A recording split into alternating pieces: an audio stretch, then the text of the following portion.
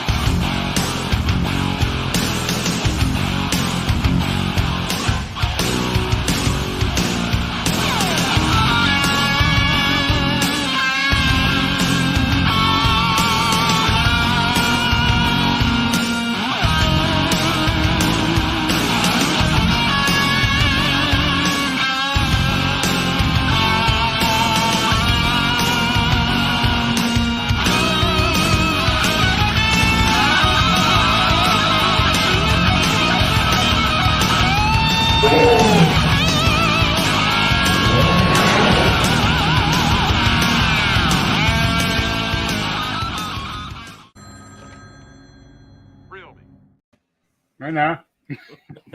What's going on? That was awesome, man. Yeah, man. Good intro, buddy.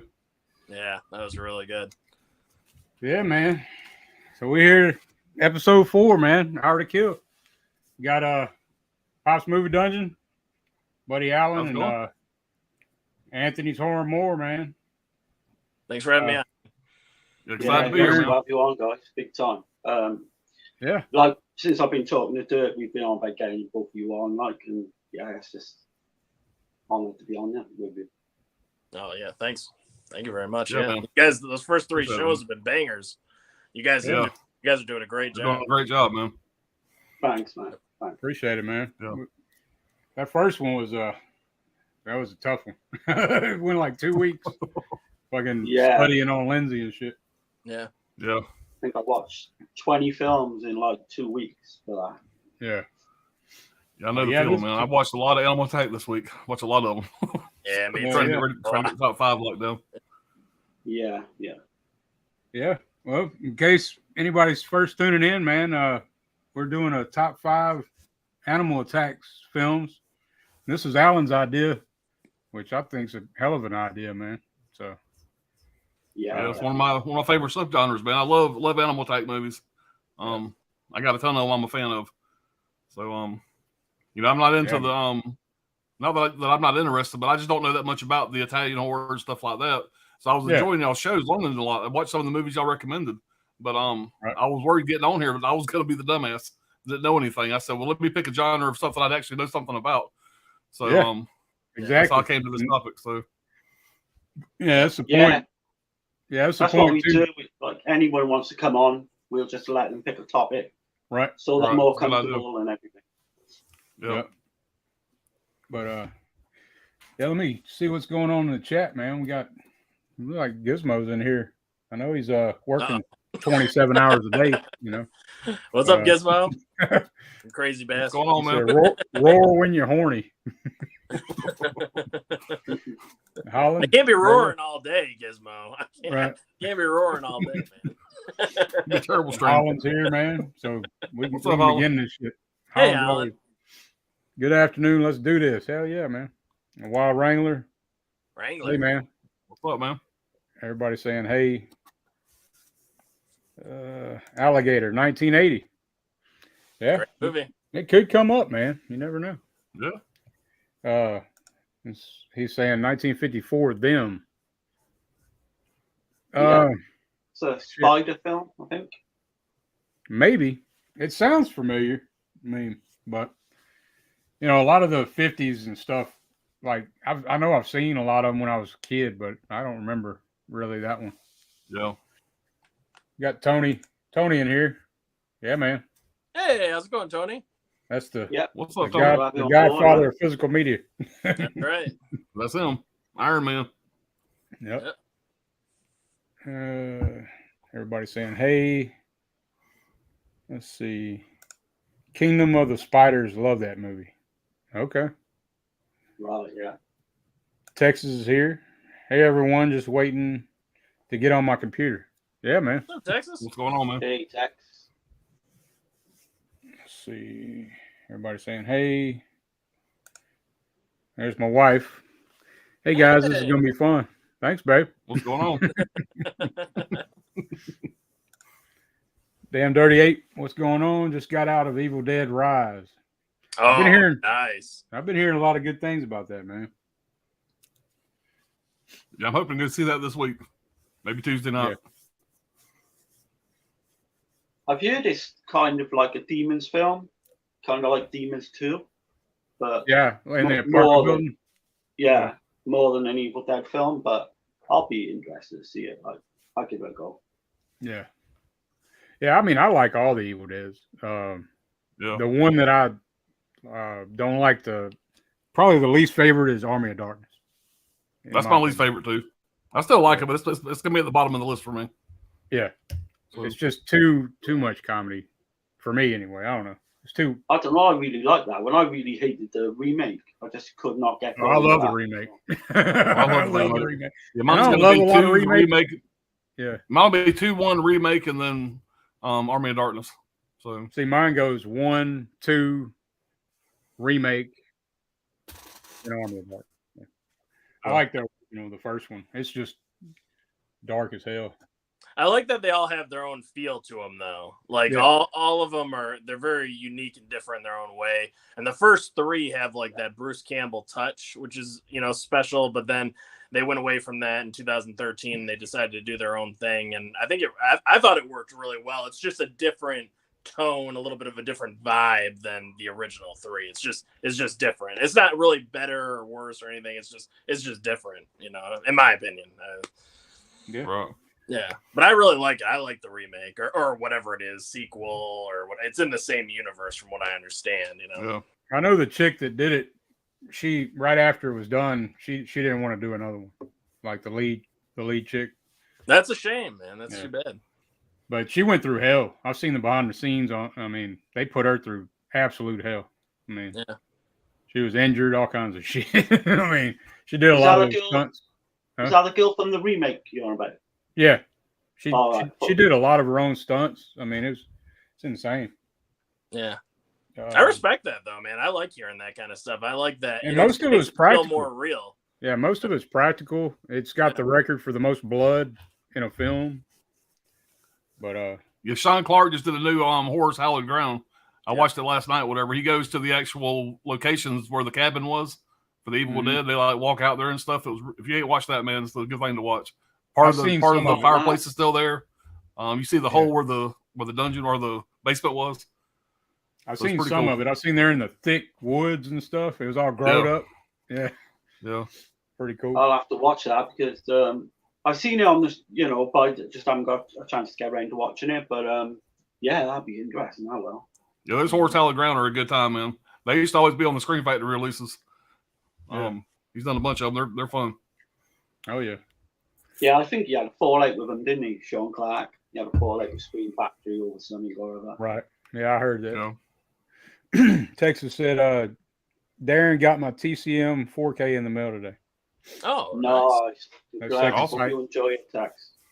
What's that documentary on it as well, Tex? Good, pretty good. And everybody's still saying, hey. Oh, Wild Wrangler says, them 1954 giant ants. Okay. Oh, yeah, I did see. I saw the poster for that. That's right. When I was looking up different animal attack movies and stuff, I did see the poster for that. Yeah, I just didn't get around to watching it, but because in the movies it started out with the classic monsters, and then it went on to, the nuclear bomb shit was going on in real life. So radiated creatures, the radioactive insects and shit. Yeah, that makes sense. Yeah. But that was kind of like the slashers of the 50s, so to speak. Yeah. Then let's see. Yeah, I think we're caught up, man. Everybody's just saying, hey, back and forth. So, well, man. Good to have you all on board, man. Yeah, man. I'm glad to have y'all on, man. This is yeah, I'm excited, man. I look forward to this one. Yeah, me too. And excuse me. I'm gonna do it a little different. We're gonna start with number one. Bring the bangers right out.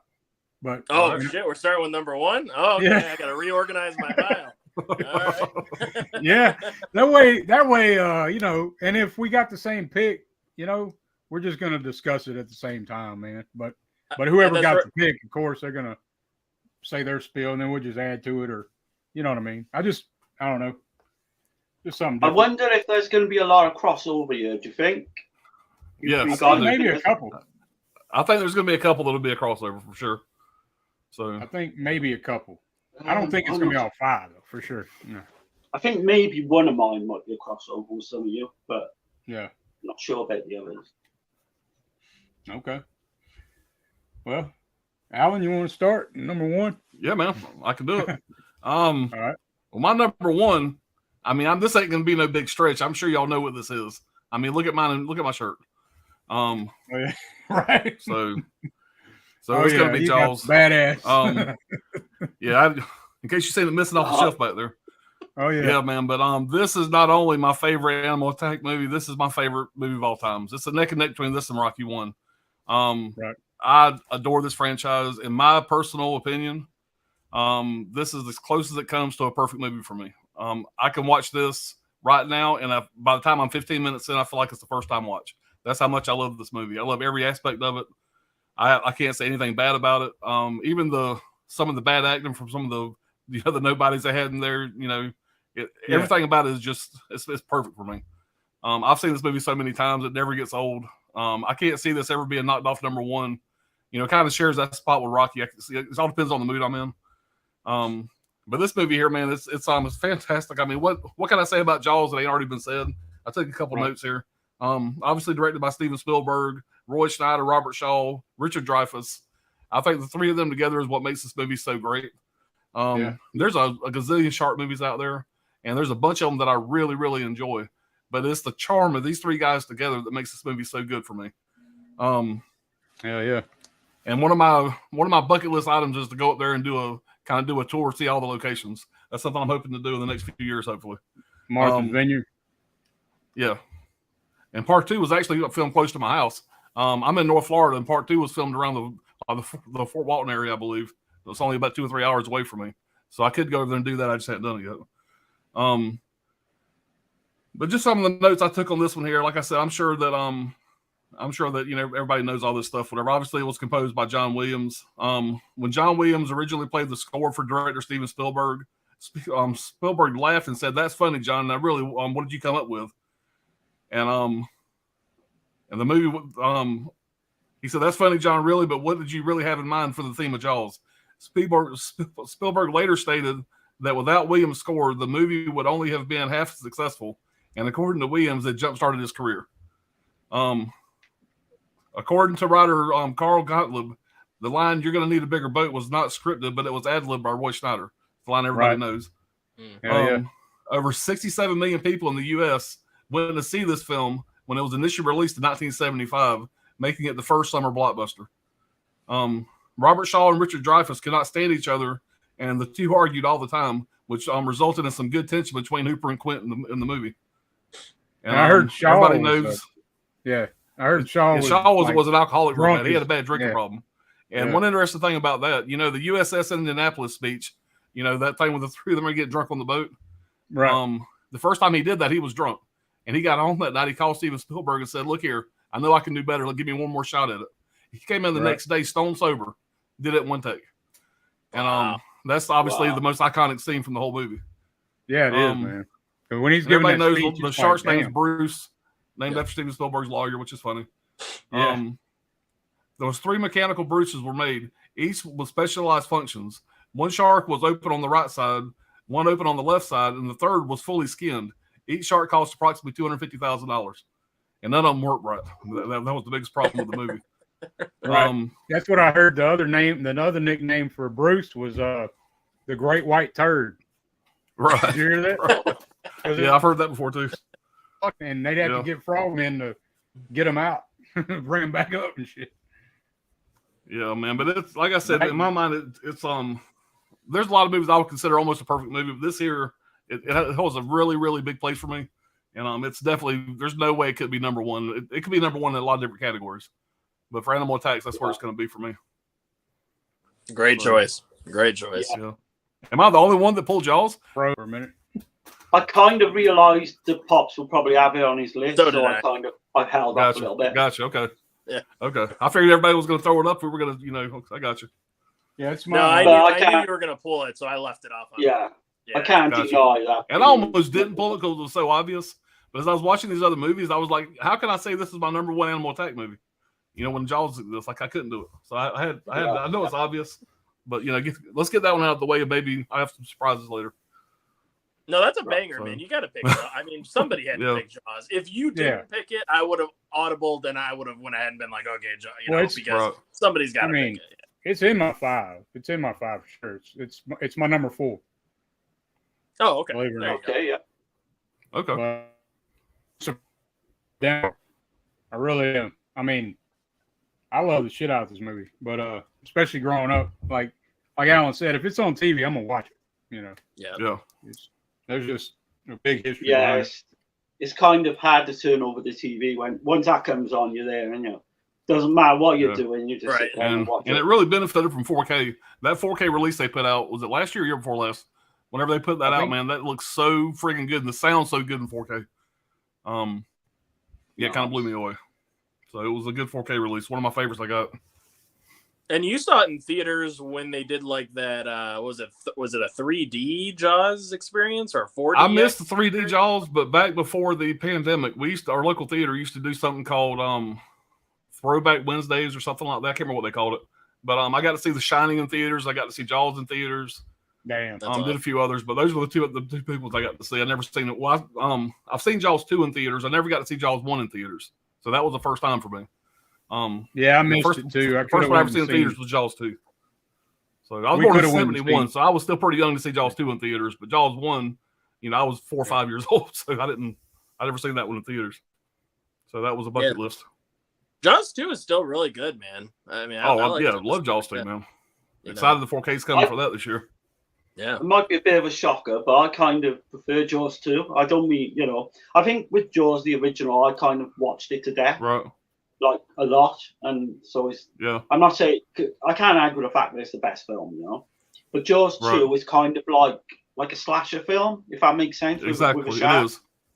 Yeah. It is. And I kind of get off on that a little bit more, but I consider putting Jaws 2 in my list here, but I don't want to have 2 Jaws movies in my top 5. So, Jaws my top 5 also. So I left it up for that reason. So, hey, am I breaking up on y'all?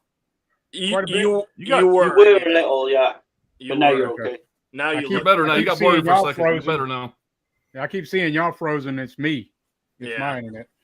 But I only had a few notes for Jaws. I was trying to find something that I knew you weren't going to say nothing about, or try to find something that, I didn't want to stomp the same ground, Right. Yeah, I got you. Only thing was that stuck out to me was like Dick Warlock was a stuntman for Richard Dreyfuss in The Cage, Oh, that's right. Yeah. Dick Warlock, man, he played the Shape in Halloween 2. Yeah. Escape from New York. I learned something new. Didn't know that. Right. And Spielberg considered Jaws his sequel to Duel. Have you ever seen Duel? Yeah. Spielberg's Duel. Once a long time ago. I don't own it, but I've seen it before back in the day.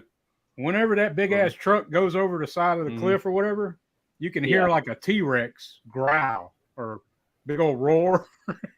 Right. That kind of makes sense, maybe. And he says he did something similar with Jaws when Bruce gets blown up. You can hear like a roar. So it was kind of like, I don't know. I found that interesting. I watched all those damn special features on that. It was like fucking 3 hours of shit on that damn release, Oh, yeah. Probably I tried to get Spielberg to come back and do part 2, but he basically told him, he says, look, I've already made a great Jaws movie, a great shark movie. Been there, done that kind of deal. And and I think there was a little bit of fallout with him in the studio also. There's been all kind of different rumors why he didn't do part 2. But yeah, because he did part 2 for Jurassic Park, which is interesting. Yeah. He did Jurassic Park 2, but maybe by then he had more creative liberties so he could make it what he wanted to make it. But back then, he's still starting out and everything, so maybe they weren't giving him all the control that he really wanted. It can be frustrating as a director. And plus, part 1 was such a pain in the ass to make. I imagine he didn't want to go back down that road again. I mean, they were 4 months at sea, right? Trying to shoot that shit on the water, and everything kept fucking up. There was something else. The POV shot when Dreyfuss is down in the water. And that's, what's his name? Ben Gardner's head. Yeah. When it pops out of that hole. I mean, the first initial preview or premiere, he wasn't liking, the audience were screaming, but he wanted more. He's like, what am I missing?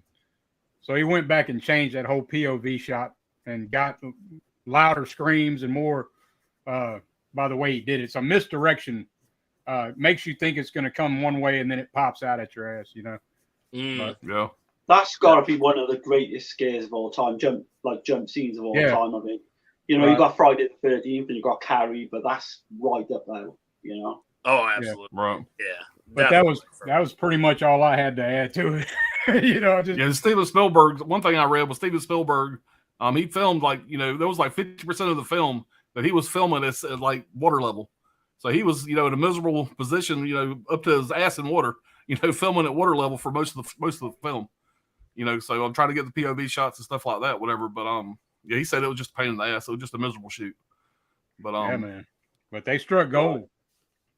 Yeah, exactly. You're not hiding to nothing, trying to make a sequel for that. Because, their suffering paid off for sure. Yeah. And all the big movies back then came out around Christmas. And all the garbage movies came out around during the summertime because everybody was out doing shit outside. And so that's where they kind of released all the shitty movies. Well, Jaws being the first blockbuster kind of changed all that. You know how it is now. All the big movies come out in the summer. The first one. All the summertime, changed everything. The only thing I was going to say about Jaws 2 is the part that always scared the shit out of me when I was a kid was when they show that photograph of, and you don't know what it is at first, and then you keep zooming in on it or whatever, and you see it's like a shark's eye. Yeah. Remember that from Jaws 2? That used to always freak me out as a kid because it's like you don't see it. Oh, yeah. Yeah, I didn't even touch on none of that when I was a kid. Yeah. And I live in the South, man. So, I know Alan lives in the South too, but he's buying ocean. We're not buying ocean. I'm in fucking, we were swimming in lakes and shit, and I'm freaking out. Didn't want to go fucking swimming. My dumbass kid mine didn't realize sharks ain't in the fucking lake. You know what I mean? Well, you got gators out there, You don't really understand it. I was out fishing one time. I was about up here in water fishing. Me and a buddy of mine, and we're casting out, fishing. We got water up to here, and I catch something. I pull it in, and it's a shark about that big. And as soon as I sit there and caught that shark, I said, "I'm done fishing for the day." Damn. So, when you're in the water and you're not the boat, but you're in the water and you catch a shark, totally different sensation. So, I was done fishing for the day. And as I told that The story, thing- that shark has got bigger and bigger and bigger. Shark was probably Right. only about that big, but in my mind now, Yeah. it was a 10-footer. It was Jaws. Right. I mean, the only thing close to that, like here, would be a gar, like an alligator gar fish. Yeah. But yeah, man, great pick. Jaws. I mean, I would kind of give an honourable mention to Jaws 4 because I like that film for all the wrong reasons. Basically, I see it as a comedy. Right. And I know it's probably sacrilege. I watch 4 all the time, man. I think it's great. I mean, it's so bad it's a good movie. Mm-hmm. Yeah, highly entertaining. Highly entertaining. I watched 3 probably more times than any of them as a kid.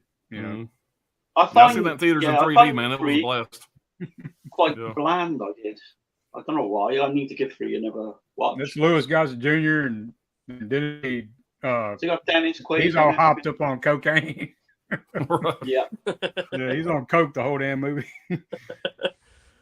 But yeah, man, great pick, dude. Yeah. Number 1. All right, Anthony, what's your number 1? Number 1, the 1990 classic, Tremors. Okay. Oh yeah. Tremors. Oh, I love Tremors, man. This is one that I grew up on as a kid, so Kevin Bacon and Fred Ward and just their chemistry with each other the entire movie. It's so great, man. It's just so much fun. I mean, it's not really scary, but it's just like a fun creature feature type film. And it's really just their chemistry, man. Like you feel like they're friends in real life. I believe their friendship and everything. And it's been a long time, but I remember Reba McEntire and that guy from Family and the dad from Family Ties. Yeah. Yeah. Michael Gross or something like that. Michael Gross. Yep. Yeah. Yep. I mean, Reba McEntire. And this was Reba McEntire's first film, actually. Right. And and Michael Gross had just come off of Family Ties to do this. Like Family Ties had just ended, and then he went to do this. So and I think Michael Gross is excellent in this. So I'm glad they got him because he went on to do all the sequels and everything later on. I kind of stopped watching after a while, but I loved the first one. I love the second one. And originally this film was going to be rated R, but not for violence, but for the language, because they dropped a bunch of F-bombs. They ended up fuck you. Yeah. Kevin Bacon's accent in that movie's great, man. His fake accent is great. Yeah, it's so good. And then they went back and dubbed over to make it PG-13. They dubbed over a lot of the F-bombs and replaced it with Mother Hubbard or something like that, Right. So, but it still works for the film because the way they deliver the lines is still funny, so that was good too. And then I didn't get a chance to revisit that one, but yeah, it didn't make my top 5, but I'd probably consider it an honorable. Yeah. It's been a long ass time. It's one that I grew up with, so I think that's what it is too. Yeah. No, I'm going to sit here and tell you, be honest with you, that I did not think about that movie, or it would have been in my top 5. I'm sitting there right now going, shit. Oh, really? I just didn't think about it. I thought for sure somebody else was going to pick it. Yeah. As soon as you pulled it, I went, oh shit, I forgot about Tremors, and I got to sit right back there. And Kevin Bacon wasn't. Kevin Bacon thought that this was going to be the end of his career, basically, when he was making it. He said later on, in retrospective, this was the most fun he had making a film. But he said at the time, he's like, I'm making a movie about giant worms that come out of the ground. This is it. This is the end of my career. It's over before it starts. You know what I mean? All that stuff. But later on, he said that this is actually the most fun he had working on a film, so I thought that was interesting. And I can believe it, man. It looks like they're having a good time out there. Yeah. I mean, it's just so much fun. It's got a pretty good commentary track to it as well. I enjoyed listening to that. And originally with the worm, I thought this was funny. It was supposed to have this hard plated outside shell, and then the inside of it was going to be soft, and you're going to have the worms coming out of it. But they said it resembled too much a penis, coming out of like, what I mean, like an uncircumcised, penis coming out of the shell or whatever. So they were like, okay, because people were laughing on set originally. They're like, we can't. It looks too funny. So they're like, oh, we gotta change the design up, and then they changed it to just, the things coming out of it, like the tongues or the little tremors, coming out of the mouth and stuff, and yeah, I just thought that was fun. But there's a lot of, I don't know, it's just a good time, man. It's I love the scene too where they're just where Reba and Michael Gross, they're just blast. They got that whole arsenal behind them in their basement. All those. He's got that damn 50 cal. Yeah, and the worm just comes crashing through their basement, and they just start blasting it with like literally everything they've got, and that's just such a great scene. Yeah. What did you say? You picked the wrong rec room, or you picked the wrong rec room to mess with, or something like that. Yeah. Yeah, and that's about it, man. I don't know. What do you guys think? I know, Pops, you probably got some stuff to say on this one. Do you? Yeah, man. I'm a huge Fred Ward fan, and you were talking about how you felt like these guys were having a good time. They were like really buddies, whatever. Fred Ward is perfect at that. He's like every man. He's like it's a regular Joe in a movie and everything he plays. And Fred Ward was great, man. I mean, he was fantastic. Him and Kevin Bacon were perfect casting. Yeah, Kevin Bacon. And from what I remember, it's been years for me. Yeah. So there's just so many little parts, within that makes it gold for me. And again, if I would have thought about it, man, that might have made my number 2. I'm sitting there shaking my head, going, "Shit, rewind, let's do this again." Probably been, I'd say, about 30 years since I've seen that.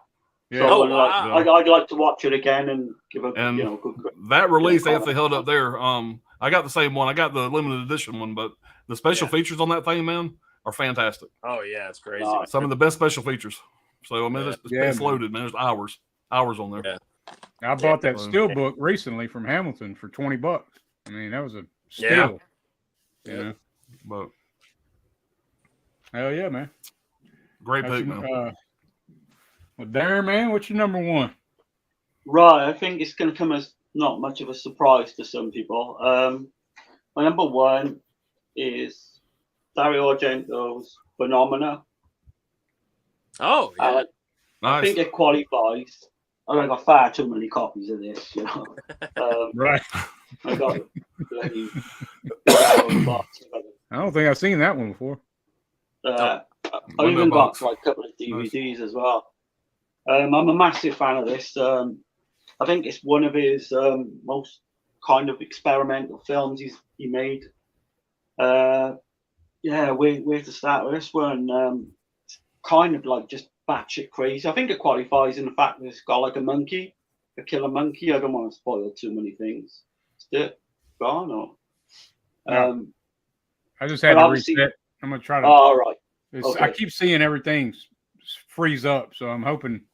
Right, yeah. It's usually my internet, but like I say, it's got the insect things going on as well, which kind of qualifies it. So there's basically an American at a Swiss finishing school calls on insects to help a paralyzed scientist fight a monster. I didn't get to see this. I was till about the mid 2000s, and like when I first saw it, I just instantly fell in love with it. I think it's definitely in my top 5 Argento films. It's almost like kind of like Suspiria in the fact that we got like a young girl. She's going, she's from There's America. so much good shit in that movie. Like Donald Pleasance. Yeah. You got Jennifer Connelly, young Jennifer Connelly. You got these damn wild ass plot of there's a killer and then there's this crazy looking little kid. Yeah. I mean, exactly. Yeah. It's like Argento is like, fuck it, I'm gonna do what I want. Hey. It's like a greatest hits of Argento film. It really is. Even like the opening, which he kind of riffs on Tenebrae. It's kind of got a similar kill scene. I don't want to spoil it, but I thought that was really effective. You've got the score as well on the build up to the opening of that film. You got the maiden and the Motorhead and shit in there. Yeah, Flash of the Blade. I don't think that's ever been done, in a film before or after this. And you even got, like you say, Motorhead Locomotive is in one of the cuts Yep. of this film. He's got some metal Um, tracks in there. It's Yeah, and a lot of people didn't like the heavy metal, you know, because he went that route with opera as well, like with the same track was like heavy metal and kind of opera music. I love it, you know, being a metalhead in the 80s, I absolutely lapped that shit up, you know. But Iron the Maiden film, was my favorite band way back. yeah, definitely, and one of mine as well. But the film owes a lot to a film called Don't Look Now. I don't know if you guys have all seen that. Oh yeah, I would highly. with Donald Sutherland. Yeah. Yeah. I don't know if Pops has seen that or Anthony. I don't think so. No, I've heard of it. Oh man, you got to see that. Yeah, I've heard Fantastic. about Donald Sutherland. That's a damn good movie. With Yeah, Yeah. it's so creepy. It's There's a an film just older- come I got out my now. notes. I'll add it to my list. Okay. Yeah, there's a film just been released now called The Haunting of Julia. It's a UK kind of version of Don't Look Now, which is really good as well. If you get a chance to watch it, I think. I haven't Scream seen that Factory. either. I've seen everybody picking it up though. Yeah. If you get a chance, definitely watch that. But yeah, with this as well, you get some really cool like kill scenes. You got the weapon in the first kill. I thought was really cool. It's kind of like this spear with a knife, and like the whole film just plays out as a fever dream. Jennifer Connelly was criticised at the time. People said that her acting was terrible, but to me, I don't know. It just adds to the charm. I kind of like she's it. what 15 in that. Yeah, got to be 14, 15. Yeah. I think she does a pretty good job, you know, considering it's her first film and all that. Donald Pleasance obviously got this really dodgy Scottish accent, which is quite funny if you're British. But yeah, I mean, what can you say? You got Doria Nickelodeon. Yeah, and apparently They were married right then, right? She was married. Yeah, they were going Argento. through a really rough patch, and if you notice, he plays her down a bit. He makes her look like really dowdy and really plain. Yeah. It's not one of her better performances, but I don't think this film matters with performances really. No. Yeah, so like I say, it's very similar to Suspiria, the way it opens up. You've got Fiore Argento, which is Dario's other daughter. Not Aja, but his other daughter. She plays, in the opening scene, and she gets, her comeuppance, I should say, without spoiling it. There's an underwater scene. I don't want to go on too much. Like I know, there's an underwater scene similar to the one in Inferno, which is really cool in this film. It was number 2 for the year in the Italian movies. And another little bit I got, but not too much, is there were 4 versions of the film. There's a 116-minute Italian cut, a 110-minute international cut, which trims, so just a little bit more subtle, trims a little bit of it out. There's an 83-minute Creepers version, which is the American version. They cut 25 minutes, basically. The guy from New Line, I think it's Jack Shoulder, who done, I think, the sequel to Nightmare on Elm Street 2. He kind of cut 25 minutes out of it. It's okay. It's still worth a watch. And then there's the hybrid version that switches between the English and Italian tracks. But yeah. Which cut would you say is the best? For me, I would say the international cut. Yeah, me too. Although I can watch anyone at any time. My crazy ass, when I first got that Synapse release, I watched all the cuts. Yeah. The Creepers is worth watching just out of curiosity, just to see what they got rid of and stuff. Yeah. But yeah, high, one of my favorite films, I think. Ever. Yeah, the international is definitely the way to go. Definitely makes my top 5 Argento. So I just thought, obviously Jaws. I can't argue that Jaws is not a better film by a long way. Yeah, Jaws but, probably is the best film. Yeah. Made. Like possibly ever made. Yeah.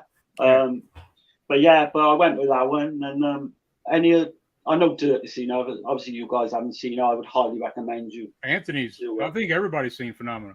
Yep. I've seen it a few times. Yeah. Oh, right. Copy of it back there. Yeah. But can't knock me off my. I love the chimp, man. Yeah. Fucking, the whole ending to that is just batshit crazy. It's just like one fever dream. Oh, nice. Yeah. That's I think the, that's the one that I have. That's the Yeah. is that the Synapse. Synapse one? Oh, That's I the didn't one I get got. Yeah, Yeah. it didn't make my top 5, but it'd be an honorable as well. You know. that. Right. Yeah, no, I just watched this like a week ago or so, and I Yeah. thought it was excellent. I mean, I really, Yeah. I really liked it. And you're Jennifer Connelly, man, for such a young girl, you know. And this, I mean, she's acting her ass off. I mean, she's doing a really. I think such she a- does good for. I mean, I do as what well, she's yeah. doing. Yeah. Yeah. I mean, definitely. for for like 14, 15, like, oh my god, you know, yeah. And then yeah, no, great directing, some good kills, some really great like practical effects, and I got to give it up. You know, Dario Argento, man, his third acts are always just insane.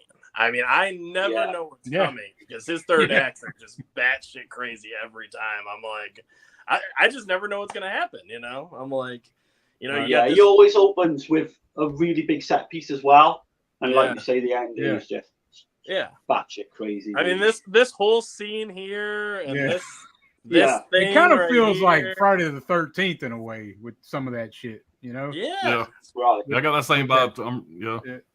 Yeah. Because you know they were doing that shit. But I mean, so many American directors were stealing from the Italians too. So, you know. Whatever. Yeah, absolutely. Yeah. But yeah, man, great pick, man. I was getting a little bit of that scene where all the girls are picking on her at school and stuff, and then she starts summoning the insects over here, you know, and that reminded me a lot of Carrie. Carrie. I instantly Right, thought of Carrie during that scene. I was like, oh wow, this is, you know, yeah, it was great, you know. That could be Very Argento's well. like most. Let's just throw every fucking thing in there type of movie. Yeah, exactly. I mean, it's got everything going on. It's a greatest hits. It really is. Right. And of course, I got to mention the score as well by Goblin. Oh hell yeah. Goblin, that score was yeah, you brought that up. I thought that score was excellent, man. It got me so hyped. I was so like, yeah, let's go. You know, it really, and then it kind of went back to like, okay, low key, you know, we're just, you know, we're following the characters, but then when that score kicks in, you're just so like in it, you know. It's I love the score. I thought it was great. There's a piece of music early on during the first, you know, sequence with I think Bill Wyman from a Rolling Stones composed, and it is fantastic. It just puts you right in the mood, you know, and it just builds up to that first kill. Yeah. Yeah, man. Oh yeah. And Donald Pleasance, you're right. Donald Pleasance, it did kind of take me out of it because even, you know, even I could tell with that accent a little bit. I'm like, that's a little, you know, it's a little dodgy at best. But it's still Donald Pleasance, and I love Donald Pleasance, so I'm like, it's all right. But the accent was kind of a little dodgy. Yeah, definitely. Well, yeah, man, great pick, great number one. We got the ones out the way. We're going to number two, I guess. Well, it's my number one. Shit. Well, you got. I'm about to skip myself because you said Jaws was your number two. Yeah. Right. Man, this kind of blew my mind. Like, I seen the movie, but I didn't hear it the first time I seen this movie, and I seen it last summer on a Dead Pit commentary, and I didn't, like I said, I didn't hear it, but that's gonna be Roar. This made my number one, and it's not, and it's probably because of all the backstory shit that I know about this movie now. It's fucking insane. This is considered the most dangerous film ever made. Mm-hmm. Wow. With real fucking cats. Real, I mean, there's like 150 fucking lions, cougars, leopards. What else was it? Shit. There's a 10,000 pound elephant. There's shit tons of shit going on in here. But have y'all seen this one? I haven't not seen that one. I've heard about it. Dirk, I started that one out on Brad's recommendation. I got about Yeah. 45 minutes into it, fell asleep, and I never did go in there and finish it. Whatever, but I do know a lot of the backstory, which is what got me to watch it. And there was 70 people got hurt during the damn cinematographer Jan de Bont is He was a cinematographer for Die Hard, Flatliners, Tales from the Crypt, Basic Instinct, Twister. But this was his first American shoot. And he had a tarp over his head. And he was filming. And these lions were jumping over his head while he's filming. And one of the lions seen that damn green tarp and he moved his head. And it fucking bit his fucking back of his head. And, and it ripped his scalp. It ripped the back of his head up. And it was like his shit was hanging over. And they had to pull his back and then wrap it up, take him to the hospital. He had over 200. They scalped him pretty much, and he had to get like 200 stitches. And a week later, he finished. He kept on filming. Wow. He was back on set filming a week later. I was like, what the fuck? But this damn movie is insane. Like when you're watching Melanie Griffith in that? Is it Melanie Griffith in that? Did she get injured on that as well? She got her face, man. A lioness was on her back, and she should have went back with the lioness, but she didn't. She went against it, and it shredded her face. She had to get facial reconstructive surgery, and she was like 17, I think, when this happened. Wow. And it was a whole family. Like, so the whole thing about it is Tippi Hedren is in it too. Her and her husband Noel, damn, the hell is his last name? Noel Marshall. They were married, and they went to Africa, and they seen all these big cats in a abandoned house, and that's where they got the idea while they were filming a movie in Africa. And they came up with this idea. Let's do this movie. So they got some cubs and raised the cubs at their house. And so the whole family, all their kids and them are in the movie.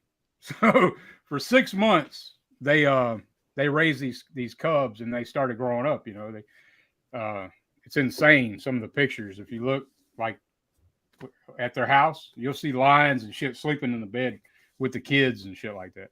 Wow. That's insane, man. But this shit, they said this is the most dangerous film ever made. Nobody got killed, but 70 people got hurt. Did anyone get sued on that film? No. Nobody got sued.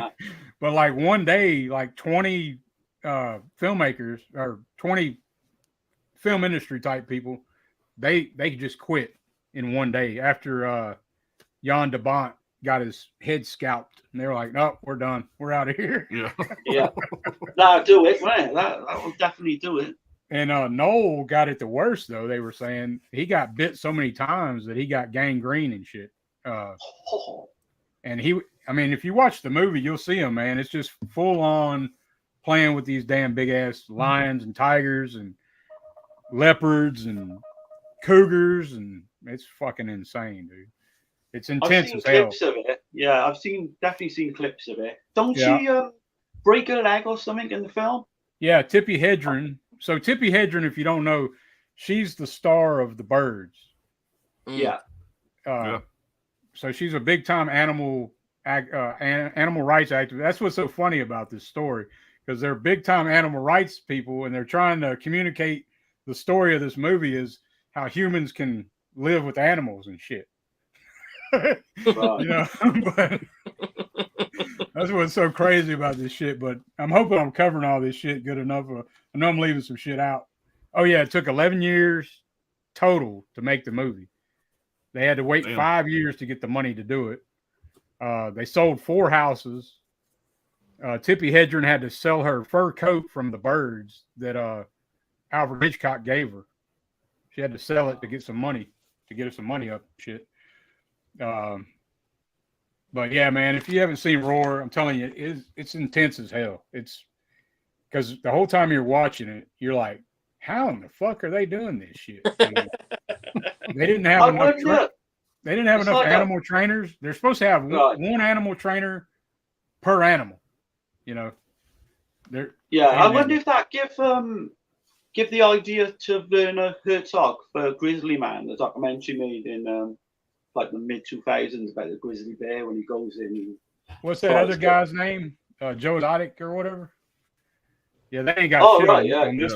This whole family, they ain't got shit on these guys. I'm telling. And this didn't come out. This was made in 1981, but it didn't come out until 2015. Oh damn! Right. It didn't have an I'm American surprised release. it came out at all, really. Yeah, For- but yeah, for it really it threw me off that this is my number one. I did not expect that shit, but I'm like, damn, it's got to be. With all the fucking animal attacks in this fucking movie, like the real shit. I don't know. Maybe it's because it's so fucking new to me or something. But No, that's got to be the ultimate animal attack movie right there, right? it's crazy. Yeah.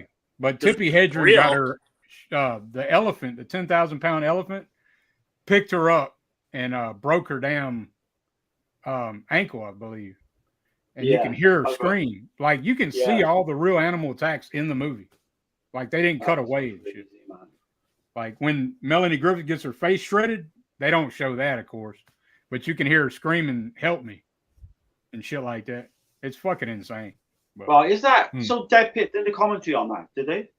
yeah, there's commentary. There's some good special features on here too. There's two special features that are like one's like 33 minutes, the other one's like 39 minutes. So there's plenty of backstory on this shit. But yeah, highly recommend this one, man. It had to be my number one though, and I didn't see it coming, but that's Roar. No, I didn't see that one coming. It's kind of weird though, because so what I was finding out, because when you watch it, you're like, what the fuck's going on here? They cut 7 minutes of it out. The U.S. Cut. Oh, right, yeah. Because there's plot points that they left out, but there's a scene where Noel gets bit by a fucking lion, and he gets dragged off in the fucking scene. The fucking lion just bites fucking his head. wild. This film is. Like, I'm definitely gonna put it on my list now. Right, it's fucking insane, man. But yeah, I meant to say as well during the last film, Phenomena, Jennifer Connelly did actually have the top of her finger bitten off by the monkey. So oh yeah, I heard about that. Yeah, to the hospital. Oh yeah, I forgot to mention. I know I'm going on about it, but John Marshall, the son of Noel, a lion bit his head, and for 25 minutes it clamped down on his head.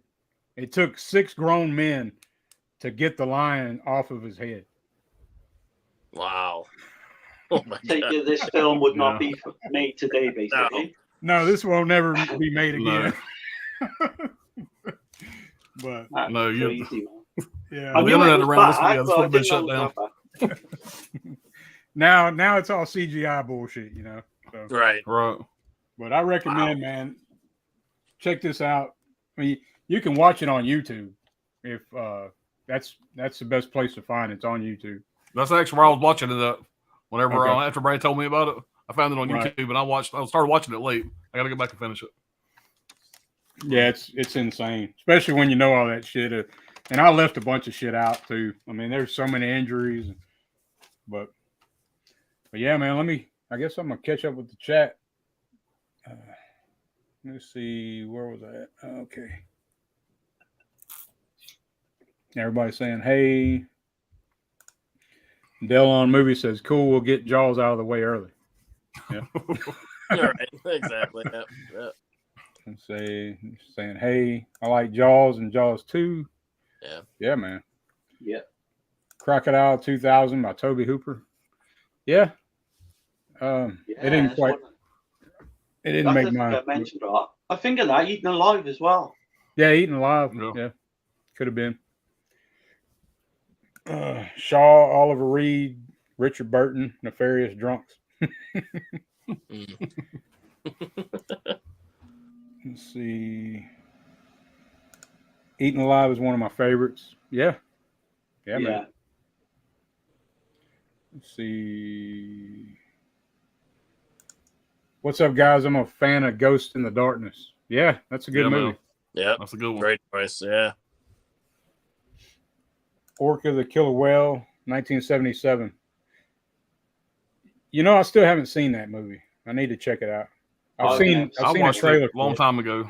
I got the release of it back there, but I haven't watched it. in years and years. I was a kid. I don't remember much about it. Right. There's literally hundreds of these that you could pick. Right. Yeah. There's a ton. You know, Texas says he loves Orca. Haven't seen Orca since the 80s. I need to revisit that one. Yep. you know. Everybody's saying, hey. Yeah, there was a slew of Jaws ripoffs in the late 70s. That was one of them. Right. Yeah. There's one, what was it? 3-headed or 2-headed Jaws or some weird shit. Have you seen that one? There's so many, probably. There's so 2-headed many. shark. I don't know. It's Two-headed shark attack, I think it's called. Yeah. Oh, there's loads of them CGI ones, you know. Yeah, the CGI shit just, you can't, I don't know. No, yeah, it just doesn't do it. Jaws 2, Scareface Bruce. Didn't Scarface. Cool Duda made a film called Ghost Shark as well. Oh, I don't know. Again, I would not recommend it, but it's Right. out there. Yeah, I wouldn't recommend nothing Cool Duder puts out. Well, you didn't like Amityville Karen? No, I didn't even look at none of. I mean, I've seen the cover. That's all I need to see. Let's see. Jaws kept me out of the ocean too. Yeah, man, kept me out. Like I said, he kept me out of the damn lakes and shit. Out of a swimming pool, I'd think about it. You know, Yeah. I forgot to mention that too, man. And that dun you know. Oh yeah. That's ingrained in the mind. Like anytime you think of danger and shit, I always think of that, you know. Yeah. Or when somebody's talking, you know, they mention that shit. But We Tremors- don't even have sharks over here in the UK, but after watching that film, no fucker would get in the water, even in the UK, you know, in the beach. Honestly. Yeah, I'm in Florida, dude. We're surrounded. We're surrounded by them here. Oh, It probably hits a little different, but when I was a kid, it didn't. It scared the shit out of me. oh, it Seeing scared it. the shit out of me as well. And to get Especially a that PG, opening kill as well with the girl. yeah, She goes running, you know. to get a PG rating Brilliant. too, man. That's just crazy. Yeah, it's crazy. Yeah. You know? Yeah. Tremors is a great pick. Yeah, man. Thanks, Dal. Yeah, it Thanks, is. man. Yeah. Tremors love. My dad does not like horror. He likes Tremors. Oh, there you go. Yeah. Yeah, man, because it's fun. You know what I mean? It's like a fun horror film. You know what I mean? Yeah. It's not, you know, Yeah. so if you're somebody who is, you know, afraid easily or you don't like horror in general or whatever, Tremors is like perfect. It's a good introductory. Yeah, and it's kind of comedy too, I would say. It's got a lot of comedic stuff in it. Like I said, because yeah, Fred Ward and Kevin Bacon, man, they just their camaraderie and Wild Wrangler, that's one of my favorite lines. When Fred Ward steps in that hole, you know, he starts freaking out. Goddamn prairie gophers. Yeah, damn prairie That's dogs. a great scene. Yeah. Tremors is great. Yeah, man. Yep. Giant worms. Giant worms just screams penis. Yeah. Michael and Reva were great in Tremors also. Yep. Yeah. Slugs 1988. Oh, there's another one. I think I remember that Yeah. shit, man. I know I've seen I think it's- Slugs. Juan Simon Piquet, who directed Pieces, the same director. Okay. Phenomena, great when I first saw it. Creepy, killer, gross. Don't Look Now, great film. Yeah. Yeah, classic. I haven't seen Phenomena. Yeah, man. I Definitely strongly recommend it, man. highly recommend it. It's Italian as hell, but it's good. I remember Creepers VHS back in the video store days. Yep. Yeah. Donald Pleasant stills the show. Yeah. Let's see. Roar is crazy. Yeah. Yeah, it is, man. You can't make Roar like they did anymore. I know that they'll never make another movie like that. Ain't no way. I forgot to mention that too. The son, John, now that he's grown, he says, my dad was a fucking asshole for doing that to his family. Putting his family through that shit. Wild Wrangler. Dirk Roar theatrical poster looks weird. Okay. You talking about talking about this? I don't know. Hmm. Let's see. What's up, Trini? What's going on, man? What's going on, Hey, Trey? how's it going? Let's see. Try living with baboons. Yeah, man, baboons are mean sons of bitches, man. For sure. I've seen them at the zoo, and like just checking, just looking at them they start throwing shit at you and stuff, man. It's fucking crazy. There's a case in the UK where a baboon actually ripped a woman's face off in real life. Yeah, baboons ain't nothing to play with. Yeah, they are nasty. I tell you. Yeah.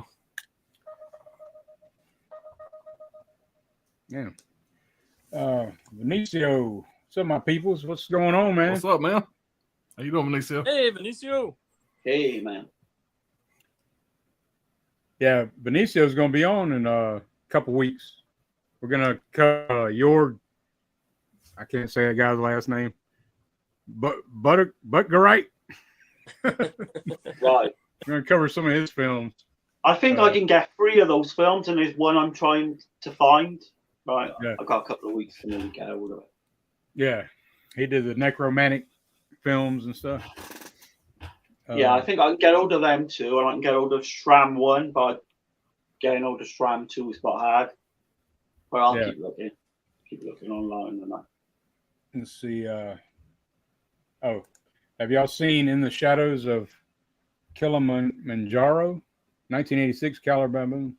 I have not. If I have, I don't remember. I don't remember that. I know I've seen Primal Rage. Yeah. That Primal Rage, when we done the Umberto Lenzi show, he was due to direct that and pulled out at the last minute. Oh, wow. It's crazy. Let's see. Everybody keeps saying hey to each other. Let's see. That's one of the posters right there, Dirk. Yeah, that's the photographer. Jan Dude, just shave your head, man. I mean, Jan de Bont. Yeah. I guess he's hiding scars, but You can see it like. Yeah, that's the guy that got hurt. That's got to be the. It says right on the poster. It says no animals were harmed in the making of this film. 70 cast and crew members were. Yeah, right. Yeah, man, it's crazy. It's insane, and it plays it like it's a Disney movie too. That's what's funny about it. You know, it's got this whole theme like humans and wild animals can coexist type of shit. And I don't know about all that there. You know. There's a ton of extras on this thing though. Not a ton of extras. There's a ton of movie posters and stuff here for this film. I mean, there's like a bunch, but I bet that's the one Wrangler was talking about because it kind of stands out, you know. Because it doesn't. There's one with Melanie Griffith's face. She's got blood all over her face. Yeah, I mean, there's a ton of them. Yeah, they're all in black and white. Let's see, Del Monte in the. Okay, everybody's still saying hey. Two-headed mega shark. That's what it is. Yeah. That didn't quite make my top 5. Right. Okay.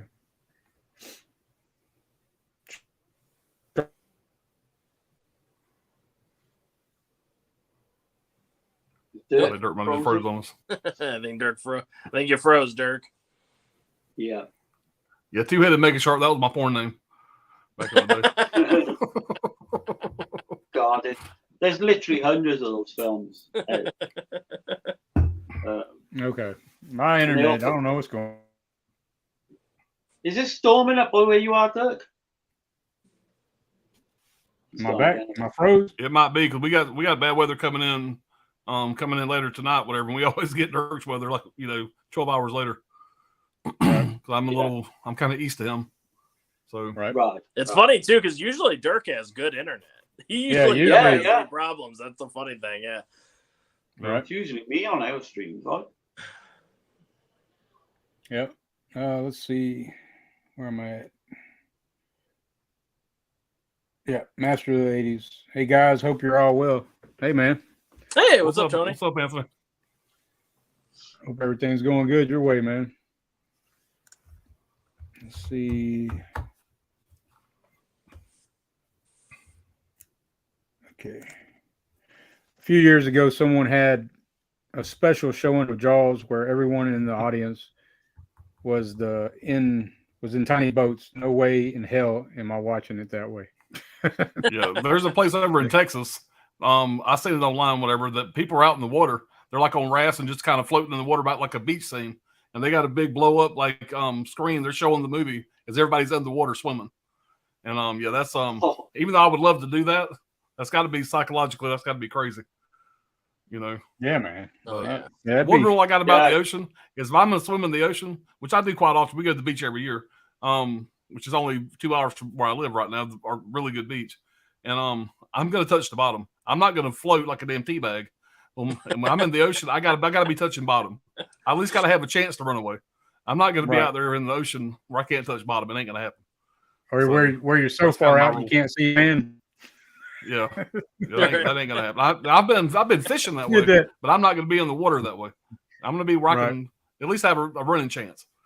You know, and I know most shark attacks happen in 3 foot of water, but that's just I ain't going out deep where I can't touch.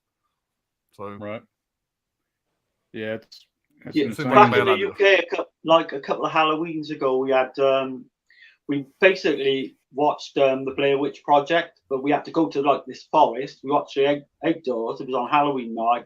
It was freezing as fuck. Yeah, it was an experience. And then what they would do is they would make all noises in the woods as well to scare us. But that was an experience. Yeah, but I think I ended up getting the flu afterwards, and it was like a week. Right. With the flu, it was that cold. Cool experience, though. That'd be cool, man. To like get out in the middle of nowhere, somewhere like out in the woods and shit, and watch Friday or something. Get like a big screen going. Yeah. Let's see. All right, everybody's still talking back and forth. Benicio said he said, "Oh man, I would hella do that, Dale." Thanks, Benicio. He says, "Smash that like button for my bro Dirk, y'all." Yeah, man. Absolutely. Yeah, cheers, man. Anybody walking in the water, crab grab toe? Now, even walking in the water when something touches you on the leg, you know, I mean, the beach I go down here, you can see your feet. I mean, it's crystal clear. But some days after a storm, whatever, it's not. Something runs across your foot. Yeah, I'm a little bit. Here's muddy water. There's all kind of shit out there. You just want to eat the shit out of you for no reason. Yeah, you know, it's muddy water. There's shit out there they haven't even discovered yet. You know, there's all kind of weird shit in the ocean. You know, sure. So it's muddy water in these lakes, and sometimes I have a fish nibbling on your toe or something. Yeah. That's about it. I know I've seen some moccasins, and that ain't never fun. But you got any piranhas at your way then, Pops? No, although we have any piranhas, that's more like the Amazon and shit like that. Oh right. Yeah, we don't have we got about everything else. Right. Big ass alligators and shit like that, but we don't have any piranhas. Oh, fuck that. Thank God. We got enough weird shit. We got some grunno and gar. I'm sure you do too, huh? Grunno and gar. Yeah. Those, they got teeth. Those fish got teeth. Yeah, it looks like a damn movie monster. You know, they got big ass They're rosy big teeth too, because they eat so much shit. Yeah. Let's see. Everybody's saying, "Hey." Wait, no, Dale says, "Yeah, Pops, I left out that they were definitely in the water watching Jaws." Yeah, we're probably talking about the same thing. So that sounds pretty cool, man. That sounds like the way to watch Jaws. Oh, dude, I would do it in a minute. It'd be scary as hell, but I would do it in a minute. Yeah. So it'd be cool. Yeah. Probably shit yourself. Like, y'all hold on for a minute. I'll be right back, man. Sorry about that. All right, man. No worries, man. No worries. So yeah, you guys, you've been watching, apart from like animal attack films, you've been watching anything else like the last week or so? Oh, let me look at my letterbox. I try to put everything in the letterbox as much as I can. I've had some weeks about forgetting. Yeah, it was a lot of animal attack films. I did watch That's mainly what did I watched watch too. Phantoms for the first time with Ben Affleck because I was kind of curious. I've always heard that movie is terrible, and I wanted to check it out. And yeah, I went ahead and watched that one, and yeah, it's pretty bad. It's pretty Yeah. Is that After our last live stream, 98, I mean. Go on, sorry, Pops. Oh, you're fine. After our last live stream, somebody had recommended Seven Psychopaths, and I watched that a few nights ago. I think it might have been last weekend. But Seven Psychopaths was a lot of fun. I also watched Polar with Mads Mikkelsen, and I've always been a fan of Mads Mikkelsen. But after watching Polar, man, I went back and watched some of his other films. He's a great actor, man. If y'all ain't seen Polar, man, that's such a good time. It's such a good time. I've seen that one. So I watched Don't Fuck in the Woods for the second time because I got Don't Fuck in the Woods Part 2, and I want to go back and watch Part 1 again. Make sure I got the full story. right. Is that like that's just like a decent? Is it a decent slasher or is it just? I mean, it's a really just micro budget, low budget slasher, independent film. But it's fun. It's fun for what it is. Right. I had a good time with it. I still haven't watched the second one yet. I own the second one, but I haven't got around to watching it yet. But right. the first one's a good time. What is it? What movie? Don't Fuck in the Woods. Oh yeah, I got Part 2 because Vinicio said Part 2 was better than the first. That's one. why. That's what made me get back and watch Part 1. I've seen one before, but I watched it the second time. So yeah, I still haven't got around to it, man. I got a lot of movies piling up on me now. right. Especially doing shit like this, you can't really get to a lot of shit. Yeah, that's me. I was watching mainly animal attack stuff, whatever. So I got movies that came in I still haven't watched yet. Just kind of stacked up over here. I'll work on those tonight. Dirk, I was telling them, have you ever seen Phantoms with Ben Affleck and Liev Schreiber? Yep. Yeah. That's a Dean Koontz story. Dean Koontz novel. Mm-hmm. Yeah. I was telling them. I used to read a lot of Dean Koontz back in the day. I heard nothing but bad things about it, and I was like, yeah, it wasn't the best movie. I could see potential. They're basically copying the Thing. It's basically The Thing, and they're just, what I mean? That's basically what they're trying to do with the movie, as far as I could tell. You know what I mean? They don't really ever give you an origin story of where the Thing came from in Phantoms or whatever that thing. But there's a scene with the dog where like all the things start shooting out. I'm like, that's straight from the Thing. And just the idea of like kind of being able to like take over people in a way and stuff like that. That's it had a lot of those feels. But Ben Affleck, man, he looks so Ben Affleck, Liev Schreiber, and the other guy look so goofy because they're wearing these cowboy hats that are like too big for their heads, and they've got these big ass jackets on. It looks like when like your kids put on like their daddy's clothes and stuff. That's what it looked like. I was like, who the fuck dressed these guys for this movie? It's been, man. I probably hadn't seen that since it came out, when it first came out on VHS, I believe. First time I seen it. Yeah. Back in, I don't know when that came out. In the 90s, late 90s. Yeah, it was late 90s. Yeah. Well, Alan, what's your number 2? Well, I went back and forth, but this had to be number 2, man. This is a childhood favorite. See this in theaters when it came out. It scared the shit out of me. Man, back when this movie came out, before I show it, it was such a great time to go to the movies, man. There was so many once I show this, you'll see there was so many of these movies coming out back to back to back. It was just such a fun time. This is when I first got into horror. But this is going to be year this come out, the 1983 Cujo. Oh yeah. I am a big fan of this movie. I know that a lot of people, this is not their favorite Stephen King, but okay, there you go. I got the basic classic one there, the classic. Yeah. I had to get this Eureka release, man. When I see that this is back when I first started getting into boutique titles, I seen this was out there, and I had to hunt it down. It just went out of print, and I got this for a pretty good price on eBay, man. But I love this release. Yeah. Great special features on this. But this is a really great movie. Like I said, when I seen it back in the day, a lot of that's probably nostalgia for me. I know people, if they were to watch this now for the first time, it may not hit like it did me. Watching it back in 83 when it came out. But this is my number movie, 2. Man. It's just. This is my number Dee 2. Wallace is number 2. Okay, there you go. Yeah.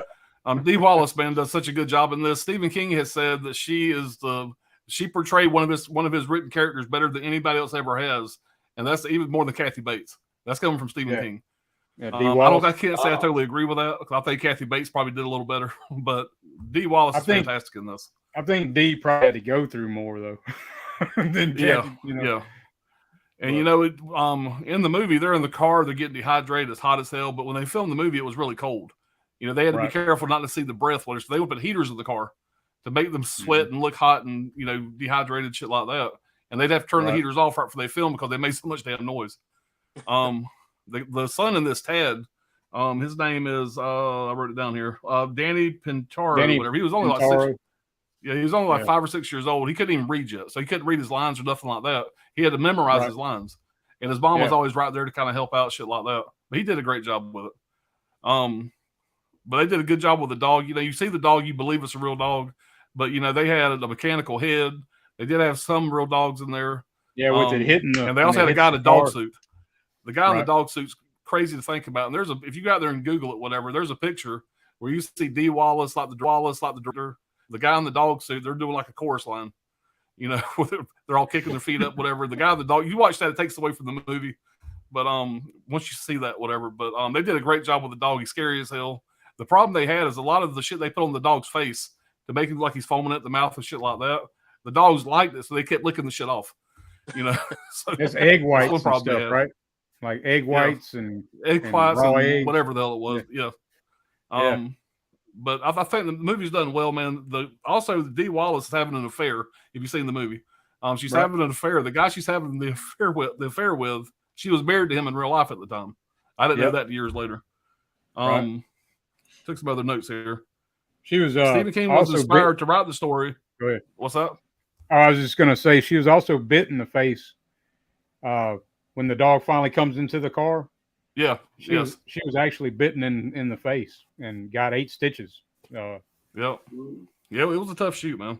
But Stephen King was inspired to write the story when he met his mechanic's intimidating dog while having his motorcycle repaired one day. And Stephen King also says that he was drinking so bad during this time that he barely remembers writing the book. Right. You know, so Yeah. you know, of course he had all those times he was high on cocaine, he was drinking. He had a lot of books he wrote that are fantastic, but he just don't remember doing them. Maybe that's why. Yeah, there was Right. 5 St. Bernards were used, 1 mechanical head, and a man in a dog costume. I already kind of said that. I think I covered most of this. Yeah, I mean, only thing I'm gonna add to it because this is my number 2 as well, and is I'm glad that the director Lewis Teagues, I'm glad he left out some of the supernatural shit that Stephen King had in the book, like Right. the Cujo. Cujo was supposed to be a reincarnated evil sheriff. Yeah. I know. And I was like, I'm glad he left that shit out. You know, I mean, would we have been watching, hearing the dog's thoughts and shit? You know what I mean? Right. This evil ass sheriff. speaking you Speaking know? of Lewis T, he also directed Alligator. Right. The 1980, whatever, he directed that as well. Mhm. And that's actually Right. why he got this. Stephen King recommended him to direct this because he liked what he did with Alligator. That's kind of Yep. he got this job.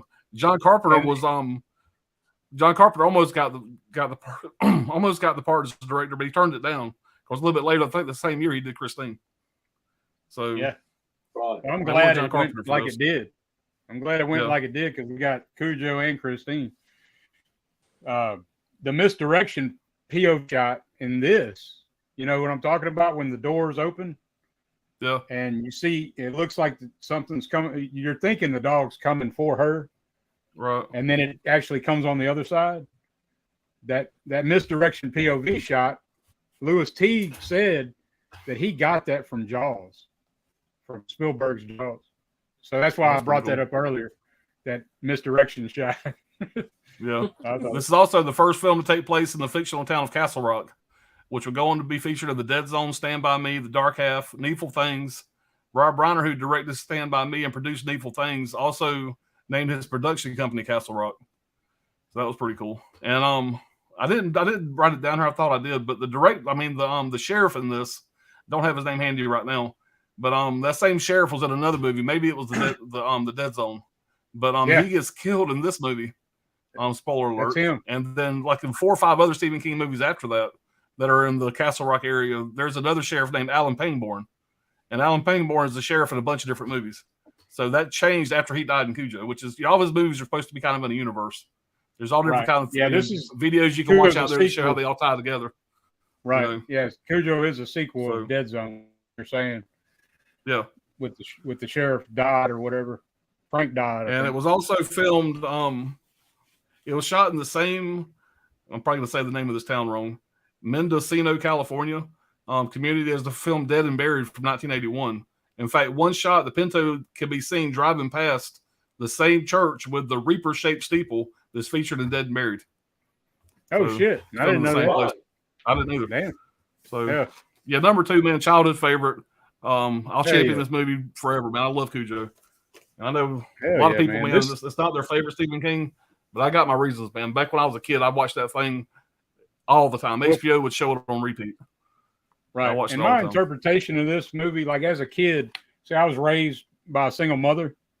So Mhm. like just imagining that shit as a little kid, you know, like me and Yeah. that was me and my mom. I put myself Right. in that situation, you know. Oh yeah, I think that's maybe why it hit so hard for me. But yeah, the way I interpret the movie though is Dee Wallace, she's cheating on her husband, but then Mhm. she stops doing it. So I think that's why she had to go through the hell, you know, Yeah. of all this shit because yeah. Kind of like I our mean, punishment, I she's- guess. and then her husband, he's insecure financially. And so he drops everything he's doing to be with his family. So in the end, the family comes back together. I mean, I don't know. It's just nostalgia probably more than anything for me with Cujo. Yeah. But there's a lot of there was iconic shots, thing- man. You got the darkness outside with all the fog and all that shit. You know, when the boys are getting ready to leave and he's trying to find Cujo when Cujo's first starting to turn rabid. You know, that's Yeah. a cool shot. You know, and when Cujo first walks out, there's so many scenes when Cujo first walks out, and you see him get more and more fucked up as the movie goes on. It's just Right. like fuck, man. It hits for me. And the loud noises are irritating his ass. You know, he's Yeah. getting more pissed Phone off. rings, he just starts losing his mind. Right. Yeah. But I don't yeah. think I've ever seen this one. I've heard about it. I've got it actually got a DVD copy behind the camera now, but Oh man. what I was meaning to get to and I just didn't get around to it. But yeah, you definitely. I met Dee Wallace a couple years ago, and I asked her, out of all her films, you know, I don't know if y'all can see that. There's a picture right there that she signed, and Right. she said, "The dirt bite me," Dee Wallace. But That's great. she said that was her most difficult film, but also her most proud of. She's most proud of that film, of all the shit she had to go through. But Yeah, Stephen King's a master, man, because he makes you feel bad for the dog, even though the dog is the antagonist, you know, because the dog just got bit by a bat and then he gets rabies and he Right. goes ravenous, Yeah. you know. And I'm it's, glad the director though left that supernatural shit out because there's a whole nother Yeah. part with the kid in the Yeah. book.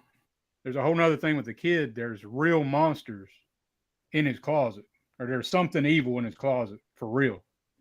He left all that shit Right. out of it. yeah, that's for the best. This is more grounded. You know, you could see this kind of This stuff is does realistic, happen in real yeah. life. You know what I mean? Yeah, this kind of. Yeah. I mean, we could actually all get put in a situation. You know, Exactly, I mean, yeah. something like that. Especially back then when we didn't have cell phones and all that shit. That's another movie that could be made today because all it takes is a cell phone. Make one phone call, you're saved. You know, back Yeah. then they were Right. fucked.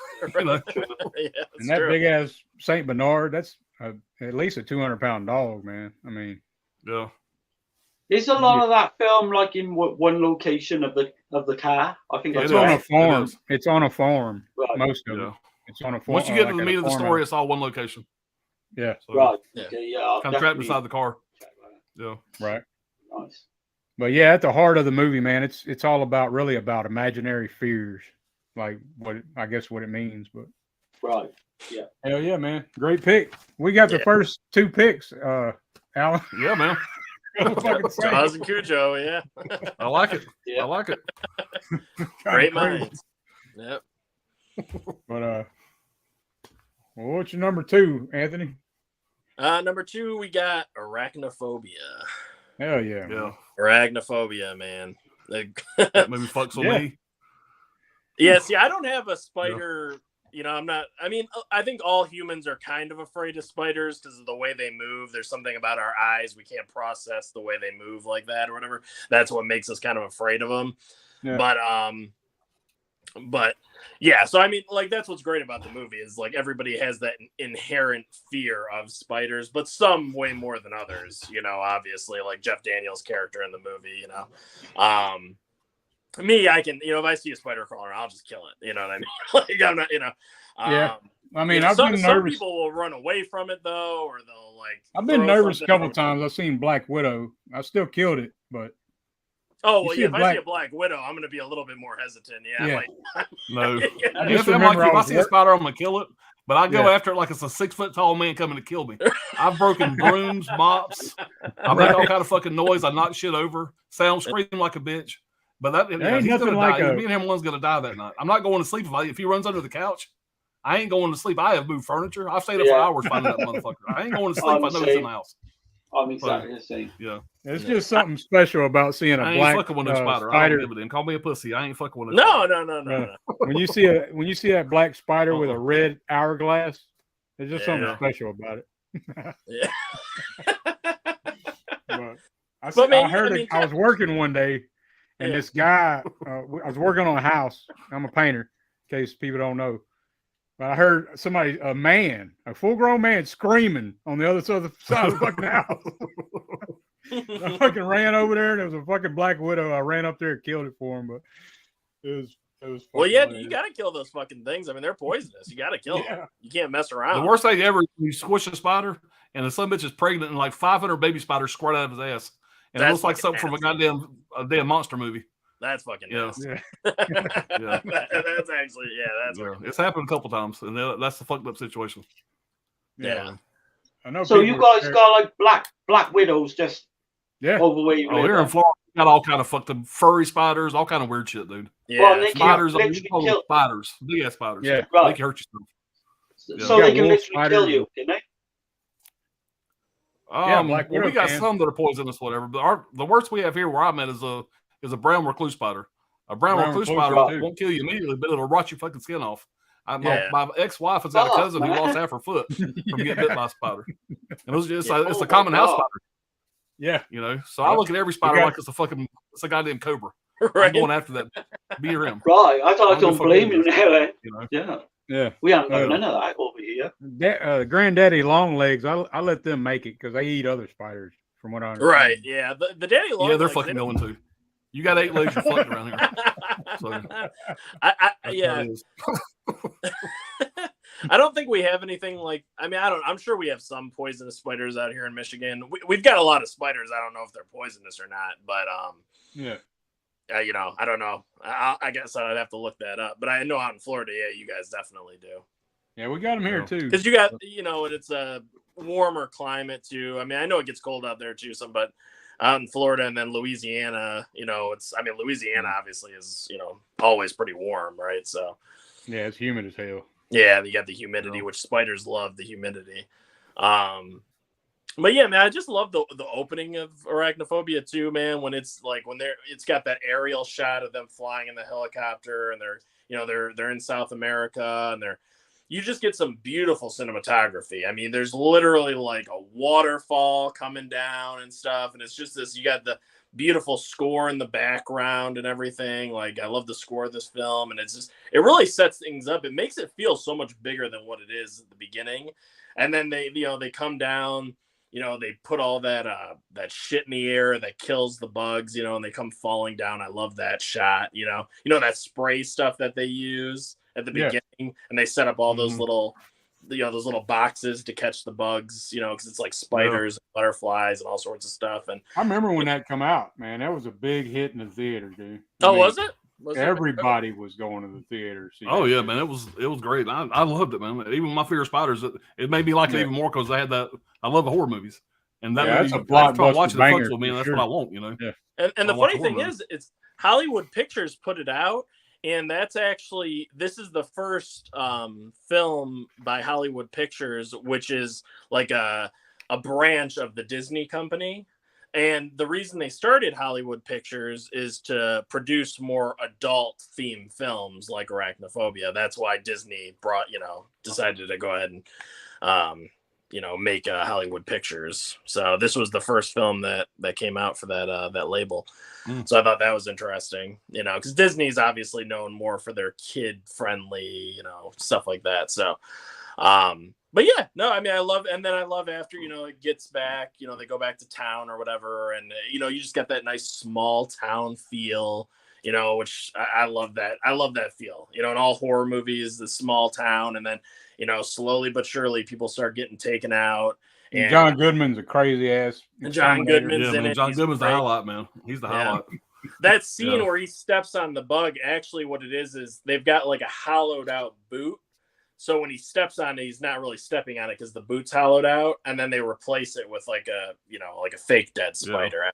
Because they say that no spiders were harmed in the making of this film. That's probably bullshit, but that's crazy. But they said they made sure to go to extra lengths to make sure that no spiders were harmed during the production or whatever. So I'm sure that's bullshit. I'm sure a few spiders got killed here and there, but But yeah, they used all real spiders except for the general spider, which was the really big one. That was obviously like an animatronic, kind of thing.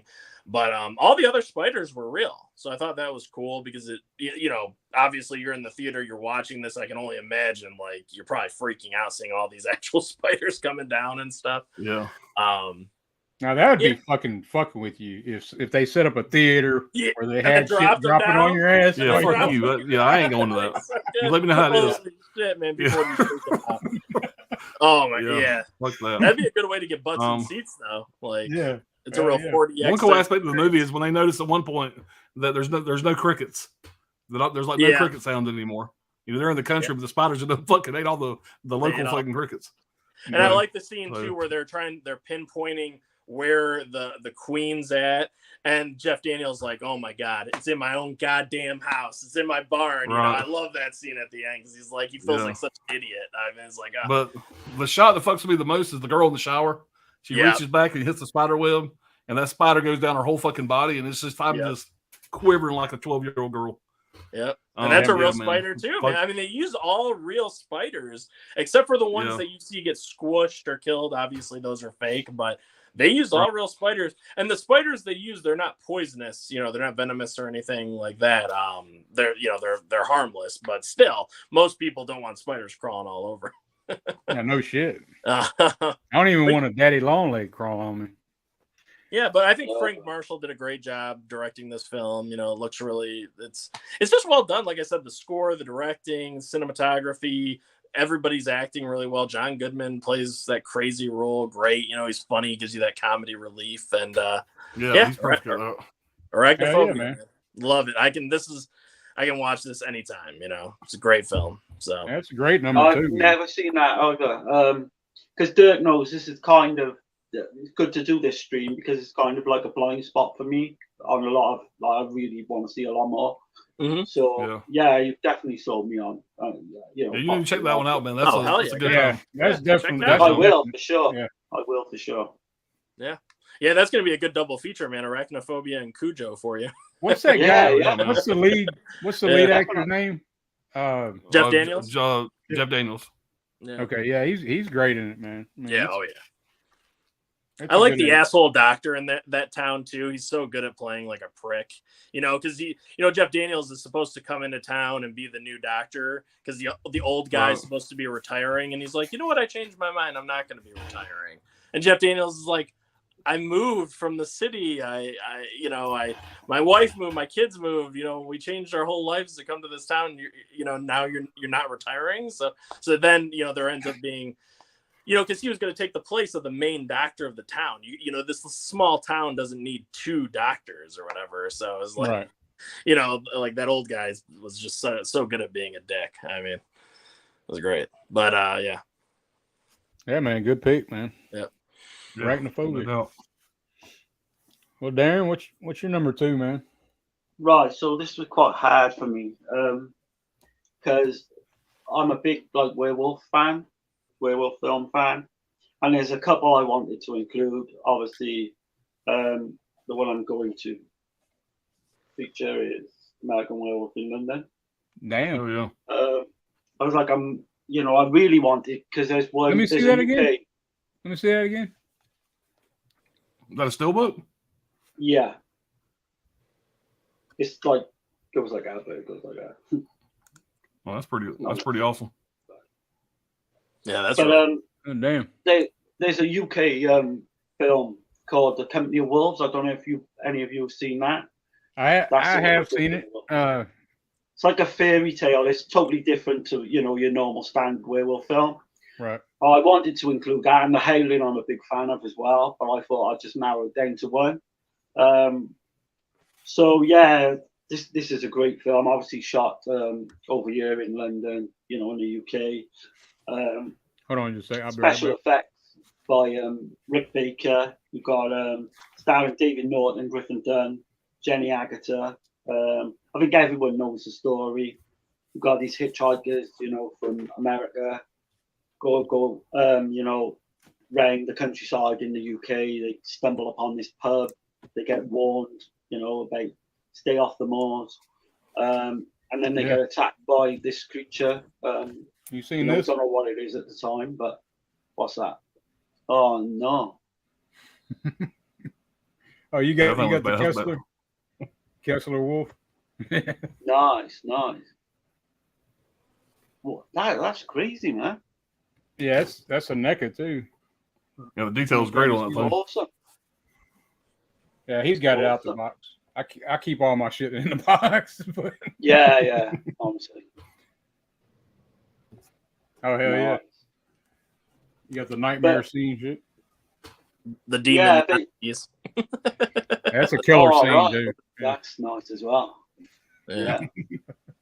So, is That's this awesome. on anyone else's list? Top 5?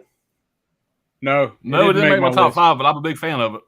Yeah, Right. definitely my I'm- favorite werewolf film of all time. That werewolf transformation they were Yeah. able to do that back then is mind blowing. Even today, it's mind blowing. Yeah, And when because that first came out, man, that was unreal. right, because there's like with American and UK people, the Americans I find usually like the Howling more. No, I'm more of an American werewolf in American Werewolf. London. Oh, nice, yeah. Yeah, Uh, that's probably my close to my number one. I would say it's probably my number one. I'd have to think about it. It's probably my number one. Right. Yeah, I like it so- more than I like Howlin'. I like Howlin's it more than probably Howling my for number- sure. Howlin's my number 2, and then after Right. that would be Silver Bullet. Okay, yeah. But So I like yeah, Dog so Soldiers a lot too. Dog Soldiers is really good. yeah, that's another great UK film. That is.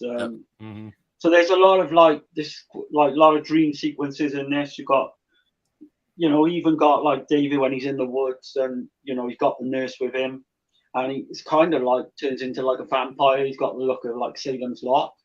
There's so much in this film, and it's like that's something else I forgot to mention. I'm sorry, man. I ain't trying to no, interrupt. go on, man. Go on. You're good. It's my favorite. It's my favorite horror comedy of all time. Right. Yeah. Out of any one, because it's completely split. It can do both. Yeah. The horror is scary as shit, and the comedy Right. is good as hell too. It And just works on both levels. Like Yeah. something like Return of the Living Dead is another Right. similar film where you can just watch it on 2 different That's my levels. number one horror comedy is Return of the Living Dead. But this is Right. probably going to be top 3 for sure. Yeah, Yeah, definitely. Yeah. yeah, it's perfect. But yeah, the same track as well. We got 3 different versions of Blue Moon, with all for different stages of the film, which I thought was really good. Like Pop said, with the transformation scene, you can watch that and you can see the pain that he's you going can through. see it all. It's not Yeah. in the dark, and like in Exactly. in the Howling, it's all in the dark, and Yeah, you're like, what the fuck, man? It took him like 30 minutes to change, and she's Right. just standing there, like, why don't you it's run off, gotta bitch? be I cannot see that scene ever being. That's the best transformation scene, I think, and it will never be beaten. I don't think. No, Oh, yeah. it's all got the light Yeah. on it. And It's in full light. It's fucking shot awesome. considering But he how took, old like- that is, and we're in 2023, and we Well, still yeah, haven't got yeah. one better than that. It's Exactly. it just shows how great it was. Yeah. Rick Because Baker, it shows I think, the Go pain on. too. The pain Yeah. that the guy's going through. He looks Right. like yeah, he's in absolute agony. And that's what I so want true see. to how it would be. Yeah, yeah, exactly. Yeah. But yeah, like you say, we've got it's kind of like different genres as well. You've got a horror comedy. There's even a few like slasher type kills in there. You've got the guy in the underground, the London Underground, when he gets stalked by the werewolf at the bottom of the escalator. Yeah. I thought that was fucking brilliant. You know, Yeah, man. got That's pure you horror, see it- man. yeah. You can see all the posters in the background as well. You've got Airplane, you've got Prom Night, The Changeling, all coming out at the same time. Like you say, there's brilliant, scenes in London, Piccadilly Circus. You've even got like a fake porno film in there. Yeah, It's see you next fantastic. Wednesday. Yeah, exactly. Yeah, starring, like See you next Lindsay Wednesday. Drew, the blonde woman in it, Lindsay Drew. She's actually a UK porn star, so you can check her out if you want. I got a shirt. I got one of those shirts that says "See you next Wednesday," and most people don't get the reference. You know, Right? Yeah, like, yeah. what the hell is that? See you next Wednesday. But the ending, I don't want to spoil the ending or anything, but it's very memorable. I don't think you'll ever forget it. And again, it can go from comedy to very serious. Like I say, it took 11 years to get to the big screen. Landis, was writing the film back, I think it was like 1969. While making Shark, he told Rick Baker to get ready to basically, what was coming up to do the effects for a werewolf transformation. So this was like, he took 6 months out to actually just build it. He was actually signed to do the howling, which he was going to do the howling, but then he gave the howling to his mate Rob Bottin.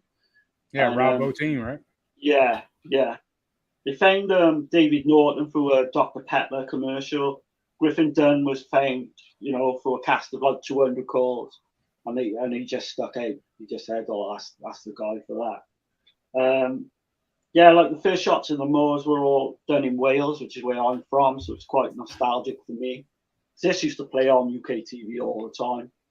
I used to rent the TV. The I'll never VHS forget as well. when I first seen that as a kid, man. I mean, that fucked me up.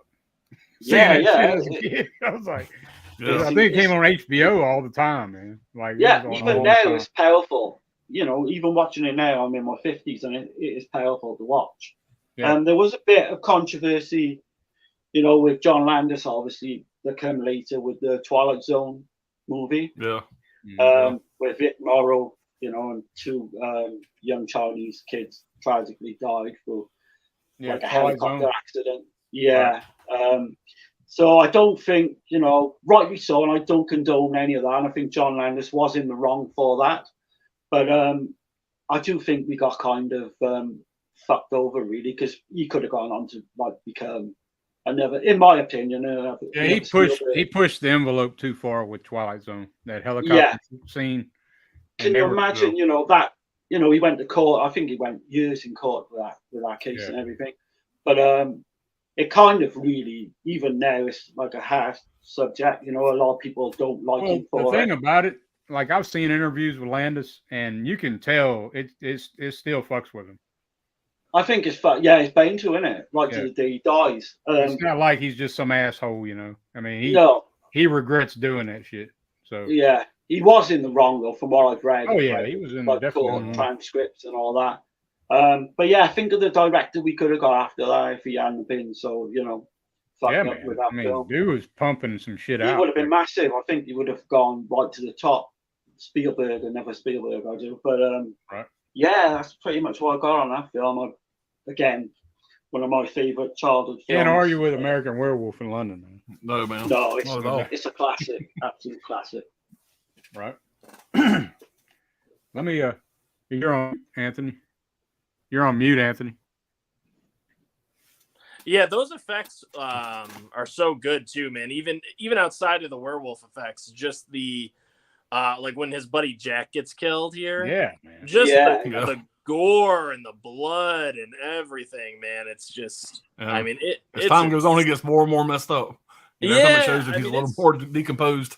Yeah, it's so well done. I mean, I just Griffin done I like the whole. Griffin, I like how it's done. I like how it's done because he's got the lycanthropy, so it's fucking with his brain too. Like with the nightmares and all that shit. And then these demon Nazi soldier guys, they're crazy good too, man. Look at these things. They could have made a whole movie with them guys. Yeah, it's insane. Exactly. Yeah. And they have But with four- the Griffiths Dunn scene, like where he's deteriorating, where he's obviously, died, he's dead and that. right. He said it freaked him out in real life because he actually said you could look in the mirror and you could literally see what you were like dead. So he's really freaked out about it. But Wow. yeah, Do that, man, because they did such a good job with those effects. So yeah. yeah. But that werewolf, the Nazi scene as well. Yeah, I Definitely mean, standard. those effects. I mean, it's just it's amazing. It really is. You just When don't they get do- stuff like that nowadays. Exactly, yeah. When they do the transformation scene as well, it's kind of got John Landis's comedy moment where they go from that transformation scene and then he goes into like a zoo where we hear like, a lion in it or whatever in the zoo. So yeah, the humors there as well is fantastic. It works. Perfect. Yeah, out, the shit with the little kid with the balloon and shit. Yeah. Yeah. Naked American Man stole my. There's so many Yeah. one-liners and stuff in it. Yeah, but yeah, Hell yeah, classic. man. Great number 2, man. Absolutely. And my number 2 was Cujo. So Right.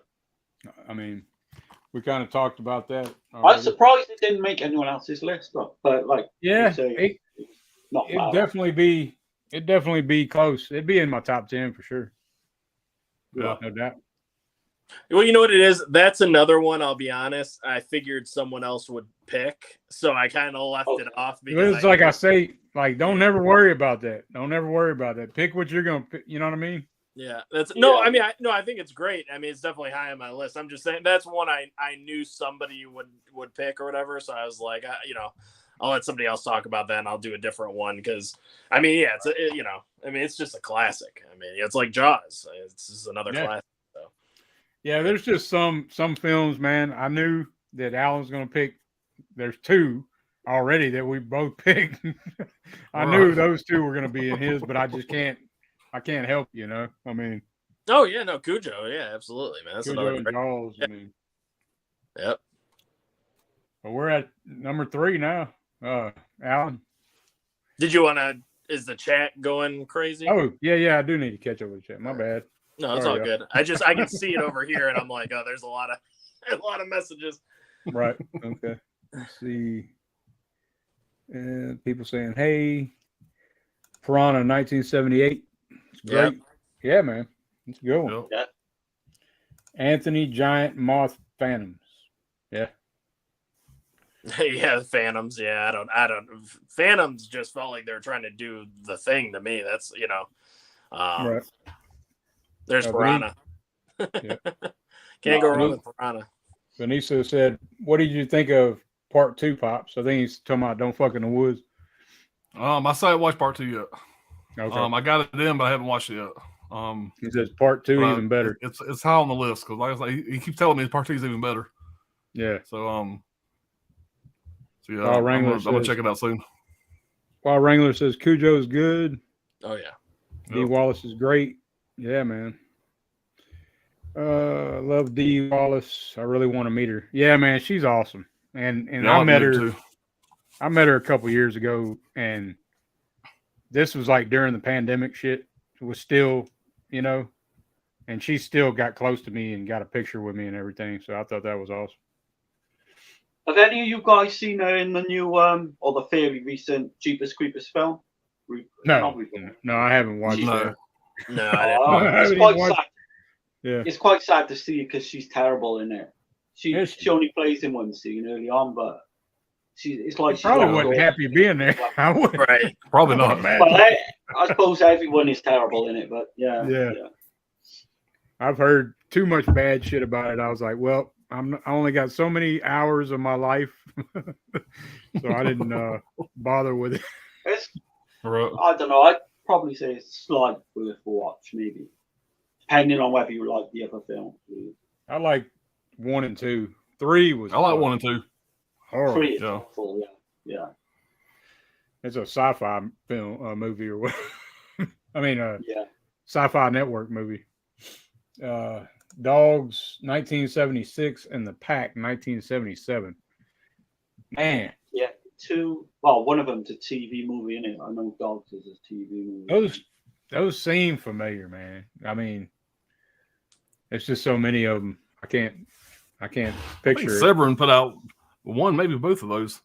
I want to say we got a Severin release on one of those. I can't remember which one. The Pack.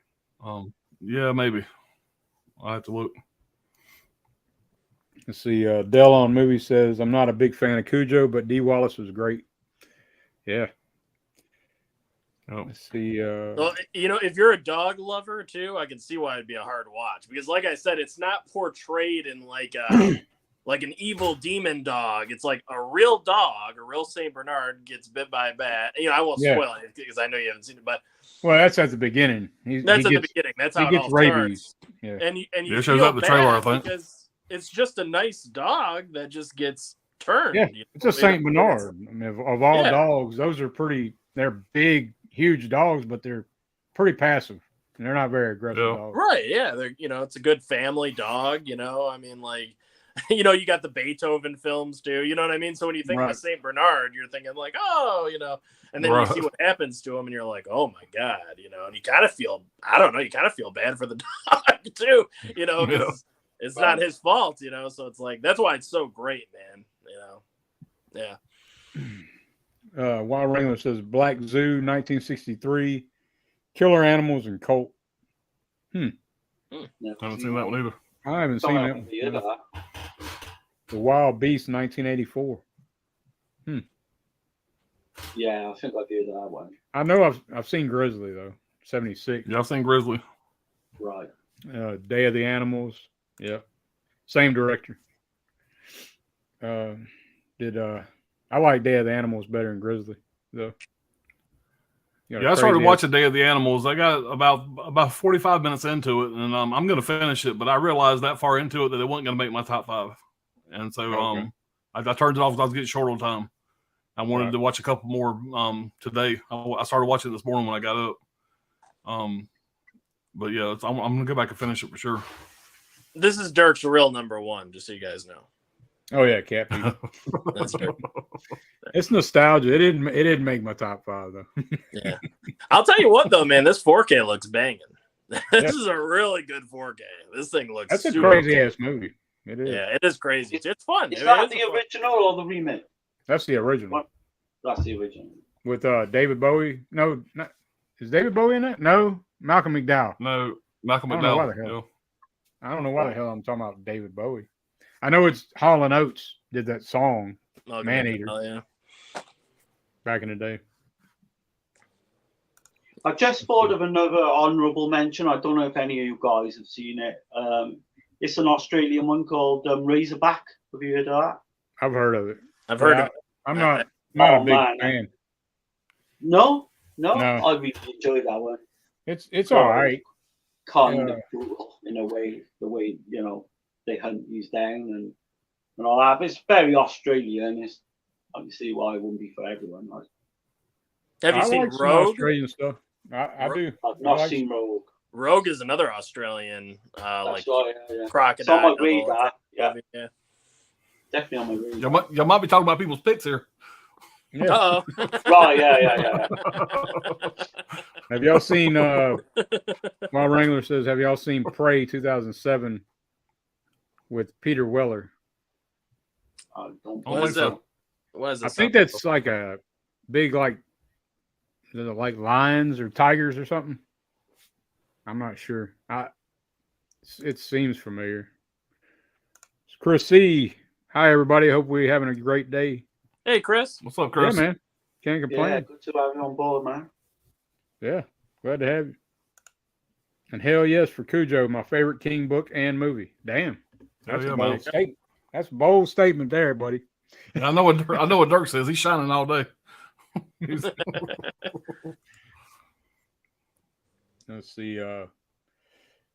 Hey, Chris C. Arachnophobia. John Goodman. I'm good, man. Mimic 97. Yeah, Mimic's kind of weird. That's yeah. That's crazy that's Guillermo Del Toro. Yeah. Yeah. That's crazy. That don't seem like his other films. That's like that's because he got fucked with a lot during the making of that film. That's why it's not exactly what he wanted to do. He wanted right. You can tell too, man, because his other shit's way better. That's a lot of studio interference with that film. He wanted it to be different or whatever. And you can tell too where, because and that was back when like there was like a lot of shoddy CGI that they were trying to throw in those movies and stuff too. And if you know Guillermo del Toro, man, he uses a lot of great practical effects. Like if you watch Hellboy, Pan's Labyrinth, I mean, he's got beautiful, practical effects, makeup, all that stuff. So Mimic, there was some cool practical effects, but you could tell where the studio was like, just throw some CGI over it. Don't worry about it. Yeah, man. It's I like Kronos, man. Kronos was pretty good. That never gets brought up. Yeah. By him. That's like his first movie, I believe. But let's see. Dale says he's got to go, but Some I Love, Willard, Lake Placid, Crawl, Slither, Kingdom of the Spiders, and all the Piranha movies. Yeah, the Piranha movies are a blast, man. Those are all good right there. Yeah, those are all good. And that Willard, I'm guessing he's talking about the there's two Willards. There's an old one and a new one. Yeah, with the rats. The new one's got what's his name? Crispin Glover. The new one. Yeah, Crispin Glover. Yep. Yeah. Yeah, those are great. Son of a bitch.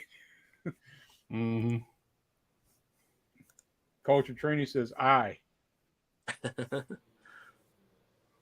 Is that maybe there's another part to that message? Maybe okay. Yeah. Let's see. You will hurt yourself when a cockroach is flying. Yeah, that's something else we got here in Florida that we call them palmetto bugs, and it's a cockroach about the size of a Volkswagen, and he's just walking around. You go to squish his ass, and he flies off like a 747. And when a cockroach starts flying, and you don't know he's fixing to start flying, you're now in a monster movie. And you got to change your whole perspective. Right? But yeah, flying cockroach will fuck with you. It'll also make kind of like a June bug. No, it looks like a big fucking cockroach. Okay. I mean, it's like a cockroach. It's just a cockroach. But that motherfucker, you got to get him, and he starts flying away, and you got to change your tactics at this point. So, right when you thought cockroaches shotgun couldn't get any worse, now they fly. I don't have a fear of cockroaches, but I don't like them nasty bitches. No, they're just they're nasty. also gonna die. They're just nasty. Yeah. They breed like crazy too.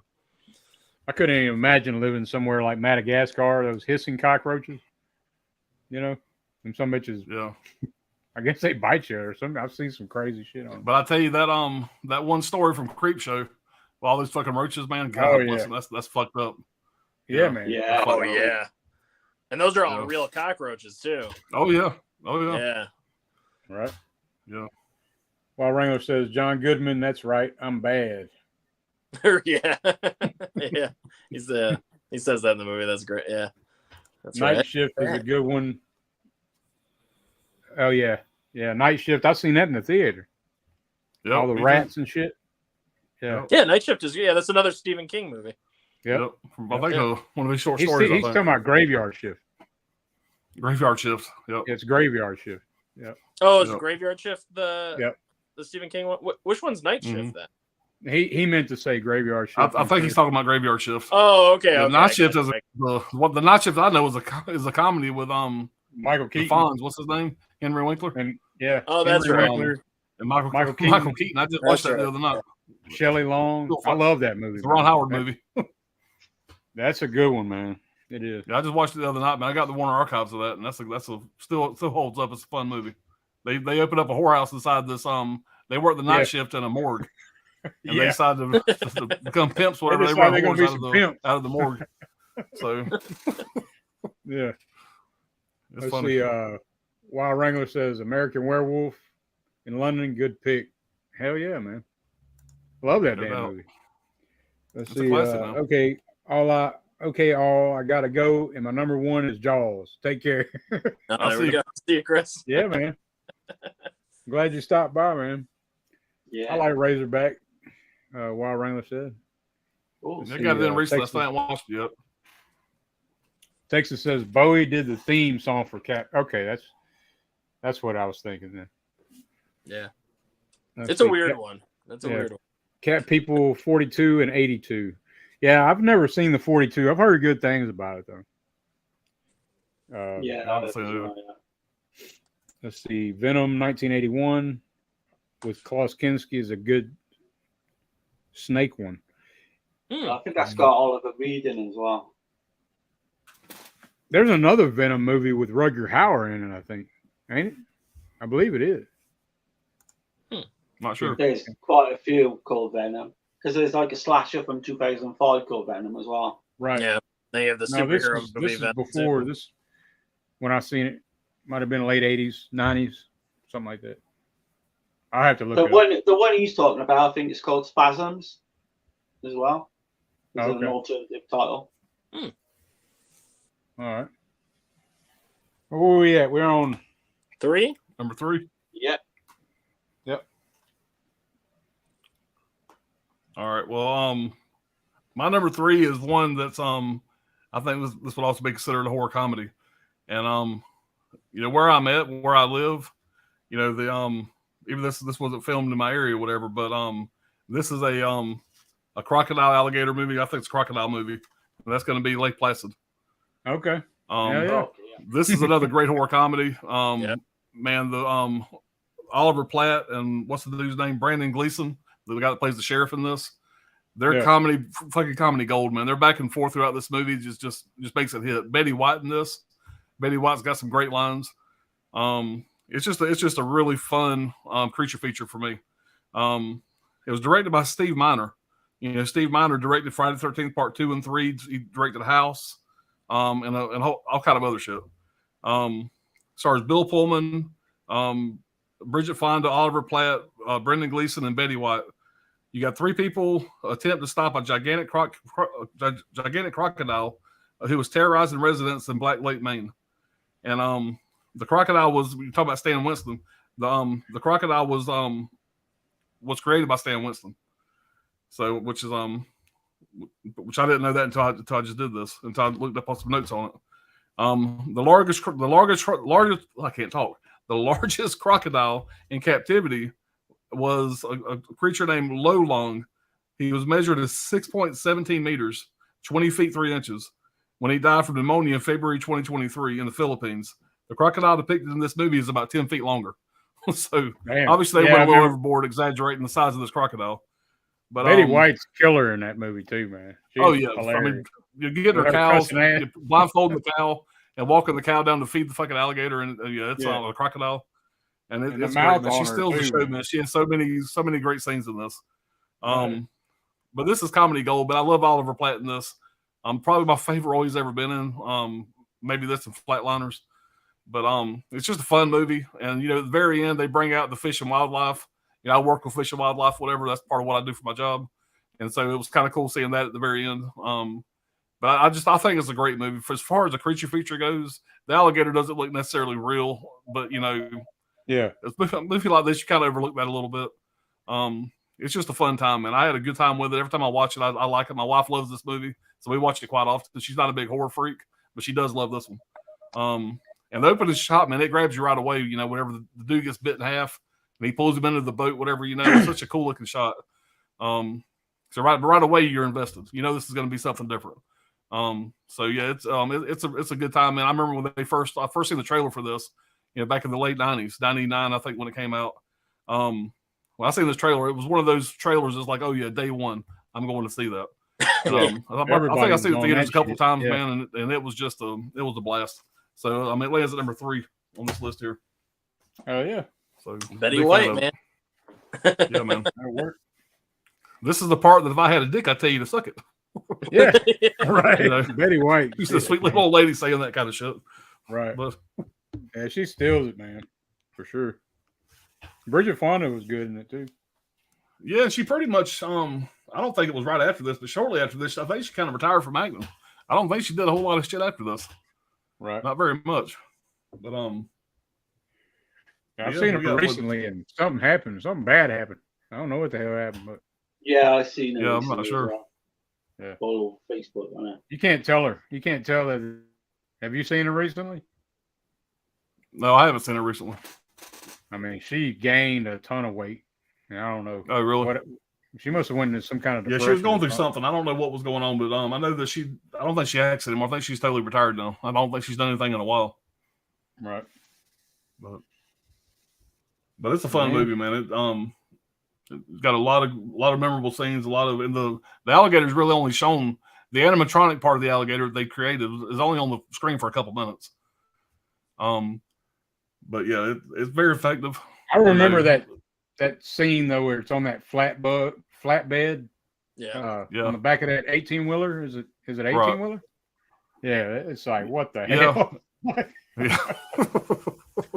I couldn't imagine. They end up catching it with like that. They end up catching the spoiler alert. They end up catching the alligator with a damn helicopter. He climbs in the damn helicopter and it's like, hey, we caught him. The biggest alligator I've ever seen in real life was probably 12, 14 foot. Man, that was enough. I was like, shit, But I couldn't imagine no shit like that. That's a crocodile though, ain't it? Yeah, it was a crocodile. Yep. Yeah, she raised a crocodile. They made sequels of that shit too. I never did. Yeah, I don't think I've ever seen any of the sequels. I think this is one of those movies. Just watch the original. I'm sure the sequels don't hold up near as good. Right. Right. Yeah. I think I've seen part 2 and it was kind of okay, but it's not as good as the original by a long way. Yeah. I remember really liking it, but again, it's been one I haven't seen for so long, so I'll have to get back to. But I remember enjoying it quite a bit. Right. Yeah, it's a good one. I've always been a big fan of it. Yeah, good pick, man. Yeah. What's your number 3, Anthony? You ate my bird. Deep Blue Sea. Oh, shit. I'll be right back, y'all. Deep Blue Sea, man. Can't go wrong with this one. This is just another good time. Deep Blue Sea is one of those movies you can just throw on anytime and have a blast watching it. It's like the first time you watch it. It's a fun, when it comes to these creature feature, like animal attack movies, there's like the more serious ones like Cujo, like really, but it's great. Cujo's great, but it's really serious or whatever. And then there's like the fun ones like Deep Blue Sea, I would say is like just a fun, turn your brain off, have a good time. You got LL Cool J, Thomas Jane, Michael Rappaport, Samuel L. Jackson with a great cameo. He gets plugged up. He's in the movie, but he gets killed off a lot earlier than you think he's going to get killed off, and probably one of the most surprising scenes in any of like these like animal attack movies, yeah, but I'm sure people have seen it, but Samuel Jackson's giving that. Have you seen it? I've never seen it. No. Oh, don't worry about spoilers with me. I don't mind spoilers anyway. This is another fun one you need to check out, man. This is a really fun movie. It's a really fun movie. Yeah, I've got a list now. I'm definitely gonna. But turn your brain off. Turn your brain off. Oh yeah, it's definitely turn the brain off. Yeah. It's not like I said. All right. It's just like dumb fun, is it? Yeah. Yeah. If I remember right about Deep Blue Sea, ain't the shark like smarter than the people or some shit? They're like super. They made the shark's brains larger in order to extract something from it to help cure Alzheimer's. The lady in the film, ultra intelligent. Yeah, she's working on a way to cure Alzheimer's, so she has to make the shark's brains larger in order to extract that certain part of the brain, to get more of it. And she's not supposed to. It breaks all the like rules and everything. They're not supposed to do it, but yeah, the sharks end up getting smart and they start to systematically take down. It's like this really cool like underwater complex, or underwater compound or whatever you want to call it, and it's just cool because the sharks, there's 3 of them, and they start testing the gate, to see how far they can, they need to like raise the water levels to jump over the fence that's out there. And they start taking down each of the pillars to like sink this building, deeper and deeper into the water. Like it's really cool. LL Cool J is great in it. He provides like a lot of the comedy. Thomas Jane is the lead. You might know him from The Punisher. In the early 2000s, he's great in there. And there is a lot of spotty CGI in the film, like CGI sharks and stuff. I get it, but there are some good practical effects too. Like when that lady's in the water and she falls, and the shark comes out of the water and she's like in his mouth or whatever, and he's going like, that's a practical effect. When the sharks, I don't want to spoil too much because you haven't seen it, so I don't really. No, it's fine. It's fine, honestly. But you know. So what year did this come out then? This 99, was, I think, was it 2000, something like that. This was 1999. Right. Okay. 99, yeah. But yeah, there's a scene where this character gets his arm bit off, which is brutal too. And they basically get this emergency rescue out there, this helicopter, and the helicopter's taking him out, and the cables break, and he goes and he's submerged into the water. It's one of my favorite scenes in the entire film, so I gotta talk about it. And he's got a breathing mask on, so he's underwater, but he's not drowning because he still has the breathing mask on. And the shark comes, grabs him, and throws him at this underwater like window that they've got. Yeah, you know? it was a cool shot. And to break the glass. Yeah, and It's so crazy because and the guy's still alive, and he's looking through the glass, and the glass is starting to crack and break, and then all the water from the ocean just comes pouring in and everything. It's just such a badass shot. There's so many cool scenes like that. I'm not going to say who, but there's a part where the shark comes out of the water and just snatches the fuck out of somebody. Yeah. That shit. I love it. It's definitely a fun movie, man. And that came out close to Lake Placid, because that was another one that came out during that time. When I seen the trailer, I was like, "Then I'm there." And yeah, exactly. I love that one. Yeah. It definitely sold me on that, man. Yeah, it's just like I said, turn your brain off. But you gotta suspend some disbelief for sure. A guaranteed good time. You will have a lot of fun watching it. So yeah, that's my number 3, man. Deep Blue Sea. Check it out. Oh yeah. Hell of a pick. Yep. Darren, what you got? Right. So my number 3 is, let's grab it here, Night of the Creeps. Okay. Ooh, yeah. And this is one that's quite nostalgic for me because I can remember this coming out back in 1986. There was like, I'd go up, I'd rent the VHS. I remember copying it with 2 VCRs, just to have a copy of it. The summer, I think, of 1987, I just played the shit out of it. I knew it. I knew every line. I knew every, So yeah, you've got basically like brain parasites entering humans through the mouth, turn their host into like killing zombies. It's a horror comedy again. It's so many like mixed kind of genres, because you've got like a science fiction aspect. You've got obviously got a zombie aspect, and the killer. They're like, best I can describe them is like killer slugs. It's real similar to like Shivers. Shivers. I think that's maybe where he got the idea, because there was another film that came out after this called Sliver as well from 2006. Very similar premise. I love that one, man. Yeah, very good film. Very highly recommended. But yeah, I think it gets both, like American Werewolf, it gets everything right, comedy and horror. Yeah. Fred Dekker was basically a huge fan of those old monster movies of the 50s. I love his follow-up, The Monster Squad, as well. I don't know why the guy didn't become a massive, name. I know the box office did really badly on both of these films, with this and The Monster Squad, which I was amazed really, because people should be lapping this shit up, because it just had everything you want in a horror, comedy. The cast is brilliant. You've got Tom Atkins, who's just fantastic. Absolutely plays a detective, and he owns that part. I think when they said he came in for auditioning, and Dekker knew straight away, he said, "That's the guy. You are the guy I want." You got Steve Marshall as well. Never plays a kind of secondary character, but he's only in it for half a film. He's outstanding as well. Same track is a good mix. You got the early 1950s song opening it up.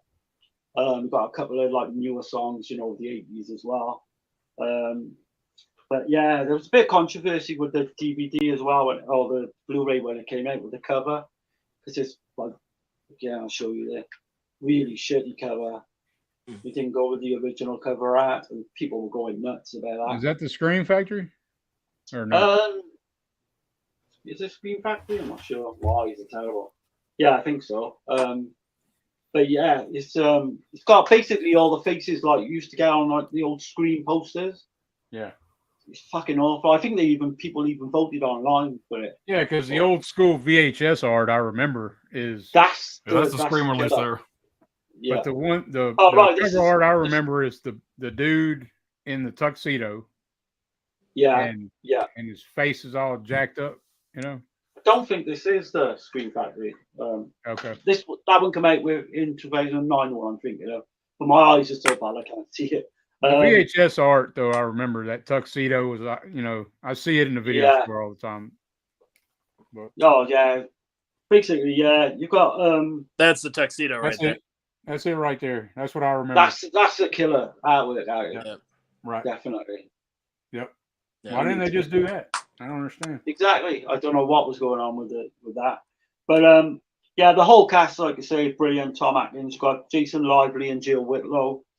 They were like rumored to be having a bit of a romantic flings behind the scenes, you know, during the film. You've even got Robert Kerman from Cannibal Holocaust. He turns up as a cop Yeah. in one of the scenes, which Mhm. Dick Miller is just absolutely fantastic. He got a cameo as well. Sony let Decker put like his preferred ending on the Blu-ray. The Blu-ray I got, I'm not sure about the one Anthony got, which is a director's cut. But this was also used like because they used to have a TV cut back in the day in America. We never got it over here, and it was used for that as well. But there is actually a theatrical different version of the ending. It's a little bit more downbeat, and it's got basically a zombie dog. And a lot of people, you know, remember that more than Yeah, the zombie dog I remember because I remember yeah, the dog. that's what most people remember. I But, remember him. The dogs. There's a bus driver, and the dog's Yeah. like all like, you know, That's right. Yeah, makes them wreck and shit, and the bus driver's eyes pop out and shit. that's right. Yeah. Yeah. And So then you in the end, go on. Sorry, Anthony. Go on. You have the theatrical cut and the unrated cut in the Scream Factory release. You get both cuts. Oh, Yeah. nice. I'm Yeah. gonna have to upgrade up into that. Yeah. But yeah, like I say, it didn't release well in the US. Did really bad in the box office. I was trying to find but mine. I couldn't there find it mine. I panicked for a minute. Yeah. Shit, where's it at? That's the cut. That That's is the cover VHS art. art that I remember. Yeah. Yeah. Yeah, Yeah. that's badass. Why the fuck they didn't go with that art with this? Fucking awful, isn't it? Look. Yeah, that is That's the odd. one, like the one you got, Darren's. That's I think that's the one I got. It's a director's cut, yeah. Yeah. I think it's got 2 versions on. But even the disc art is like the same. It's the same stupid. shit. Yeah. Yeah. But yeah, nothing but good things to say about this. He like apparently originally he wanted to film the whole film in black and white, but he got talked out of that, you know, because you got like a black and white intro, but then you got color, like, you know, the fonts come up in color, which is quite good. But yeah, it did awful basically in the theater. In Cincinnati, Ohio, whenever music was released as Homecoming Night was his title, which, you know, was terrible really. So I don't know if that had an impact on any, you know. The best line is like when Tom Atkins is like, "Well, girls, your dates are here." Yeah. Yeah. What does he say? I can't even remember the whole thing. The good news and bad news. Good news. Oh is yeah, your good news dates and are here. bad news. Yeah, And the girl goes, "What's the bad news?" He goes, "They're dead." right. And he got so many one-liners, and he got it's Miller time for no Thrill me, reason. Thrill me. Thrill me is another one of his catchphrases. What's that shit the Asian dude says? I crack up every fucking time. Oh, you're screaming like banshees. They're screaming like banshees. Yeah. Decker actually, when Decker went back and done the commentary track for it, he actually did not like that. He kind of rubbed him up the wrong way. He really doesn't like that scene at all. Oh, really? But everyone loves it, you know. Yeah, man. I think it's So hilarious. funny. Yeah, there was a film called Zombie Tank. What's that? Dick? I said I almost bought a shirt that said that shit. Yeah, Screaming like banshees. so quotable. But they did come out. There was a film called Zombie Town, which was marketed as a sequel, nothing to do with the original makers or anything, and it was known as Night of the Creeps 2 in Germany. But I've never seen that. I don't, you know, I wouldn't really recommend it from what I've heard. But yeah, another great film. I've got nothing but good things to say. Yeah. Oh yeah, solid pick, man. Great pick, Night of man. the Creek. Oh yeah. Well, I guess it's my turn, number 3, and that's going to be. I can pretty much guarantee nobody else picked this movie. I could be wrong, but I'm pretty sure nobody picked it. But it's kind of like the Bridge the Gap movie. But again, I grew up watching a lot of shit with my mother. She's a huge and that Alfred Hitchcock fan, so it's The Birds, man. 1963. Wow. I got big nostalgia for this one too. Classic. Damn, you got this badass steelbook. Yeah. But yeah, same shit. That's nice. That's steel. I literally have it playing on my TV right now. Oh, really? Okay. Yeah. But yeah, it's Yep. man, it's just Tippi Hedren again. Like that's what tripped me out too, because she's in Roar, right? So Yeah. But in this flick, man, this kind of started the whole shit, the whole animal attack shit. As far as I can remember, like, Yeah. I can't think of one before. Before this, it was, like we were talking about the radioactive fucking spiders and shit from the 50s, and Right. Hitchcock had to double down, and he just did Psycho. He did Psycho in 1960. He did this one in 63. So she was just a model, and she worked out, man. But it's the Revenge of Nature template that kind of Hitchcock he started that shit in a way. But yeah, man, the birds are attacking people for unknown reasons. You still never find out. Not trying to spoil the movie, but I mean, if you haven't seen The Birds, I don't know what the hell. Right. Dirk, I've never seen The Birds. I'm gonna You've admit never it seen now. The Birds? I've never seen the fucking Birds, dude. I've never. I'm gonna tell I know you- it's a classic. I've never seen Yeah. The Birds. I'm gonna tell you though, like the thing So- about The Birds though, when you watch it, and then this is the true horror of The Birds for me. So anytime I see a fucking group of birds, I always think of this fucking movie. Like when I see a bunch of fucking, like what they call it a murder of crows. Yeah. When you see a shitload of crows, I think of this fucking movie. When I see a bunch of birds gathering somewhere, and I'm just kind of like, hey, is this, these motherfuckers Yeah. have been They're attacked. plotting against you, Dirk. They're plotting. Right. I mean, That's what I've I'm seen saying. so many people talk about it. I've seen videos, and I know all the Yeah. famous scenes and everything, but I've never sat down and watched it from start to finish. So I need to take care of that. I need to check that off the Yeah. list. 'Cause I know Yeah, it's a man, classic. So, It is, man. It and the shit that Hitchcock was doing.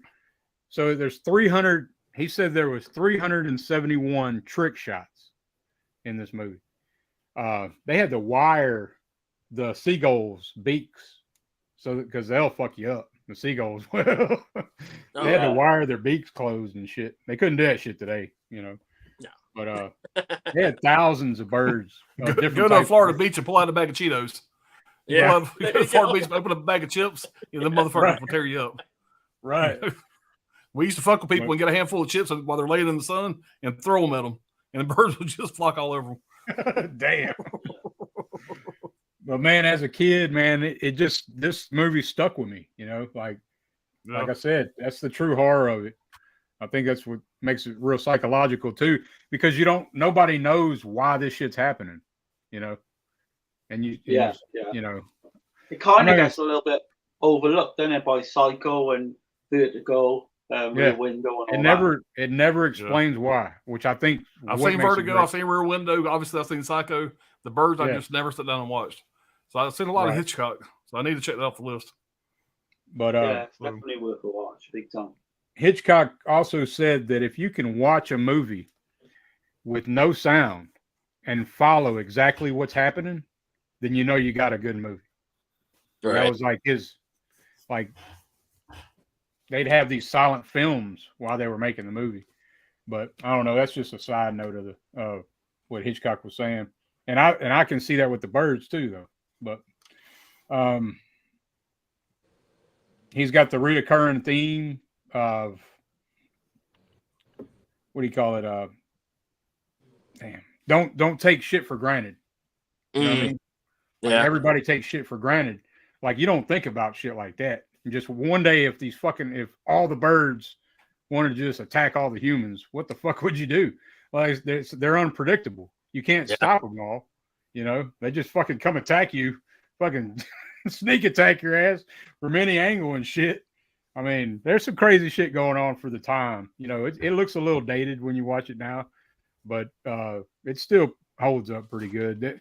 And Hitchcock said the last shot of the movie was the most difficult shot of the whole film. And it's when, like, you see all these fucking birds just fucking everywhere. I mean, they had to tie birds on the back of the necks of the children when they're running from the fucking schoolhouse. They tied the fucking birds to the back of the kids' necks. So like, it's this shot right there. Is what you're talking about here? Yeah, I think. Well, it looks darker in the movie though. Like, yeah, I think that's it though. Yeah, but yeah, they're just fucking everywhere, and you don't, you know, it's a classic, man. It's a great one, but I pretty much knew that nobody was gonna pick that. It's just that's a great choice. That's a great choice. Definitely a good choice. But yeah, if you ever get a chance, man, it's not a boring movie by any means. Some of it, you know, it's a little bit slow, but I think you gotta be like in the mood really for like a slower kind of thing. Yeah, but he don't constantly hit you in the head with it either. That's you know, right. Yeah. Like there's a scene where Tippi Hedren, she's sitting on a bench and she's waiting for this girl to get out of school. She's waiting for this girl to get out of school, and you start seeing all these fucking crows just start landing on the jungle gym. Yeah. And the audience sees it. That's something else Hitchcock does. He lets the audience know what's going on, and the characters in the movie don't know what the fuck's going on. Right. So that way the audience is screaming at the fucking screen, "Hey, motherfucker!" You know. But it's pretty effective. But that's my number 3. I might watch that later tonight. So you got me curious. Yeah, man. The 4K for it looks really good too. 4K. I mean, it's really, man. It really does. And there's a ton of special features if you're interested. But it's Hitchcock, man. He's you know, I grew up watching all that shit, all the Hitchcock shit. I watched that Hitchcock Hour. Like I was really. I'm saying, yeah. That's a great choice. That's a great choice. Right. Yeah. But yeah, I guess I got to catch up on the chat. Let's see. Yeah, I'm just gonna use the bathroom a minute. I'll be right back. All right. Yeah, man. I've already been a couple times. I went once. I was like, man, I gotta take a piss. I can't help it, man. I've been gutted. I've been gutted before. Let's see. Where was we at? Wild Wrangler says Lake Placid Betty White. Hell yeah, man. Which is so funny. Venom 1971 killer spider movie. Okay. Oh, it's spiders. Okay. Well, no, there's an 81 movie too, though. It's a snake movie that he was talking about earlier. See? Oh, okay. Right here. I was gonna say because there's a lot of movies with the title Venom. There's a lot of them. Oh, that's Ra the horror guy. Okay, my bad. Yeah. A lot of these movies are gonna have the same title. Imagine. Mm-hmm. America's Grandma, Betty White. Yeah, my grandma wasn't nothing like that. But I'd have tripped out. Let's see. Yep. Man. Yeah, she lived a long ass time. She did.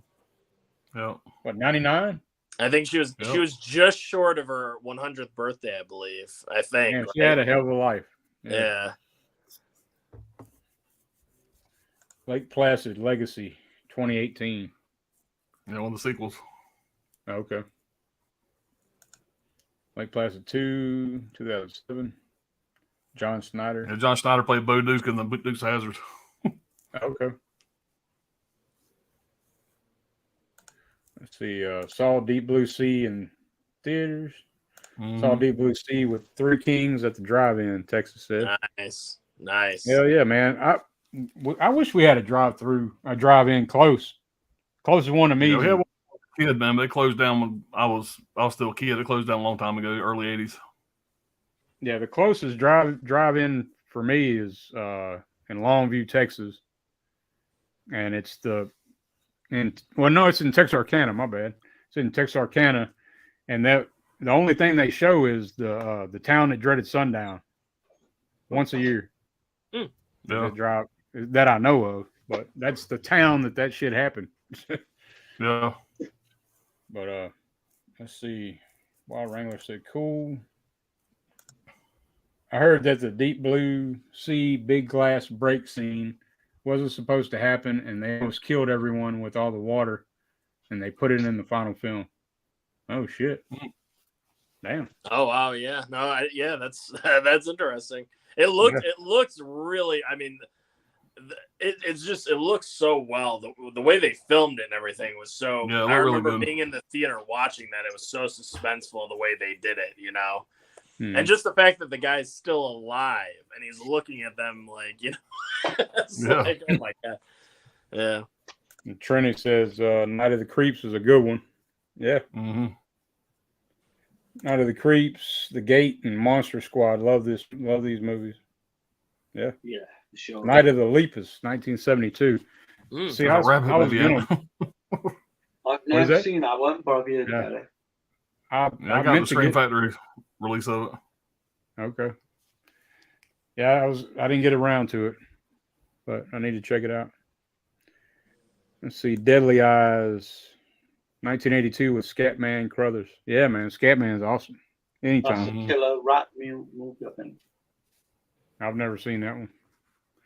Let's see, the Nest 2000 aka them- Creepy Crawlers. Them cockroach movie. The Edge, 1997. Hell yeah, man. Hell yeah. Yeah, Yeah, that was Anthony that- Hopkins, right? yeah, Baldwin. Yeah. and Alec Alec Baldwin. Baldwin. That's a Yeah, hell that of a was movie. close. Yeah. I really like that film a lot. That's a good one. Yeah, Yeah. yeah. Holland could says, see- I haven't seen The Birds. I haven't gotten there yet. Yeah. That's kind of Yeah, where I I'm know, at. man. It's, You know, I know I need to Yeah. watch it. I just haven't never. One of There's those a lot movies of always fell movies. through the cracks. There's a lot of Always fell through movies. the cracks. it's Yeah. just like I said though. It's one of those, man. When you watch it, and then when you're out and about one day, and then you see a bunch of damn birds gathering, Yeah, Yeah, you're gonna Yeah. think about that. I can see that. I can see that. you know, think twice. Right.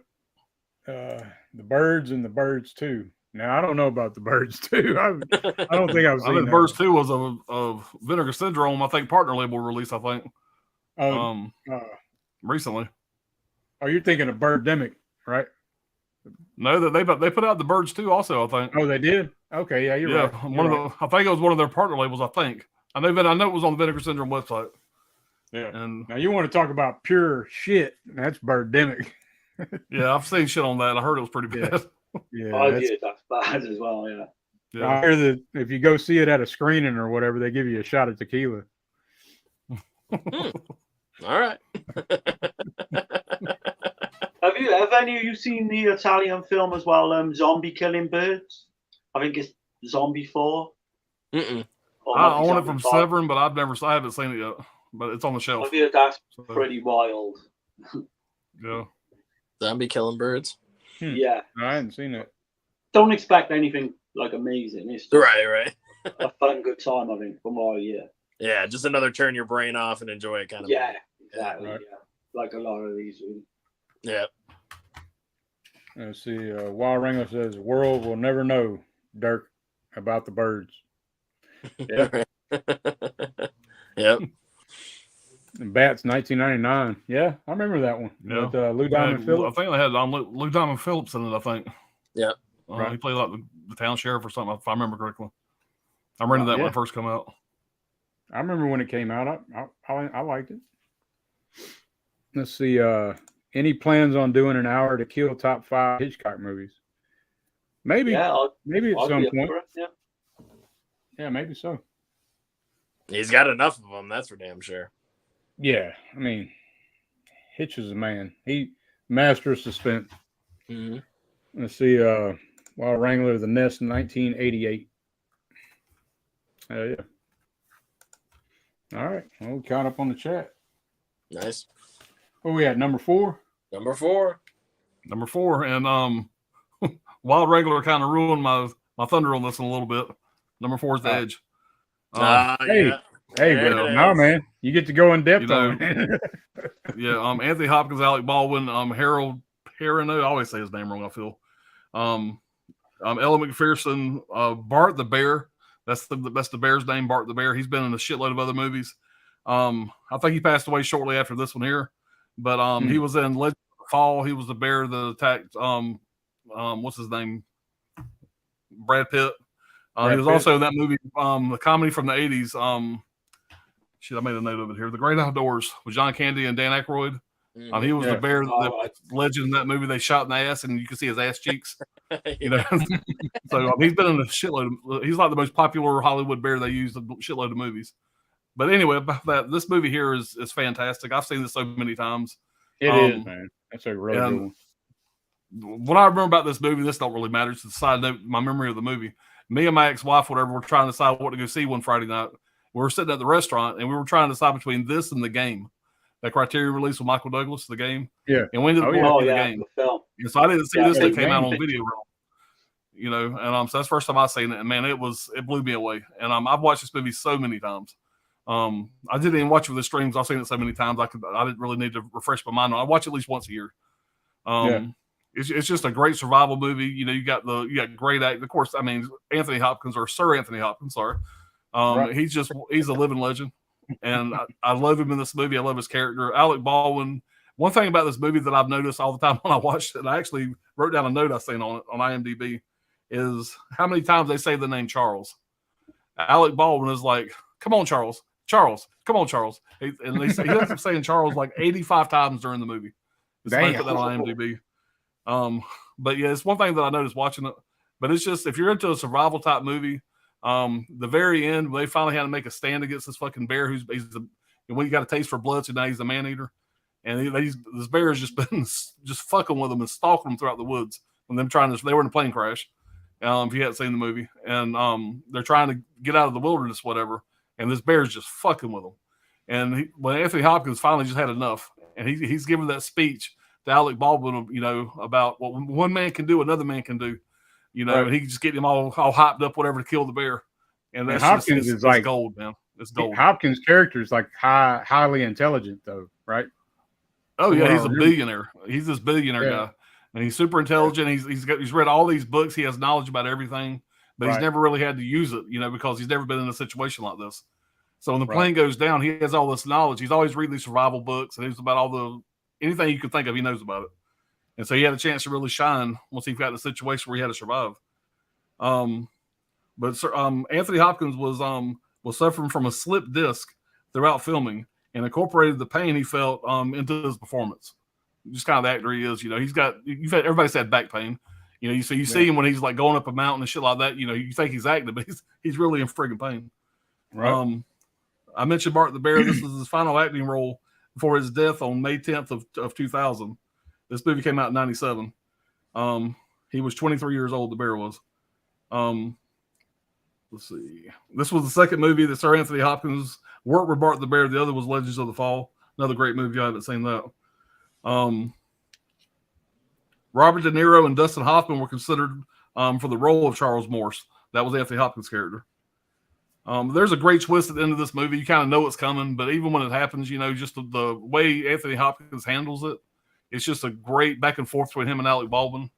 I love the way it ends. I love the entire movie. There's nothing I can say bad about this. I know there's people that probably don't put it up on a pedestal the way I do, but for something about this movie just resonates with me. And dude, I love this film. This is definitely one that I am going to watch at least once a year. And I wish they would give me a better release than this.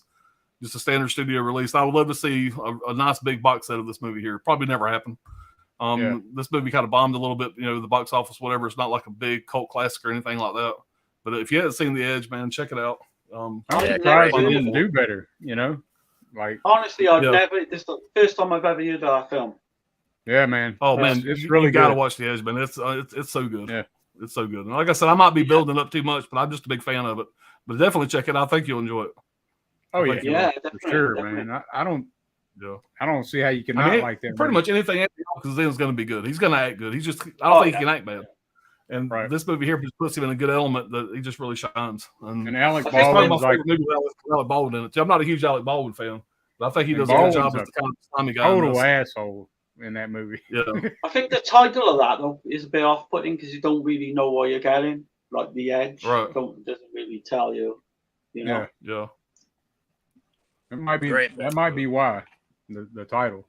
Yeah, But, that's probably why I've Yeah. never used Well, that's it. one thing that Alec Baldwin said. I want to say, don't quote me on this, but I want to say he says it in the commentary. But I know that he said that the reason why this movie didn't do very well was the way it was marketed, and there was some other reasons too, whatever. But he blamed a lot of the problems with the movie on the production. So I think that's why it probably didn't do very well. I don't think it was marketed very well. I think there was a lot of problems with it, but it's Yeah, because the first I seen it was on, I think VHS. I'm not sure when that came out, but when did this come out? It was 97. 97. yeah, it was VHS. Then when I seen it, yeah, first time. Yeah. But it's, Yeah, it's a fun one, solid man. yeah. That's my number Great, 4. yeah. That's a lot of fun. That's another movie you can just turn on. Like you said, watch it once a year easily. Oh Yeah. yeah, man. And When that bear comes out of, well, I won't say it because I know Darren hasn't seen it, but man, Again, I honestly don't mind spoilers. yeah, it's a Yeah. big ass. Okay. Well, yeah, I think I know what you're talking about. It's Yeah. whenever there's it's the night scene, yeah, and they're all sitting around, and you think they're kind of chilling, having a Yeah. relaxed conversation, and you see that fucking shot of oh yeah, it's a cool scene. yeah, It's like, yeah, told you to man. marry that. Yep, that's so good. Yeah. It's so good. Oh, I want to watch it get it right now, man. It's so good. Yeah, This Oh, is yeah. good because I've got like at least 6 or 7 films now that I'm going to Yeah. be noting down. Let me know what you think about that when you watch it. I like to see what you think about it. Yeah, So let me know. absolutely. Yeah, Hit me up on Instagram or something. yeah, no problem. Oh yeah. Well, Anthony, what you all got? right, we got Alligator. Okay. Hell yeah, man. I knew that was going to come up somewhere. Yep. Yeah. Don't flush your pet alligator down the toilet because this might come out. Right. You know, which It's is funny. ridiculous. That is an urban legend. That's like a real urban legend. Oh, that yeah. people say, you Oh, know what I yeah. mean? So I love that they turned that entire concept into a film. Alligators in the sewers. And you got Robert Forster, Robin Riker, Michael V. Gazzo. Really solid cast. And you got some really great practical effects. Some cool animatronics and stuff, even though apparently they just kept malfunctioning during the entire course of the film. You get that with a lot of these movies, though. I noticed that with a lot of, because watching all these creature features and everything, and looking at the behind the scenes, a lot of those animatronics act up and malfunction and stuff, and you just kind of got to roll with it, But yeah, this is a great Scream Factory release. They really went all out with this one. Oh yeah, it's Yeah. great, man. I checked it out. I watched it. It looked really good. Yeah, Way and better than when I've seen it. there's a great That's kind interview. of one of the. Go ahead. I'm sorry. You're fixing to say it. I'm shutting up. Go ahead. No, it's okay. You're There's gonna say a what I'm great fixing to say. interview with Bryan Cranston in here. Yeah, One of the best interviews I've seen in any release, especially I just agree 100%. Bryan Cranston is bringing so much energy to this. 20-minute interview. It's just insane. I mean, it's worth Yeah. picking up the movie just to watch the interview. I mean, that's how good of Yeah. an interview it is. And Bryan Cranston's just talking about working on the production. He was a production assistant on this movie. He wasn't an actor or anything like that. He had done like one commercial, and then he was like, I want to try something else. I'm going to be a PA on this film, and he was they had him doing some running back and forth at first, just driving back and forth, delivering papers. And then they ended up using him to do like the scene where spoilers, but the scene where the alligator explodes.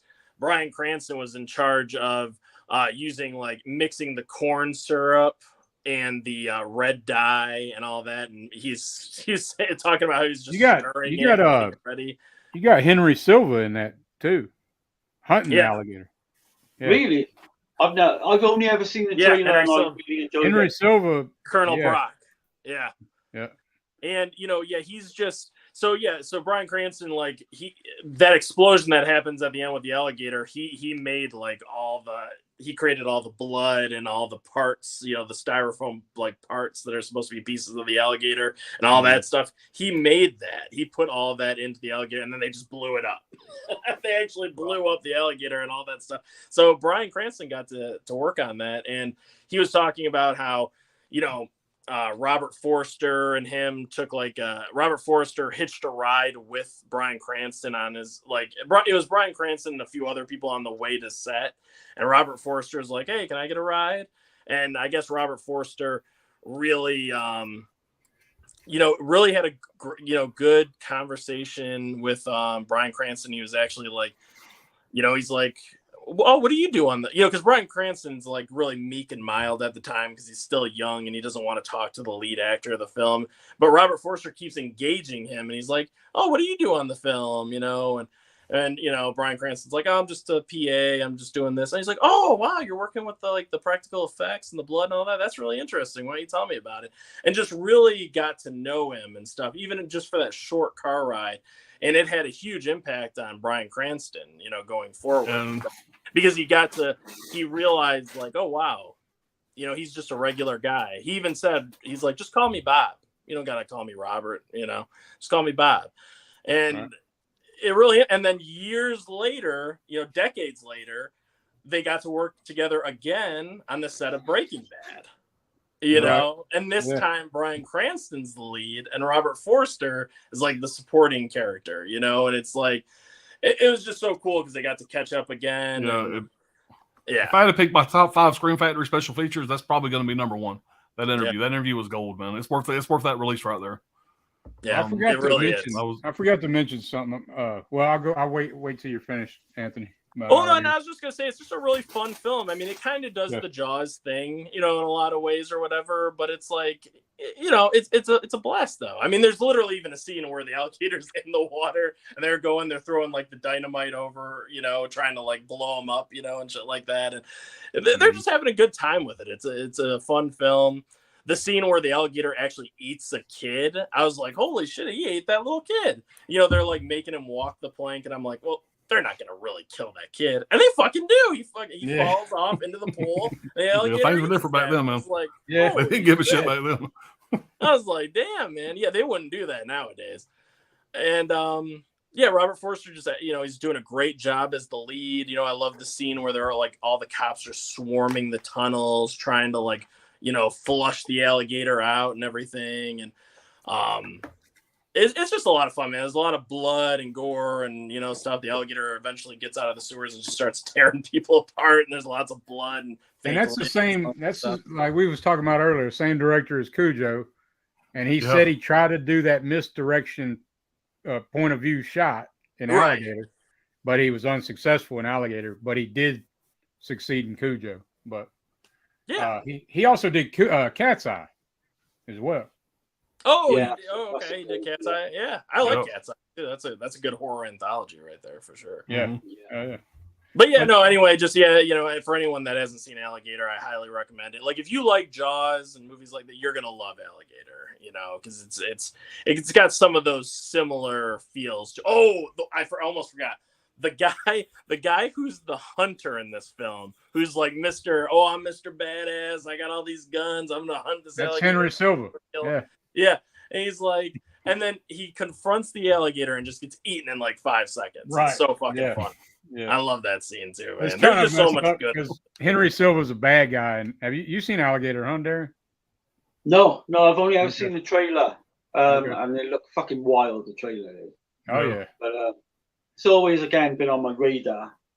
He's a great actor. I mean, for him playing a bad guy, it's funny to see though, because he usually don't play that role. Yeah, he's like this really cocky kind of, Yeah. It's great. You got to check out Alligator, man. And this is a great release. Yeah, get the Scream Factory 4K release here. It's good. Yeah, I got it. I got it when it was on sale. I got it for $20, I think. Yeah, you can probably get it for a decent price right now. You get the 4K, you get the Blu-ray, and you get the Blu-ray television version on top of it. You even get the television. And that's what I remember seeing. Yeah, that's the television cut right there. So you get 3 different versions of the film. I mean, Yeah, you just can't go wrong. Plus a bunch of special features. So. And I'm not trying to backtrack any, but on Jaws, I didn't know if you knew this, Alan. There's a great documentary called Blue Water, White Death. Blue Water, White Death. I don't think I've seen the documentary. I don't think it's from 1971, but they used the people that made that documentary. They're from Australia. They got some footage from them for Jaws. Some of the scenes in Jaws, like underwater. Oh damn! But I was just gonna let you know because y'all been doing the documentary streams. You might want to check that one out. It's called I'll check that one out. Blue Water, White Death, and they did a lot of live footage with real sharks, real great whites. Didn't some guy as well recently bring out a documentary all about Jaws as well, the original?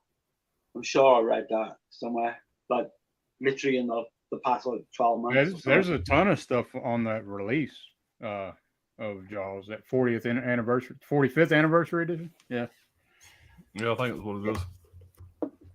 But yeah, man. Sorry, I didn't mean to cut off the alligator. I just forgot to mention that earlier about Jaws. I just found out about it myself. No, Alligator, man. That's just that movie. You know, you can just show that to. You can show, like I actually showed Alligator to my mom because she likes creature features. Like she likes Crawl and like Placid and all the Jaws, all those too. And I showed her this, and she had a blast with it. She loved it. She's like, "Oh my god, so much fun!" It's a good one. It's one of those movies you can show to people too, and you know they're gonna have a great time. What's the sequel like to that? Is it any good? I don't remember it that I've heard it's pretty bad. It's got Kane Hodder in it. I own the sequel, but I have not watched it yet. I haven't seen the sequel yet, but I'm sure it's not near as good. I heard Kane Hodder's in an alligator suit at one point. Is it called The Mutation or something? The Mutation. Yeah.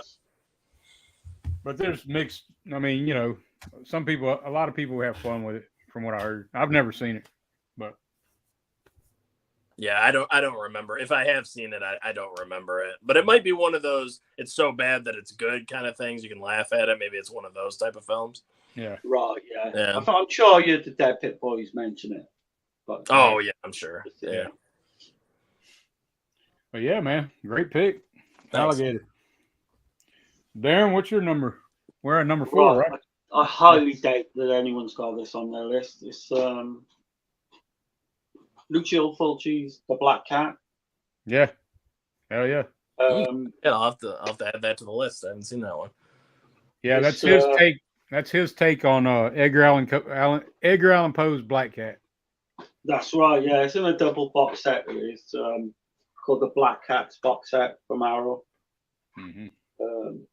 Well worth getting because the other film is absolutely like amazing. Your voice. Yeah, the Black Cat's awesome, man. I really enjoy it. It's a good one for sure. But yeah, so basically, the best way to describe this is Lucio Fulci meets a Hammer Gothic Hammer film.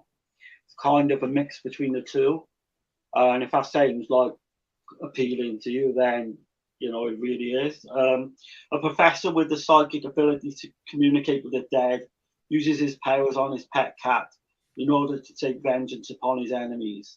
And the music to this as well is a score by Pino Donaggio, which is just amazing. It would grace any kind of like giallo film from the 1970s. It's that good. And we hear that in the opening. So yeah, we basically got a lot of accidents and murders keep happening around this small town in England. And usually there's a black cat behind it all. You know, he's always at the scene and always causing different accidents and all that. So when I first saw this, I really didn't like it at first. I went back a few years later and got to really appreciate it. Patrick McGee, I don't know if you've heard of him. He's a UK actor. He does an absolutely great job in this. No, but I do know. I recognize David Warbeck from The Beyond. That's right. Yeah, he was in The Beyond. But Patrick McGee is a funny story. He was basically an alcoholic, but it never affected him in any way. You know, during the filming, but acting wise and all that. Sadly, it was his last film because he went, he died a little bit later. But I would say if you really want to see a Black Cat version of Edgar Allan Poe that's kind of got like a different spin on things, then I would definitely recommend this. There's some really like cool scenes. There's like a fire scene where Dagmar Lysander is she's a well-known Giallo queen. She basically has to like run out of this fire. Fulci wanted her to do it in real life, and she turned around and told Fulci where to go, because it was pretty much like dangerous, it would endanger her. There's also a scene totally out of context in the whole film. It's like an Exorcist rip-off type scene where the bed actually floats and got things flying around the room. Fulci turned around and said he didn't know why it was in the film, but the producers wanted it in there. I don't know whether to play off, The Exorcist. I know it was a few years after. This was 1981, I think. But yeah, like you say, David Warbeck's pretty good in most things, There's a lady in it, Italian. She's well known for Italian films called Mimsy Farmer. David Warbeck, said that they were filming like an intimate scene at one stage, and she turned around to him and said, "Oh, is that what you call acting?" So they just didn't get on at all. There's so many little fights that was going on behind the scenes. It's quite funny. She said that during a sex scene. Yeah, well, like an intimate scene. I don't know if it was a full-on sex scene. It's more, But, Right. yeah, so Fulci made this film. He hated cats in real life, which was quite funny. Yeah. But he's done it as a director for hire. The producer asked him to do it as a favor, and he did it. He was trying to get a payday. He was doing a John Carpenter. But this is funny because this you've got City of the Living Dead in 1980, then you've got The Black Cat, and then you've got The Beyond. And so this is really in his, peak of his career, really, right at the top of his career. I think it's a great little film. I think it's very underrated. Not a lot of people. Yeah, it don't get talked about. When people mention Fulci, they hardly ever mention this, No, which is crazy. And even Fulci, I was on about that Patrick McGee being an alcoholic and all that. And I know Dirk's had problems in the past. And but Fulci even claimed to have beaten him up during filming. Because he tried to come on. I can see that though. Yeah. He literally tried to come on to this young girl who was working behind the scenes on the scripts. Yeah. So Fulci took offense to that and give him. That'd be funny as hell to see that. Fulci's a little Italian man, and just something tells me, just from what I've heard, he's kind of like a Joe Pesci type. That's exactly what I was going to say. I was going to say that as soon as you were done talking. I was going to say, yeah. Like a Joe Pesci guy, yeah. Yeah, he kind of had his faults, Fulci, and all that. He was himself. He was a really bad gambler. I think he liked to drink as well. Sadly, he turned diabetic. I think don't know if he was diabetic during the filming of this, but he certainly went on to become a diabetic and died quite sadly in the late 90s, not really knowing how many people really loved him. To be honest, he did get a little bit. He did one of the Fango shows, one of the early Fango shows, Fangoria shows, and he did get a little bit of praise in that. But it's sad to see that he died not long after, and now he's everywhere. People love him. And I still need to see that Western he did, that Four of the Apocalypse. Four of the Apocalypse. There's a Western he did. Yes, Steve says that's really good. Yeah, people say it's really good Western he did, But yeah, funny enough, the only another couple of things I got was Peter Cushing was asked to do the film. He literally signed on in the Patrick McGee, actor role, and he kind of said that I'll do it, but I don't want no hand to any of the cats. And then he fell off. Apparently, no one knows why. I don't know if you've seen any of Fulci's earlier films or you heard a bad rumor about Fulci. Yeah, I mean, they consider Fulci the Godfather of Gore or whatever. Yeah, exactly. And Donald Pleasance then was offered the role, and he turned it down because he wanted too much money apparently. And Fulci wasn't going to have that. Damn. And yeah, that's pretty much what I got. But I highly recommend it. That box set you got, that's your Vice is the other film that's in there, right? Yeah. Yeah. That box set, I don't know if Pops It's like has got it another or- variation of. Do you Edgar got the Allan box Poe. set on you? Yeah. Let's see what this bad I boy. tell you, it's highly recommended, this box set. It's Yeah. got the 2 films in. It's got a book. Yeah, that's one of my favorite Jolly in that Oh, in man. that set. Your Vice is Your a Voice locked is room. that is one of the best films. Definitely the best Black Hat adaptation of Edgar Allan Poe. But highly recommended, this set. Honestly, if you can get it, it was a limited edition, but I'm sure you could get it on eBay. Wow. Yeah, that's really that looks awesome. And it's a slow burn, don't get me wrong. It's not going to be for everyone. I mean, get in that little mindset of where you switch everything off and watch it. I didn't realize that he didn't want to do it. I figured it was just like an homage to Edgar Allan Poe, because a lot of these Italian guys, they love Edgar Allan Poe. Yeah. I noticed. It's kind of just done as a favor, really, for the producer. Right. But for me, it doesn't show. I think it's not great. It's not The Beyond or City of the Living Dead or anything like that, or Zombie Flesh Eaters. But I think it stands up, well on its own. It's a little film, but don't go in expecting like one of those aforementioned films. Just go in, sort of quietly expecting, just like slow burn kind of film. But I think you'll like it.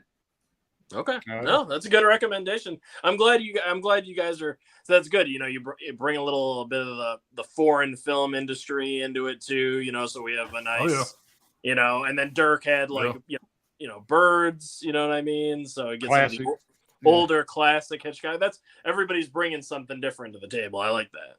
Yeah, because I Yeah, mean, I'm the only saying two the same that we got so far is Cujo and Jaws. I think, right? I think so. I think that's it. Yeah. Yeah. And there's no way anyone's going to have my last one. I don't think anyway. But Yeah, and my number 4 is Jaws, and we already talked about that one. So that's the only thing I could add was about that documentary, But right. I guess I'll catch up with the chat real quick. All right. Number 4. Come on, man. Number 4. Right. Sorry, did I say that out loud? Sorry. I know, man. It was at number 1. I'm just messing with you. It was man. at number I'm just 1. messing with you. And then it just dropped. I don't know what the hell happened. But maybe it was them damn songs that they were singing or some shit. I don't know. Yeah, and I left it off my list because I knew Pops that would be his number 1, and I figured somebody else might have it. There's no way I could When I leave showed it with off the Jaws my- shirt, you're like, yeah, no doubt. Yeah, there's no way I could leave it off my list. But so. yeah, of course, we all love Jaws. I've seen Pops like all his streams, and I knew he's a big fan of Jaws. Oh so, yeah. Yeah, and Neck I and almost neck left it with off Rocky. because I knew it was going to be that obvious, but I couldn't do it, man. It went No, against no, everything it's I You can't. I mean, Somebody has to have it on there. Yeah. oh, well, I'm So, saying. I mean, yeah. But you could make a good case for like Jaws 2 as well. Sure. And yeah, myself, absolutely, man. Even Jaws Absolutely. 4. Like, Yeah, I love Jaws too. let's see. Where was I at on this? Yeah. We're back here, aren't we? Oh. I see. Wild Ranger said, sorry, Pops. Yeah, talking about the Edge, you stole my thunder. The Edge. Yeah. Great outdoors. Yeah, John Candy Yeah. and Dan Aykroyd, man, that's the 80s comedy classic. Yep. yeah. Oh, yeah. Definitely. Frogs, 1972. Yeah. Yeah, man. I forgot about that one. I was trying to be, I was going to be funny, but I was like, man, I can't do it, man. I was going to put Hell Comes to Frogtown. You ever seen that? Yes, God. Well, Yeah, I wasn't a big fan. I actually, after I watched that, I knew that Brian Goes Blue. He wanted that Vinegar Syndrome nice hard box set with a pull off lid, and so I sent it to him, whatever, kind of as a gift, whatever, because I knew how much he wanted it, and I knew I would never watch it again. I wasn't a big fan of it. Yeah. So I sent it to Brian, whatever, probably a year ago, give or take. But Yeah, that's got to be my favorite. Like when I was into wrestling, that was my favorite wrestler, though, Roddy Piper. oh yeah, I love him, and They Live, man. He's awesome, and he was a great wrestler too. But I couldn't get behind that movie. I couldn't. That movie's silly as hell, man. It's Yeah. it's some, especially the snake scene, down low and all. Yeah, Oh yeah. The three snakes, or whatever the hell it was. That's crazy. He just want my speed. Holland said, "I got to watch The Edge." Yeah, man. Oh, I Holland. highly recommend. Watch Yeah. The Edge, man. Watch that, man. You probably find it on streaming for or rent it next to nothing, probably. But you need to check that out. Prophecy, 1979 is an awesome Crazy Bear movie. Oh, Yeah, man. Yeah, that's got one of the best kills ever, man. That's one. Yeah. If I remember correctly, that's the one where the dude in a yellow sleeping bag, he gets I want to say he gets thrown against a tree or something. I know his fucking sleeping bag on the scene. The sleeping bag just explodes, and it's such a surprising shot when it happens. I've rewound it like 5 or 6 times when I first seen it.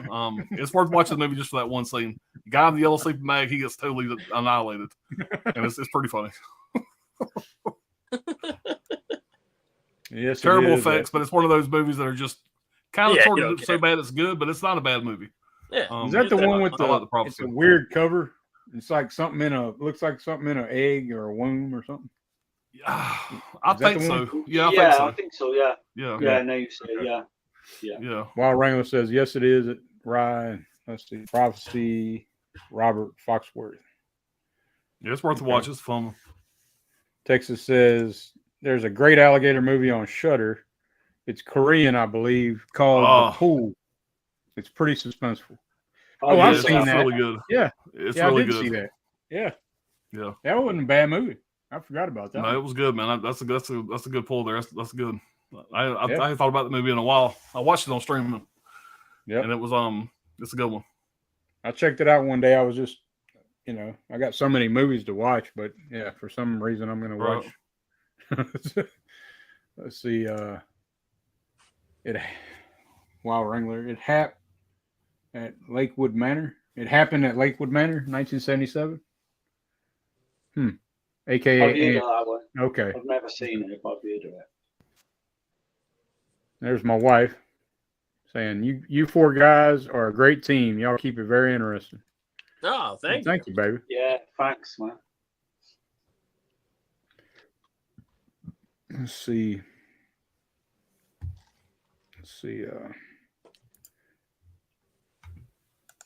Tarantulas, The Deadly Cargo, 1977, small role from Tom Atkins. Ooh. Piqued my interest a bit there. Kane Hodder is also actor in Alligator 2. Yep. Black Cat 81, Patrick McGee. Yep. Yeah, Tales from the Crypt, Patrick McGee. that's right. Yeah, Yeah, he's really good. I in do like that movie. Yeah.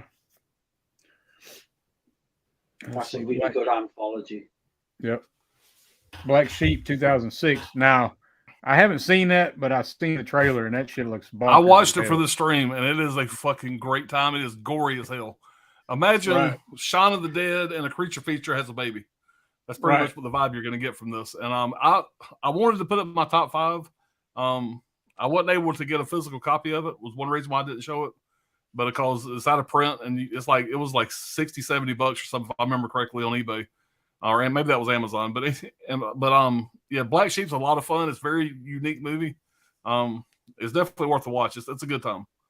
I don't think it would have made my Yes. top 5, but it probably would have been an honorable mention. So I think it was filmed Fun in time. New Zealand. I got the old DVD, like the lentic, like Yeah. the DVD. it's But, got some beautiful landscapes in it. Been a while. But it's a gory ass movie, and I wasn't expecting that when I went into it. To be Yeah, as gory as it yeah. was, but it was a fun movie. Yeah, Oh, for yeah. sure. 'Cause I've seen it. It Definitely looked turn your crazy brain as off for that one. Yeah, definitely turn Yeah, your it brain off for that one. hell. And see, Wild Wrangler says Masters of Horror, The Black Cat, 2007. Yeah, I think Oh. that was Stuart Gordon's adaptation of the. Yeah, that's pretty good. I like that. Okay. Argento did one as well in the Two Evil Eyes segment. Yeah, with Romero.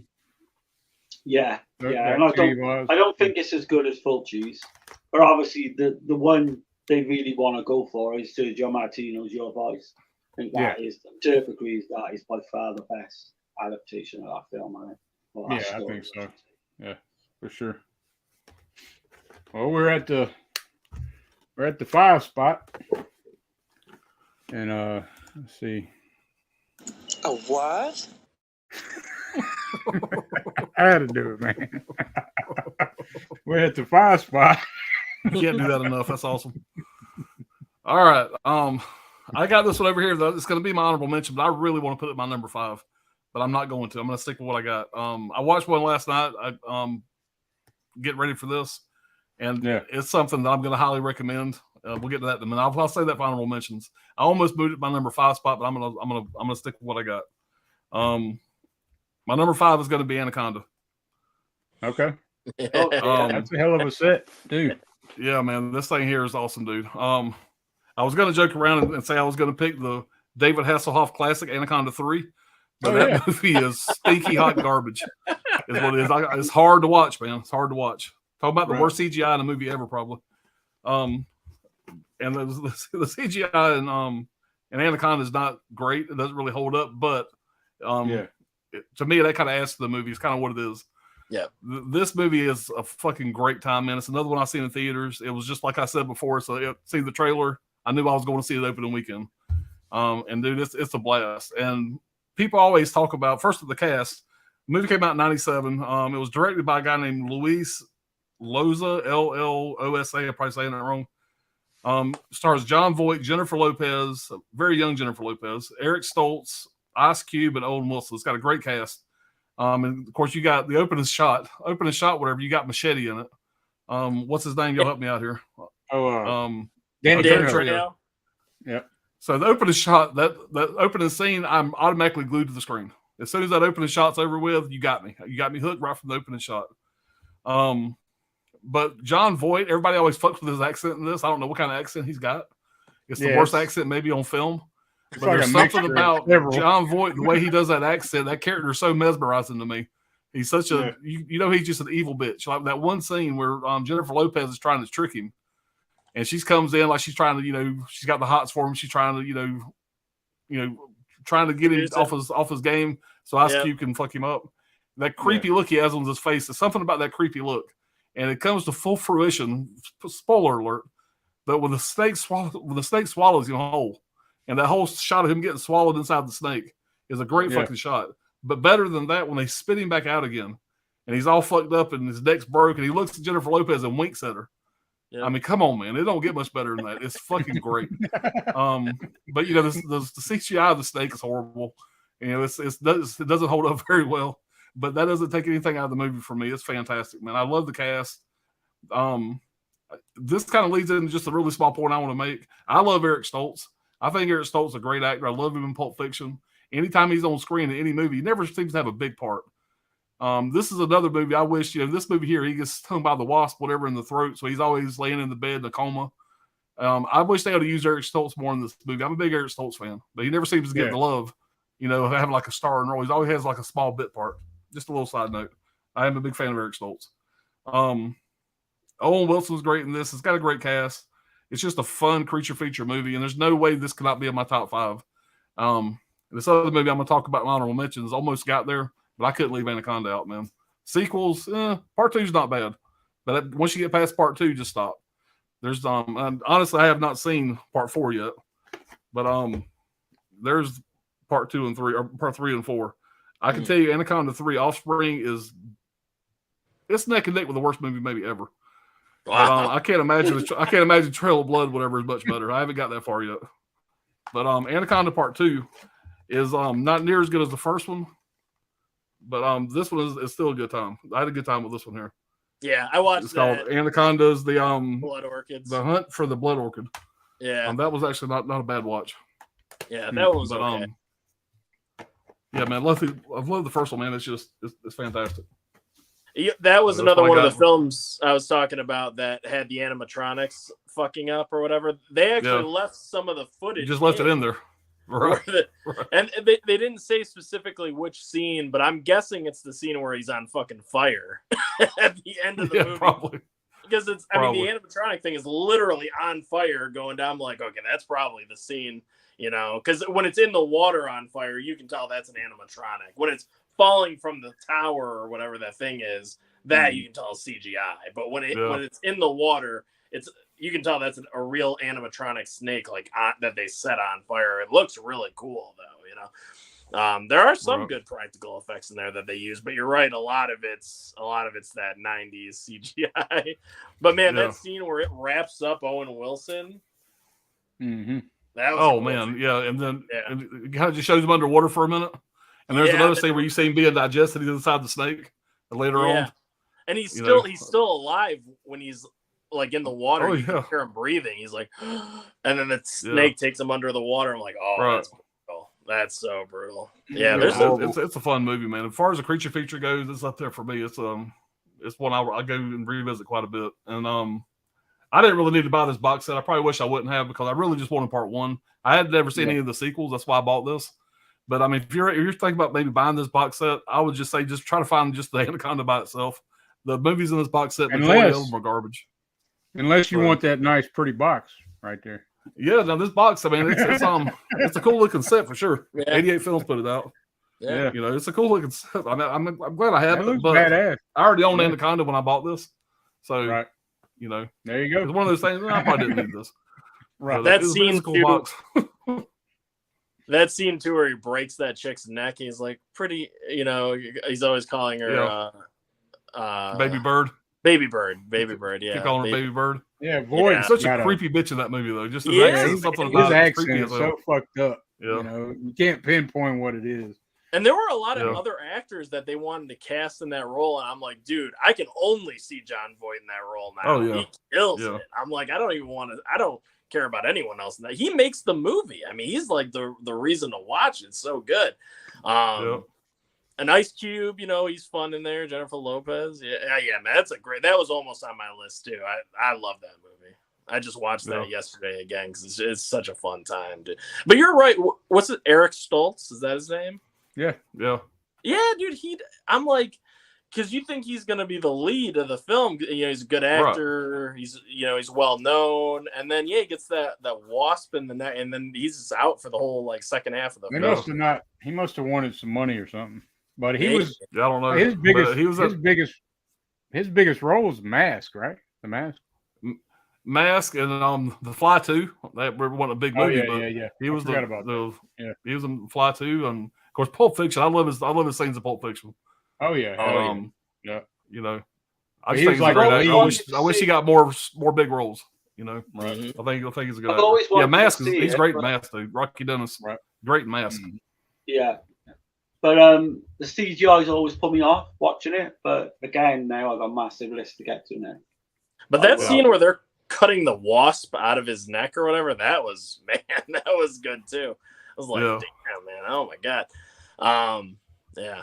There's a lot of good. I don't know, man. Yeah, you read Danny Trejo at the beginning too. That's always fun. You know, it's just a quick little role, but that was cool. Yeah. That was your number 5 then. Yeah. That's my number Great 5. pick, man. Anaconda's that's a badass pick. Yeah. Oh, yeah. Yeah, man. What you got, Anthony, for your number 5 pick? I know we did it backwards, but you know. No, that's cool, man. That's a different way to do it. Hey, why not? I like it.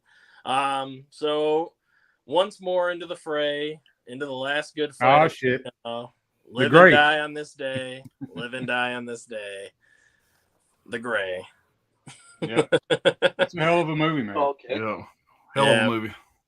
Liam Neeson, this is badass, man. You know, they're just trying to go home. You know, their plane crashes in the middle of Alaska. You know, and there's like 6 guys just stranded out there, and it's already freezing. And I guess when they were filming this, it really was. They filmed it, I guess, in this Smithers, British Columbia, and it was negative 40 degrees Celsius there. So it's really fucking freezing. And a lot of the snow and that atmosphere, like how cold and windy it is and all that, that's actually real too. They didn't have to use any effects or anything because it was fucking legit freezing and terrible weather conditions and all that. So a lot of that stuff that you see in the film is real. But yeah, you know, these 6 guys, you know, plane crashes, you know, they're on their way home and the plane crashes in Alaska, and, you know, pretty much everybody's dead on the plane except for these 6 guys. And they got to try to hitchhike it back to civilization. They've got like really nothing, you know what I mean? Just what's on their person. And all of a sudden, if things aren't bad enough, talk about like a wilderness film, kind of like The Edge. you know, you're already trying to survive like the natural elements that are out there. Yeah. But then all of a sudden, now you have these fucking wolves that come along. Timber wolves. And It's just start fucking huge ass wolves. and just start Yeah. picking these guys off one at a time, Right. you know. But this film is brutal. This is I said this before, but there are the animal attack films that are like just good dumb fun, like Anaconda, Deep Blue Sea, and Nah. then there are the ones like this, like The Gray, That's Cujo. more serious, like more realistic type. Right. Yeah. This is a very serious movie, man. I mean, it makes you feel like you're in the shit with. And if I'm not mistaken, I think Liam Neeson's wife died around the production while of this was happening. So when you see him looking all depressed and shit, that's it's even more right. That's pretty real, pretty authentic.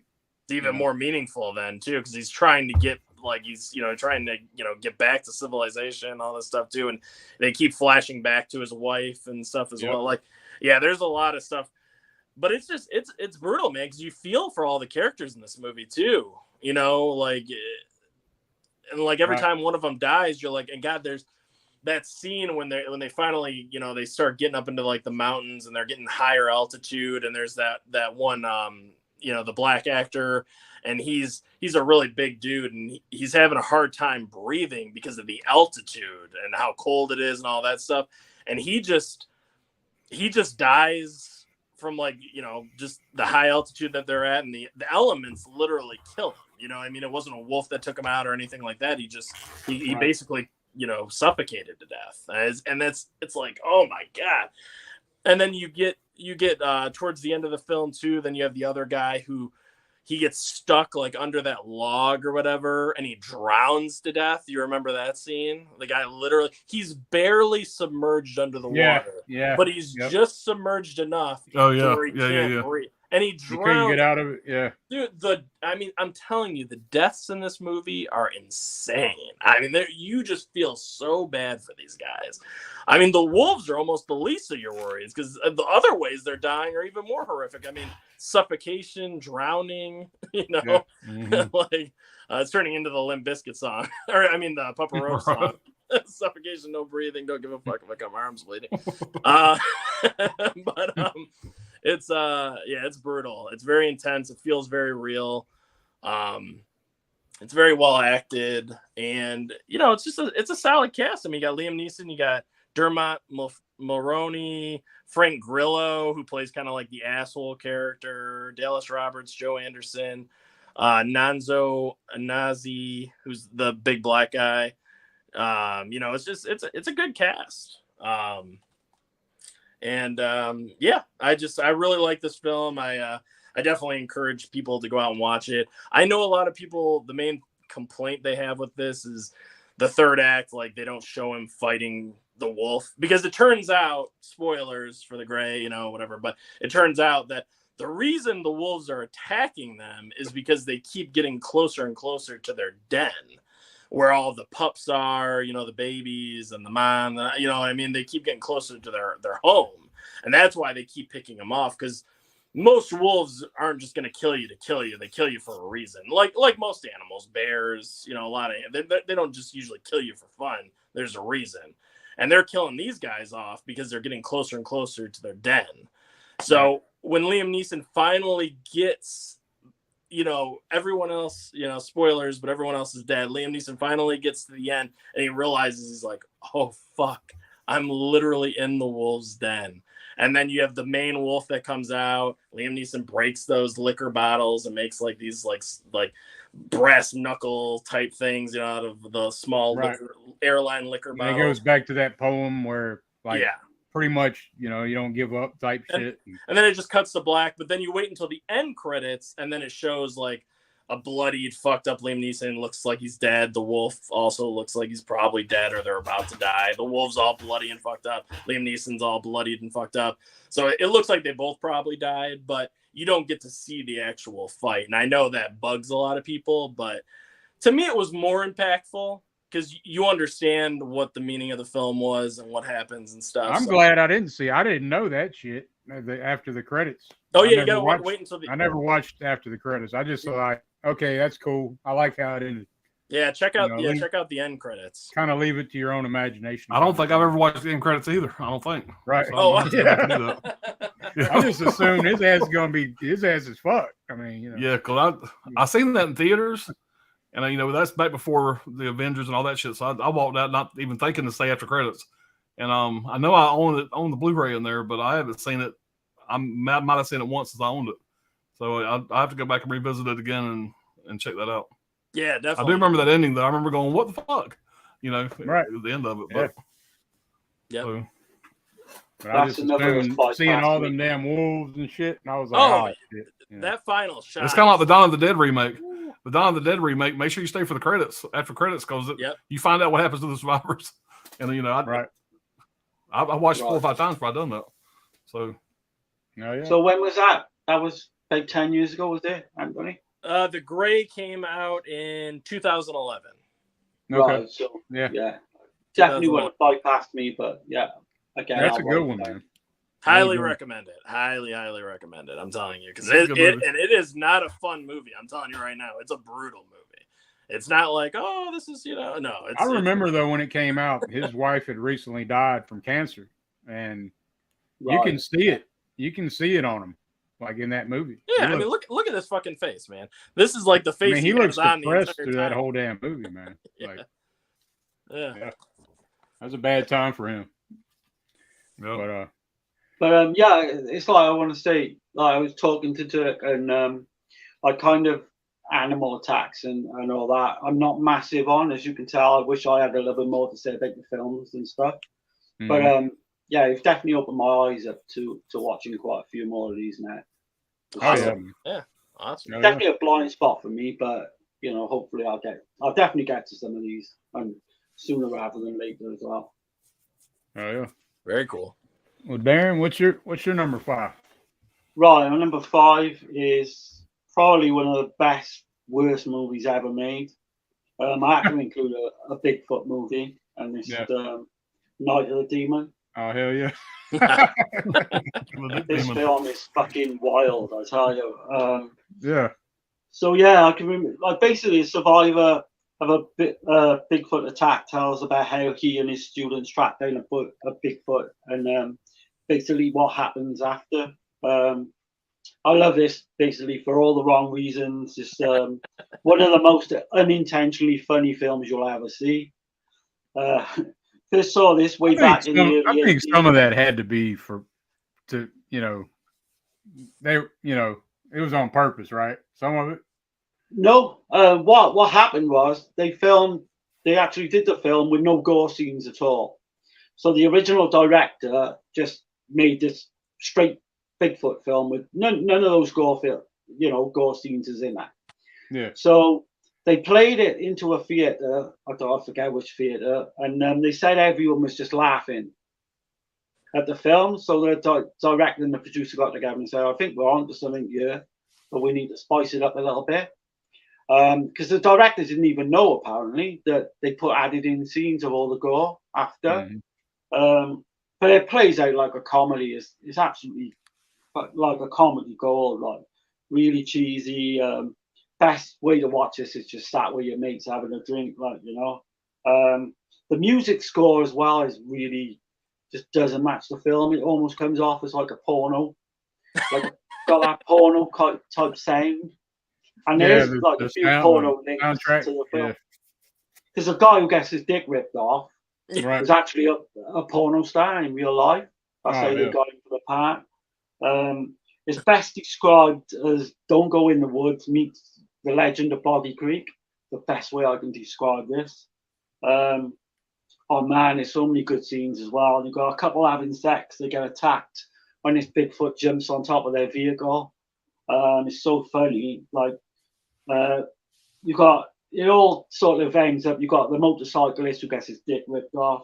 While he's there's taking a even piss. Yeah, He's taking a piss, and somebody just come up and snatch his shit off. sees his Bigfoot fucking hand. There's even, like, I know this not a funny scenario really, but there's a Bigfoot rape scene in this, Yeah. and oh man, it's so good. You even got a Bigfoot with his cum face, and and it goes in on his, and you can see him with his cum zooms face in on his face and shit. after he rapes this young girl Wanda, who the casting this as well. Did somebody say Bigfoot with a cum face? Yeah. Yeah, Bigfoot with a cum face. That should hook you everyone in. There's a scene towards the end as well. It's a slow burn, but you've got some of the gore scenes that are like amazing for all the wrong reasons. But then the scene at the end, you've got this Bigfoot. He's stalking this like house in the woods where all these students are. He breaks in. It's all done in slow mo. It's comedy gold, I tell you, absolute comedy gold. He attacks one of these students. He grabs the entrails of this guy, starts swinging them around his fucking head. He grabs this guy's face, puts it on the oven stove, and burns his face off. Oh, you've got to watch it just to see that scene. It's fucking amazing. This Like is I a Brad bro, recommendation too. I know Brad's talked about this movie before. Oh, Night of the right. Love this movie. It Yeah. is fucking Night of the amazing. Demons. You've not seen Anthony, have you? No, but I feel like I have because I've heard Yeah. so many people recommend it. And Yeah, talk Night about of the it. Demons. But I am gonna. Yeah, I watched it I'm for the gonna first check time it when I out. got that Severin release. I watched it get the Yeah. last 6 months or so, however long it's been. Did you like it, Pops? Yeah, I did. It was Yeah. yeah. I mean, it's Some silly shit. it's like, I mean, terrible acting and stuff like that, but it was a fun ass movie. Yeah. You know? Yeah. It was a really So, fun movie. Like I say, just sit there and Anthony got you. You know, I don't know what you like with Bigfoot films or anything like that, but I think you I can can tell make you it. right now, Anthony's gonna like it. Oh Yeah. yeah, I want to. oh, there you go. Yeah, Maybe I'll stream check it if you can, Yeah. but definitely get that release Pops is on about. Yeah. It's fantastic. It's pretty. Yeah. You get it in the sale now, I think, as well. There's even a UK version of it, right? It was a video nasty back in the day, as we would know. Yeah. And it did play in London, like quite a few midnight screenings in London, like going back, years ago and all that. Director basically said he saw a release, with it being one of the 5 worst films ever made, which made him laugh. Because he never seen it. Apparently, he directed the film and never seen it. I've never seen it edited and put together. Right. Exactly, yeah. And he only recently, for the Blu-ray release, got back to watching it. And he said some of the things, like I said, the gore scenes, he never even shot. Wow. But there's only they tried to find a print for it for the new Blu-ray release. They could only find one 35mm print. That was the only thing they had to work off. I think they do a good job, to be honest. And yeah, but there's not more I can say. Just highly recommended for all the wrong reasons. No, that's a great. That's a great. It's a fun time, man. It really Good is. Yeah. The acting's horrible, but it's funny to look. I mean, you're laugh your ass off. Yeah, definitely. Probably the best, I'd say, of the Bigfoot films. Yeah. Well, my number 5. You're good? Yeah, I'm good. Yeah, I was going to say Okay. so. I didn't know if you was going to add anything. Here's my the end, and that is Day of the Animal. Okay. Yeah, animals. But man, this movie here is it's a ripoff. You can say it ripped off birds, kind of, but it's like kind of like put it to all the animals. So this guy, Christopher George, he's playing Steve Buckner. He's like a tour guide up in the mountains. He's taking this whole crew of people, and they're going to be gone for like 2 weeks up in the mountains and shit. And they just start noticing all the animals are acting weird and shit. And but if you ever want to see Leslie Nielsen, complete scumbag, watch this damn movie. It's funny just for that shit, man. I mean, Leslie Nielsen is like fucking batshit crazy scumbag, bad guy in the movie. But Is that it's got- a William What? Girdler film? Is that William Girdler? who directed yes, and William that? Girdler, he was 30 years old when he died in a helicopter crash. He made 9 films, and they thought that he was going to be like, listen to what all the actors were saying about him. They're saying he could have been as big as Quentin Tarantino. Yeah, I did that as well. He died so young, 30 years old. But his first, I'm trying to think. His first, he did Grizzly before this one, but Yeah. Ed Montoro, the producer, was a crook, man. The dude like counterfeited money and stole all kinds of damn money, and he was about to get a divorce. He fucking withdrew $900,000 out of his bank account and disappeared. Nobody knows what happened to the guy. I mean, he's straight fucking crook for real. But it's shot in Northern California, man. It's got a hawk. It's got rattlesnakes. It's got wild dogs, German shepherds and shit, wolves. It's got a cinnamon bear. It's got, man, it's just, and all the animals are working together. That's what's a fucking trip. Because you'll hear the hawk will be screaming at something else, and then there's like mountain lions and shit, and they attack the people like the way all the animal attacks are done, man. They won't do that shit today. You know what I mean? Like one of the women in the movie, a wolf is attacking her, and I'm trying to remember how they did that shit. I think they attached the wolf to her or something where it couldn't get away. So it looks like it's viciously biting the shit out of her, but it's just trying to get away. And then they pulled it back. But it's got some killer shots, man. That's crazy that they did that, because that could have went south real fast, man. But she was a trainer and she worked with these animals. So okay. One of the funny stories though, if you get this release, the 7 release on the special features, highly recommend watching this guy Monty Cox. He was one of the handlers, the rattlesnakes, and one of the guys got beat up at a local bar there. So him and all the other rattlesnake handlers, they tied up the rattlesnakes' mouths and they went into the bar, and they was like, "Okay, y'all guys beat up my friend." And they was like, "Yeah, what are you going to do?" They started throwing fucking rattlesnakes at him. And he said all that fucking bar cleared the fuck up out of there. You know, I just thought that was a hell of a story, man. That's a good way to do that. But yeah, man, that's I highly recommend this shit just for Leslie Nielsen's performance. So that's the same release I got. I got to finish watching it. And they got Christopher George for that as well, which was quite a big. It's got. I forgot to mention. It's got Linda Day George too, and they were married at the time. Yeah. But that's. I mean, I like the whole cast, man. The mother with the son, she's kind of fucking annoying, but there's a Native American guy. I mean, it's a lot of fun, man. I dig it. It's from 77, you know, it's kind of dated a little bit, but a lot of the shit with the animals, I don't see them doing it today, you know. Well, that's a great thing about those older releases is that, like, you know that they're using a lot of like real animals and there's no CGI or anything because it didn't exist. So it's like everything that's being done is either with practical effects or real animals. So it's kind of cool, you know. And that whole backstory of that guy, I mean, he was just a crook, dude, the producer, Ed Montoro.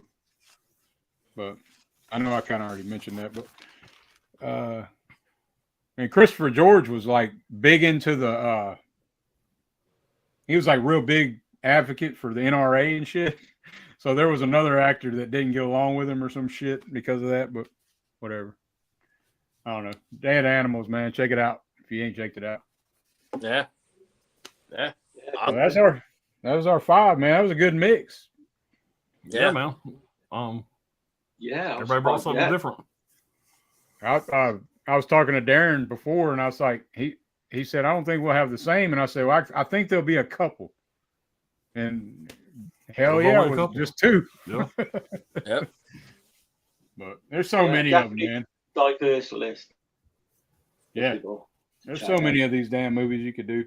There are a ton. I mean, I've got a stack right here. I mean, like Alan was saying earlier, we could easily do another top 5. You know, that's how Yeah. many there are. So Yeah, no doubt. Yeah.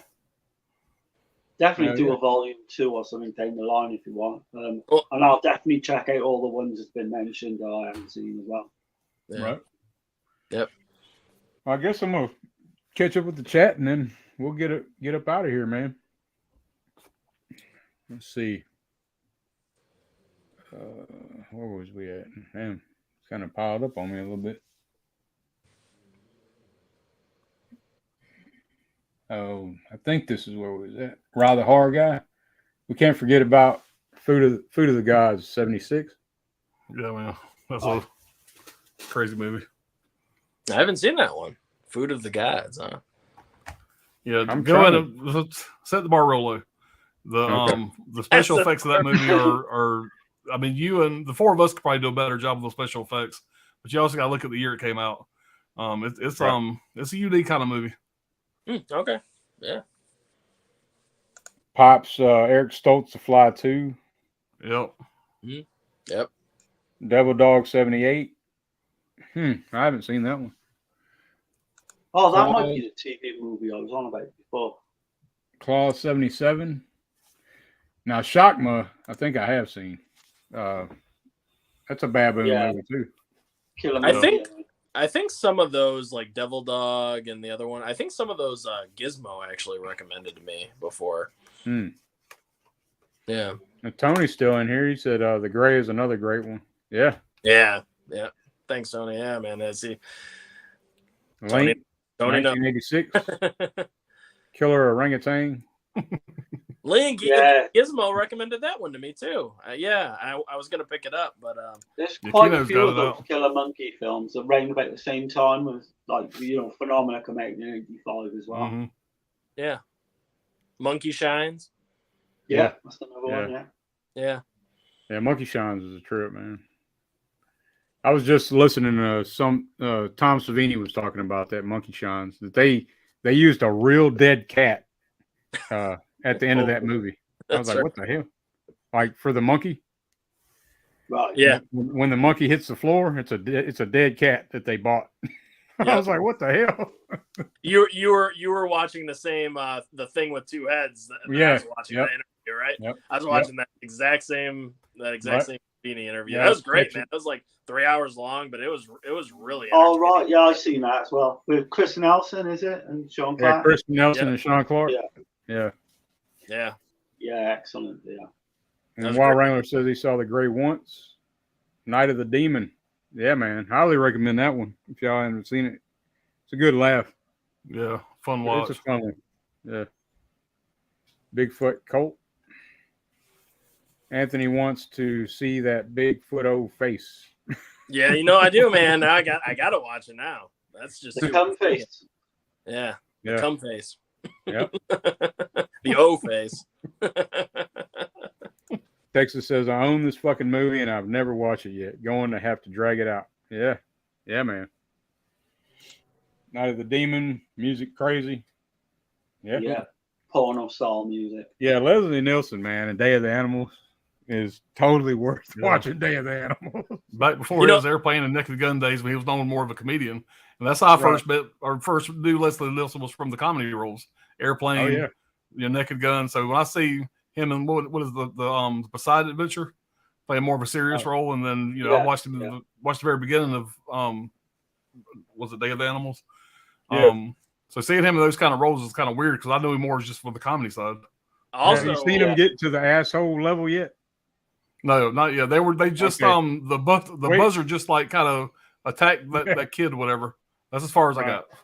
So I ran Yeah, out of time. also So Creep Yeah, Show. watch it all the way because Leslie Nielsen is it's a trip seeing him like the way. you can tell he's an asshole, but he hadn't really showed he's an asshole yet. You can just kind of tell he's gonna be. You know? Creep Oh Show yeah, as well. man. He does some real scumbag shit. Yeah, Creep Show. Yeah, Creep Creep Show Show. might have been the first thing I seen where he did Yeah. more of a serious type role. Yeah. Yeah, Right. man. Yeah. He's a he great also villain in play- Creep Show. Great villain in that. Yeah. He also Yeah. plays a straight role in Prom Night as well with Jamie Lee Curtis. Yeah. Oh, yeah. But Creep Show, Yep. yeah, that's a great Mhm. Creep Show. But I didn't watch Prom Night for the first time. I never watched it back in the day. I watched it maybe 4 or 5 years ago. Right. What do So- you think? Yeah. Oh, yeah. I liked it. Well- I liked it. Yeah. I had seen part 2, whatever. I think I like part 2 better of Prom Night. Yeah, that's a But, good one as well. Yeah. Yeah. I can see that. Something to tide you over is the name. Oh of it. yeah. Something to tide Yeah, you Oh, over. that's a great. Yeah, Yes, I love that movie. I love That's that's one a of great my favorites. anthology. Well, Wrangler says rats, the rats in the Day of the Animals. Yeah. There's a scene with some rats. And in that scene with the rats, they're jumping at the guy. They're jumping at him and attacking his ass. And they put like little harnesses on the rats. Oh, Like, what the hell? But, They're basically bungee jumping rats. right. Right. I tell you, there's another one called Rats from Bruno Mattei, Italian director. Bruno Mattei, yeah. Yeah, he The rats got him. did I go off screen? Yeah, for a second. Yeah, just for a second. Yeah. Yeah, for a second. You're back now. You're good. Yeah, so yeah, Rats. If you get a chance to see that, I wouldn't spend your handed money on it or anything, but if you get a chance to like stream it, it's a Yeah. lot of fun. It's a good Right. Maybe TV do a watch. double feature with Slugs or something because that's a good one as well. Gotcha. Oh, yeah. Excellent stream as usual. All four of you rocked it. Thanks. Thanks, Yeah, Tex. thanks, Texas, man. Appreciate it, Thanks, man. Tex. Appreciate that.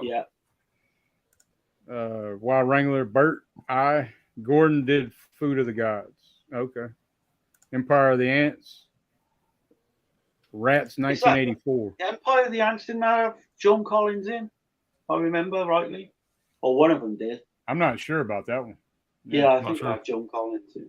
Rats, 1984, though. I don't know about that one either. Yeah, that's the one. I remember That's the Ben. Bruno- That's the. I That's do the remember Bruno Ben. Mattei one. Okay. Okay. It's crazy, honestly. It's so bad. It's good. Like, But Dirk, I wanted to show you what almost made my number 5. I just want to talk about this for a minute. I'll keep it real short. Yeah, I mean, yeah. super short. Yeah, But man. I watched this last night. I first heard about this movie over on Chuck's channel, over on Gore Forever. He pulled this the other day on a video, and some zombievers. Oh, yeah. I've heard Oh, of it. and yeah, Still haven't seen it. Dude, I watched it last night. I got this off of Amazon. It came in like an official release. It was, shrink wrapped, the whole 9 yards. I don't know if it was MOD, made on demand or not, but it was a burned blue disc. So like it was a bootleg. I think it might be a bootleg. I know there's the overseas release, but I think I heard Chuck say if you bought off Amazon, it was going to be a bootleg, and this looks like a bootleg. But this movie here kind of surprised me. I knew it was going to be stupid, and it is. The beavers are terrible, but they're a lot of fun. And this is just a really now we talked earlier about turn your brain off movie. This is a fucking turn your brain off movie, but Right. it's done really well. The opening shot, you got cameos by Bill Burr, which is a great comedian. Mhm. And Bill Burr and what's the other guy's name? I just brought up my phone. Hang on. Bill Burr and John Mayer are playing. I think he's the singer guy. They do like a cameo of these truck drivers. They're carrying this toxic waste, medical waste, or whatever, and they're just bullshitting around, whatever, Well, they hit a deer and the barrel rolls into the river, and that's how all the beavers get fucked up. And but dude, it says here, from the guys that brought you American Pie, Cabin Fever, and The Ring.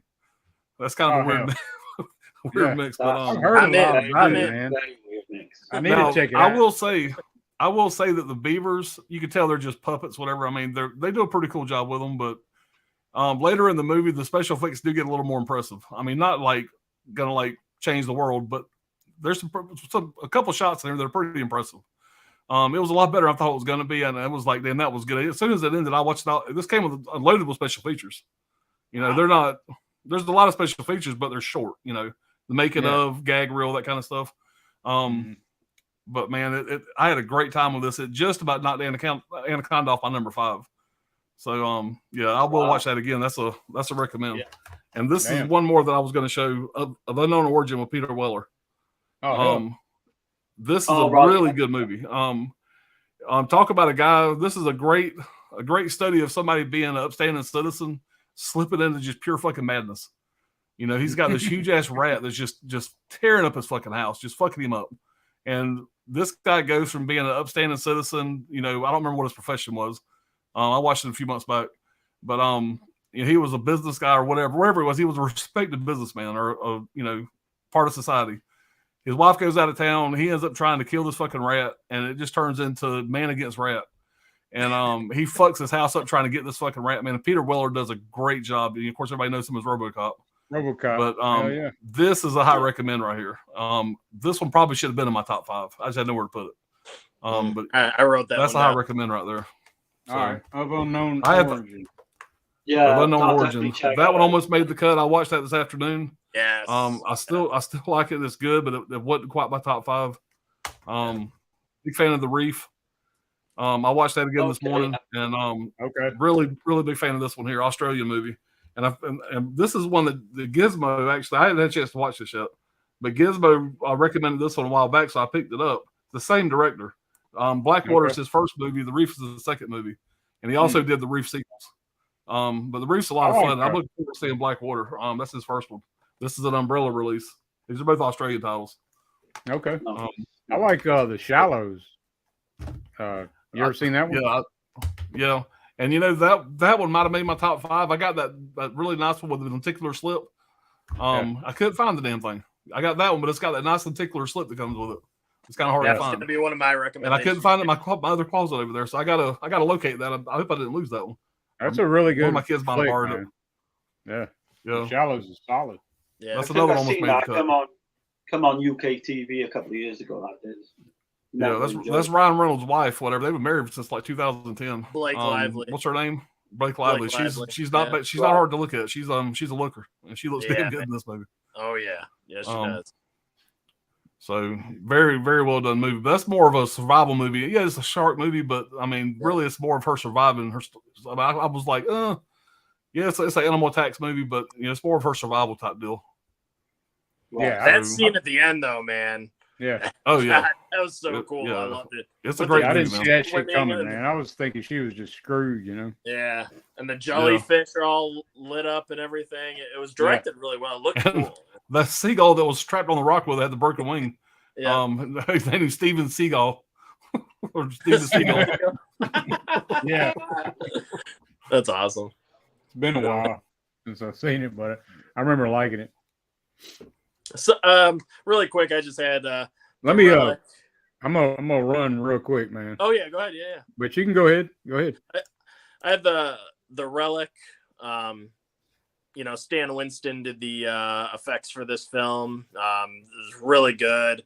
It's got Tom Sizemore, Penelope Ann Miller as the stars, and it looks great, man. I mean, there is some questionable CGI, you know what I mean, but there's a lot of great practical effects. They actually made like 3 like giant suits, and they created the creature for real, and it looks amazing. Like the actual creature, a lot of times it's kind of shrouded in darkness, but you see it in the movie, and it looks really cool. So the Relic is a good creature feature worth checking out for sure. Have you guys seen this? I've heard about it, never seen it. I think I have, man. I'd have to go back and watch the trailer. I want to say I have. Is it 1997? I have. It's been a while. I think. This one is 97, yeah. Yeah, it's been on my radar for quite a while. I'm almost positive I've seen that, but I don't remember much about it. I had to watch the trailer to see if I'm sure it'll jog my memory. Yeah, definitely. Right, definitely worth checking out. And then we got Underwater. Okay. Yeah, I'll definitely do that. Yeah, Kristen Stewart. I've seen that in theaters. Yeah, Vincent Cassel, and T.J. Miller. And this was, I bet you, did you like this in theaters, Pops? I did. I watched it. I want to say that was that probably came out by 2019 because I watched that the year before the pandemic. The theaters closed down. Okay. If I remember correctly, whatever. It was good. It was good. I love movies like that, like Leviathan and shit like that. And I was a little let down by it. Yeah. It was a little bit too slow, I think. But it wasn't a bad movie. It gives you those claustrophobic vibes pretty good. Oh, definitely. Like it does a good job with that. Yeah, when they're actually like in the water and stuff like that, and you can barely see like the creatures that are. I just like that it's actually all set underwater because, I mean, obviously it's called underwater, but it's expensive to shoot things, even Yeah. just making it look like it's underwater. Like it's just expensive to do any kind of movies that are like just all water based. And I'm not a big Kristen Stewart fan, but I thought she did a good job in that one. Yeah. Yeah, And like I said, from I what only I've watched it seen. the one time. I probably need to revisit it because I went in Yeah, with the I've seen bar it kind of high. So that movie's, Yeah. I love those kind of movies. Like one year that you had Leviathan, The Abyss, Deep Star 6. Those 3 movies came out pretty close together. Man, I was eating it up. Yeah. Of course, The Abyss overshadowed the other 2. With all 3 of them are good.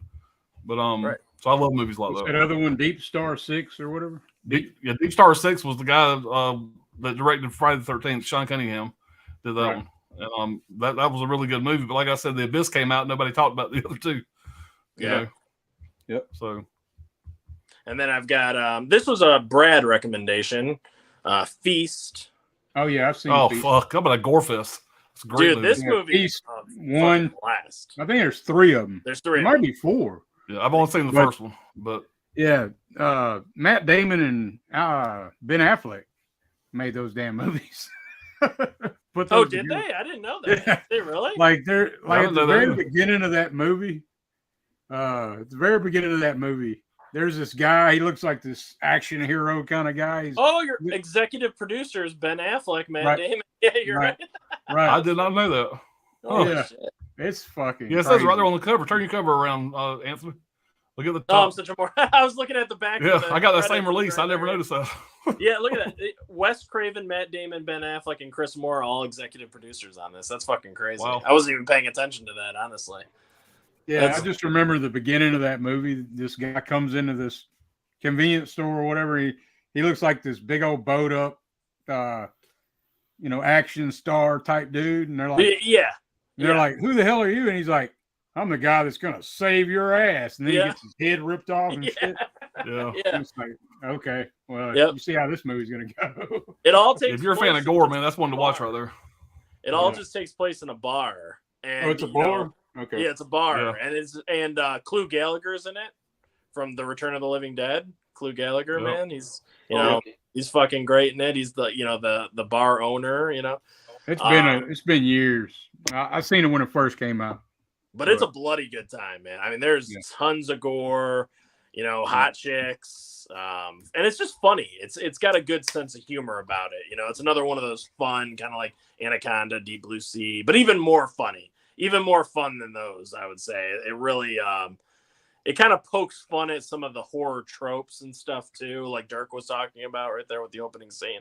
Yeah. When the hero, I think they even call him the hero because every time they show a character, they give them like a title across the screen and like a brief like synopsis of their character comes across. It's really funny. Yeah. Definitely check out Feast. Yeah, it's a And fun vibe, then- man. It's a fun movie. And then Deep Rising Yeah. with Treat Williams. This is just another fun one, man. Another fun, a group of badass mercenaries and stuff all like board this ship, this cruise liner or whatever, and they think they're gonna rob it, and then it turns out like everybody's dead already because this giant sea monster's killed them. So now these guys have to like fight for survival, kind of like Predator against like this sea monster creature that has. I like, might have seen that one. I don't remember though. Yeah, I seen it a long time ago, but I don't remember much about it. I definitely need to watch it again. I own it. I have the same release. I think you guys I would think like it. I think Scream Factory put that. Is that the Scream Factory release? No, I think it's Scream Factory Kino put that Lorber. out. Kino Lorber Okay. put this one out. I think I got the Scream release. Maybe it was Kino. I got it. Yeah, maybe it was Kino. I'm thinking. Of. Yeah. But yeah, Pops, you would love this. I'm telling you, right? You go Yeah. back and rewatch this one. Deep Rising, yeah. You'd have a blast watching it. And then just one more, I was just gonna say, The Howling. Of course, gotta bring up The Oh Howling. yeah. Oh yeah, man, good You know. time. Yeah. I mean, Yeah, talk it's some about classic. amazing That amazing effects. it almost made my list. The Howling. Yeah. Yeah. Yeah. 'Cause I know you said you only wanted to put one werewolf film. This almost made my Right. top 5. Yeah, I presume one of you would have had it actually. Thinking I about almost did. Almost. Yeah. it. But it's a classic. But I figured Not quite as good as American Werewolf for me, but it's good. I figured not enough people have seen The Gray, so I wanted to showcase The Gray more. I wanted to talk about that more. Right, 'Cause, yeah. pretty much everybody's seen The Howling, but The Gray just doesn't get enough Yeah. love. But yeah, of course, The Howling's excellent. I literally just watched it before this stream again. I mean, I've seen it a bunch of times, but I rewatched it again for the stream, and it almost made my top 5. But yeah, great movie, great practical effects, lots of blood and gore. You have the colony of werewolves. I like that. So you have like a bunch of werewolves. It's not just one; it's like a whole bunch of them. And the sequels are fun too, man. Yeah. Oh man, talking of sequels, have any of you ever seen Part 7? New Moon Rising? No, I haven't gone that far. Fuck me, man. You want to see a bad film, watch that. But like, in a way of Night of the Demon it's so funny. You got line dancing fucking in the film, just prominent. This guy is like a line dancer. And there's like the actual effects in that film basically come down to this one end scene with this fucking girl in like a werewolf mask from Walmart. That's how bad it is, I tell you. But you'll want to see it. I haven't you have to see gotten it. to 7, but I think I got to 4, part 4 for sure. I think 4's pretty good from what I remember. Yeah. I like the first. I've never 4. seen Your Sister's a Werewolf. I've always wanted to see the second one, but I've never got around to it. But The second one I like a lot. You got Christopher Lee in it. That's right. Yeah. I was just one. You never get around to watching. Right. 3 was pretty good as well, from what I can remember. But yeah, 7. If ever you get a chance to watch a bad film, that's one for sure. Did you have any? Was that all the wrecks you had, Anthony? Yeah. Basically, I mean, I had like, I could just throw them up there really quick if you wanted, but I had like, I showed this already. Cat Peoples, kind of a fun one. Piranha, of course. Oh yeah. Yeah. Crawl, great one. If you like those like alligator, I think it's either alligator or crocodile. I think it's alligator. I think it's alligator. Yeah, alligator movie, really good. Beast. Okay. It's a newer Animal Attack. This has a lion. Yeah, I remember Gizmo. I haven't seen it, but Gizmo said he didn't like it. Yeah, Gizmo hates it. Pop's already mentioned. Here's the basic Blu-ray of Anaconda right here. Yeah. Right. And this is a bare bones release, man. There's nothing on this. I'm just letting you people know that it's just the movie, literally. So, right. And then you got The Descent, which I thought, was a good like creatures attacking people, and the yeah, caves. That almost made my list. Yeah, man, that's a great movie. That too, pretty good as well. The Mist. I thought for sure you was gonna pick The Mist. I almost did because I didn't think about that one. I probably might have pulled that one too. That's a great one. I almost did. This is another one that was close, but just because it's so freaky, man. They do a great job just building up that suspense, and then of course the ending. But yeah, this is a great creature feature. Definitely highly recommend. Then you got Tremors 2. And I think Tremors 2 is really good, man. I mean, after that, they kind of get like worse and worse. But I think Tremors 2 is a solid sequel. I really do. Fred Ward comes back. He's great. Michael Gross comes back. An American Werewolf in London, of course. Oh, that's a nice release there. Yeah, this is the Arrow Steelbook. I love this. Is one of my favorite Steelbooks. Oh, I love that cover. I love this thing. Yeah, this is an awesome Steelbook, right? Yeah. And then, of course, Jaws. I got a Steelbook. And then this is another one that, I thought of it right at the end. Because this is definitely the definition of an animal, animal attack. And this has a shit ton of animals attacking, and that is Jumanji. Oh, okay. Talk about an animal attack film. This has literally every animal. It's CGI heavy though, isn't it? It's CGI heavy, but it is, and it's a kid's movie or whatever. But it features a shitload of animals attacking. I mean, you have like elephants, rhinoceroses, tigers, lions, monkeys, even plants that attack people, and the ivy or whatever that's growing inside and taking people out too. Yeah, there's a lot of even sunflower. What are those big flowers that shoot out the poisonous barbs? I mean, there's all sorts of animals in here. But yeah, that's it, man. Just running through them really quick. Yep. Do you have any Rex there? Most of them been mentioned, but what I mentioned earlier was the Company of Wolves. I have got Steelbook and a Blu-ray, but I didn't bring it out. I didn't grab any Rex Yeah. Right. Grab Yeah, I would say with the Company of Wolves, it's kind of Little Red Riding Hood meets like a werewolf fairy tale shot in Britain. Yeah, And that then is a when- Scream Factory release too. Yeah, that's right. Yeah, I need to get But- that one. Yeah. it's definitely well worth watching. But again, I don't think it's going to be, if someone's sat down, thinking, oh, it's going to be another American Werewolf or Howling, they're going to be disappointed. I don't because own it's it, like but I would very probably fairy say Island of Dr. Moreau. I don't know if you consider Oh that. man, yeah. Or, Yeah, and with Val Kilmer and Marlon Marlon Brando. Brando.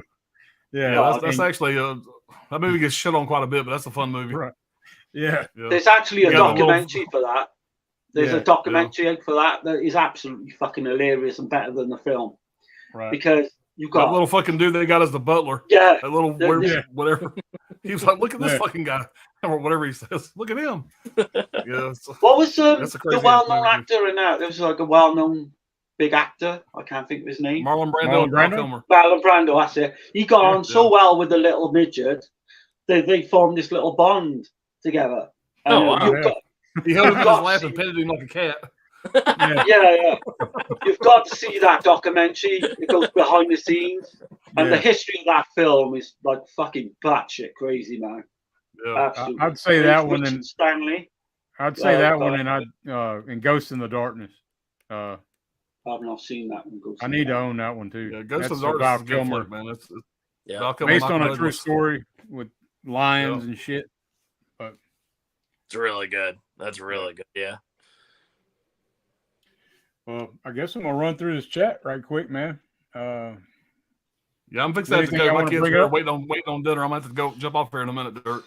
Okay, I was gonna say, Well, did y'all want to mention anything, promote anything? You got coming up or anything? You guys I don't doing have a a whole chat lot coming up tonight right or now. I so? got some. What's up? Are you guys doing a chat tonight? Because I usually watch out. I don't know yet. I know that Brian Goes Blue is talking about doing a Kino unboxing whenever his shit comes in. But then he said last Oh, night, wow. whatever, that he may be making another order. So that might be postponed until like middle of next week sometime. Okay. Right now, there's nothing planned on my channel tonight for a bullshit late night stream. But then again, Yeah. sometimes it happens 15 minutes before. So Right. if you see us okay, go yeah. live, then you know it was a last minute deal. Yeah. Right. Y'all know how that We've goes. been on but for right now, I over haven't. 4 hours. I mean, Brad's traveling right now, but he said he'd probably be available to stream if we do anything. But so I don't know. I'll keep a lookout for sure. Yeah.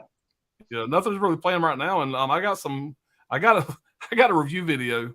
I actually filmed this video 2 weeks ago. It's like but I never got around to editing it, putting it up, whatever. It's just about done editing. It's probably going to be like an hour-long unboxing. I got like 60 titles. Yeah, it's pretty much everything Wow. I picked up for February and March. It's really overdue. But that's probably going to go live tomorrow. Probably I'm going to try to finish editing that tonight, and I'm trying to get it up probably first thing in the morning. Nice. So I got that coming up. I'm doing my reviews for the dungeon. I'm going to start working on my next review for that. My episode 4. I guess it's an episode. It's my 4th review in that series. Right. I'm really having a good time with that. It's not really blowing up with views or anything, but I'm getting my feet wet doing more reviews. I'm having a lot of fun with that. Trying to stick to movies that are not as well known or talked about as much, for the most part. But I'm going to do some bigger films too. But I'm having a good time with that. So hopefully that takes off. But that's about it, really, right now. You got anything coming up, Anthony? I just did my Sony Steelbook collection video. I just put that out, so I showed off all my Sony Steelbooks.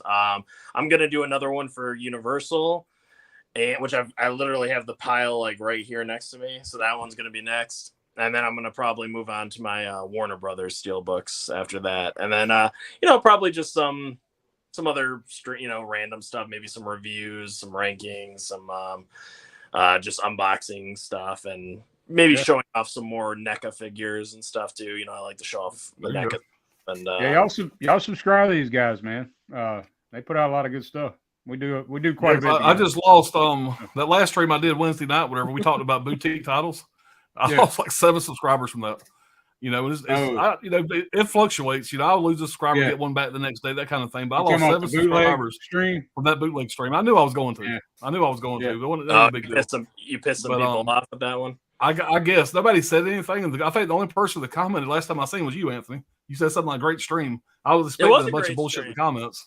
It was. Yeah, I um, see it. Yeah, like I said, since Wednesday, I've lost 7 subscribers, which I usually Man. don't have that big of a loss over anything. So I'm guessing it's Mm. just because people are so twisted on the topic. You know, some people think real strongly one way, some people the other, and that's fine. Yeah. I was expecting something like that. But, You guys approached it, very well. yeah, I we mean, tried. you We guys kept were an open mind. We gave our professional. thoughts, and we didn't shit on the other side too much. No. I mean, we gave our thoughts, left it very open. Everybody's got their own opinion, but You guys were that's very fine. professional. You guys were very professional about it. You gave your honest takes Which- on it, and That's I knew Tony was going to be. Brad was one I had to kind of keep at bay Right. a little bit, but all right. but for the most part, everybody was even in the chat, except for Dirk a few times. Good for me. It was Yeah. But That guy. like I said, I enjoyed the stream. I'm glad we did it. I have no regrets. yeah, So I like streams like that because you're actually talking about like real stuff that happens within the physical media community. Yeah. Not a lot of people talk about that stuff, Right. So I yeah, do It's taboo. appreciate it because You people are can't talk afraid. about it. They're afraid Right. that they'll lose subscribers and stuff like that because you never want to piss one side or the other off. So people exactly. usually You try to still stay give your thoughts, but try to stay stay on the middle Yeah. as much as you can. Kind of Unless you're like me and I just don't give a Right. fuck. right. I don't. Yeah, at the end of the day, you're keeping it real, and like it's like the Dead Pit Boys as well. Like Yeah. me and Dirk had a Yeah. conversation on, what we're gonna do with this stream and stuff. I don't Yeah. give a fuck. I'll just say what I think about anyone and anything. Yeah. When I started YouTube, it's been coming up on 2 years now. I started YouTube, whatever. At first I was like, okay, I want to get 1,000 subscribers. That was my goal. But even doing that, you guys know most of the shit I did was unboxing and live streams with y'all. Yeah. I didn't try to get out there and be somebody I wasn't, be a character, Right. be whatever. Nah, It just hell wasn't. nah. I realized early that ain't me. It ain't gonna happen. Yeah. And now that I'm over 1,000 subscribers, I'm more myself than ever. It's just like this is it. And if I don't get, I've kind of been stagnant for a while. Now I'm losing subscribers, so I'm like, whatever. Is what it is. I'm like, not I gonna got go a out there and be job. somebody I'm not and Yeah, kiss ass. I got a try to job. I'm gonna be on get, here. right, this is just kinda for like fun. This is like a hobby. I'm making a little bit of money, but it's not much. I think I make an average about maybe $20 a month. It ain't nothing to even mention. Yeah. Man, Man, but there's no way. it ain't about that. It ain't about Right. that at all. About having fun. I'm gonna run through Exactly. this I like chat talking right- about movies, and there ain't a lot of people in my outside YouTube life, whatever, that gives a shit about most of the stuff. I got a few of my kids, stuff like that, Yeah. a few buddies, but other than that, this is where I talk about my movies at, especially all Yeah, this weird Right, shit. man. Yeah, Same a lot here. of people, they don't want to talk about it. There's a lot of people. I I think know. I've They don't care I've about literally Bigfoot got funny one. face. Yeah, I've got one friend in real life that likes horror films. Apart from that, no one. Yeah. Dr. Yeah, Ordinary, the guy, Ryan, he's my buddy. He likes all this shit. Of Oh, course, yeah. my kids do too. Some of them do, but not to the extent. Dr. Ordinary is probably the closest real life. I say real life, away from YouTube friend that Yeah. is into Yeah. this shit like I am. Yeah. I'm gonna run through the chat right quick. I guess we'll get out of here, man. I know you got to go, huh, Alan? Yeah, my kids have been here with dinner for about 30 minutes. They're waiting on me. I keep on getting a text message. Okay. All right. While It's good to Wrangler- have you on, like Pops. And really Oh, man, I nice appreciate the invite, man. Anytime y'all let me know, I'd love to be back on again, man. It was fun. Oh, yeah, me man. too. Thank you guys so much for having me on. I appreciate I'm it. a- You guys are doing a great job, Yeah. man. I'm glad to be a part of it. Yeah, Yep. man. You're I both appreciate y'all welcome coming. on. Open invitation to both of you whenever you want to come on. Right. Basically. Thanks, man. I appreciate that, man. Yeah, I've While been Wrangler jumping on. says, Empire of the Ants. We went there already. He says, great stream, guys. Thanks, Wrangler. Appreciate it. Crazy Yeah, movie, thanks. Zombievers.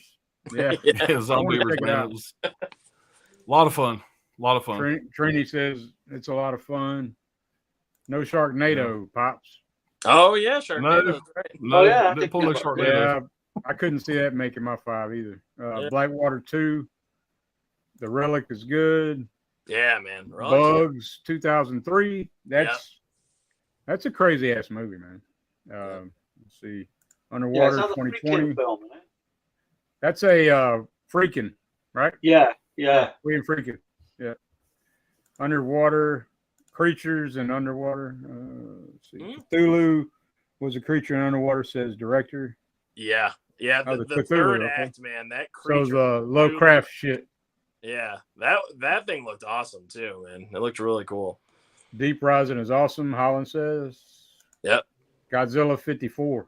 Shit. Oh yeah, Godzilla films too, man. Yeah, creature features. Yeah, Godzilla, man. I was on that shit.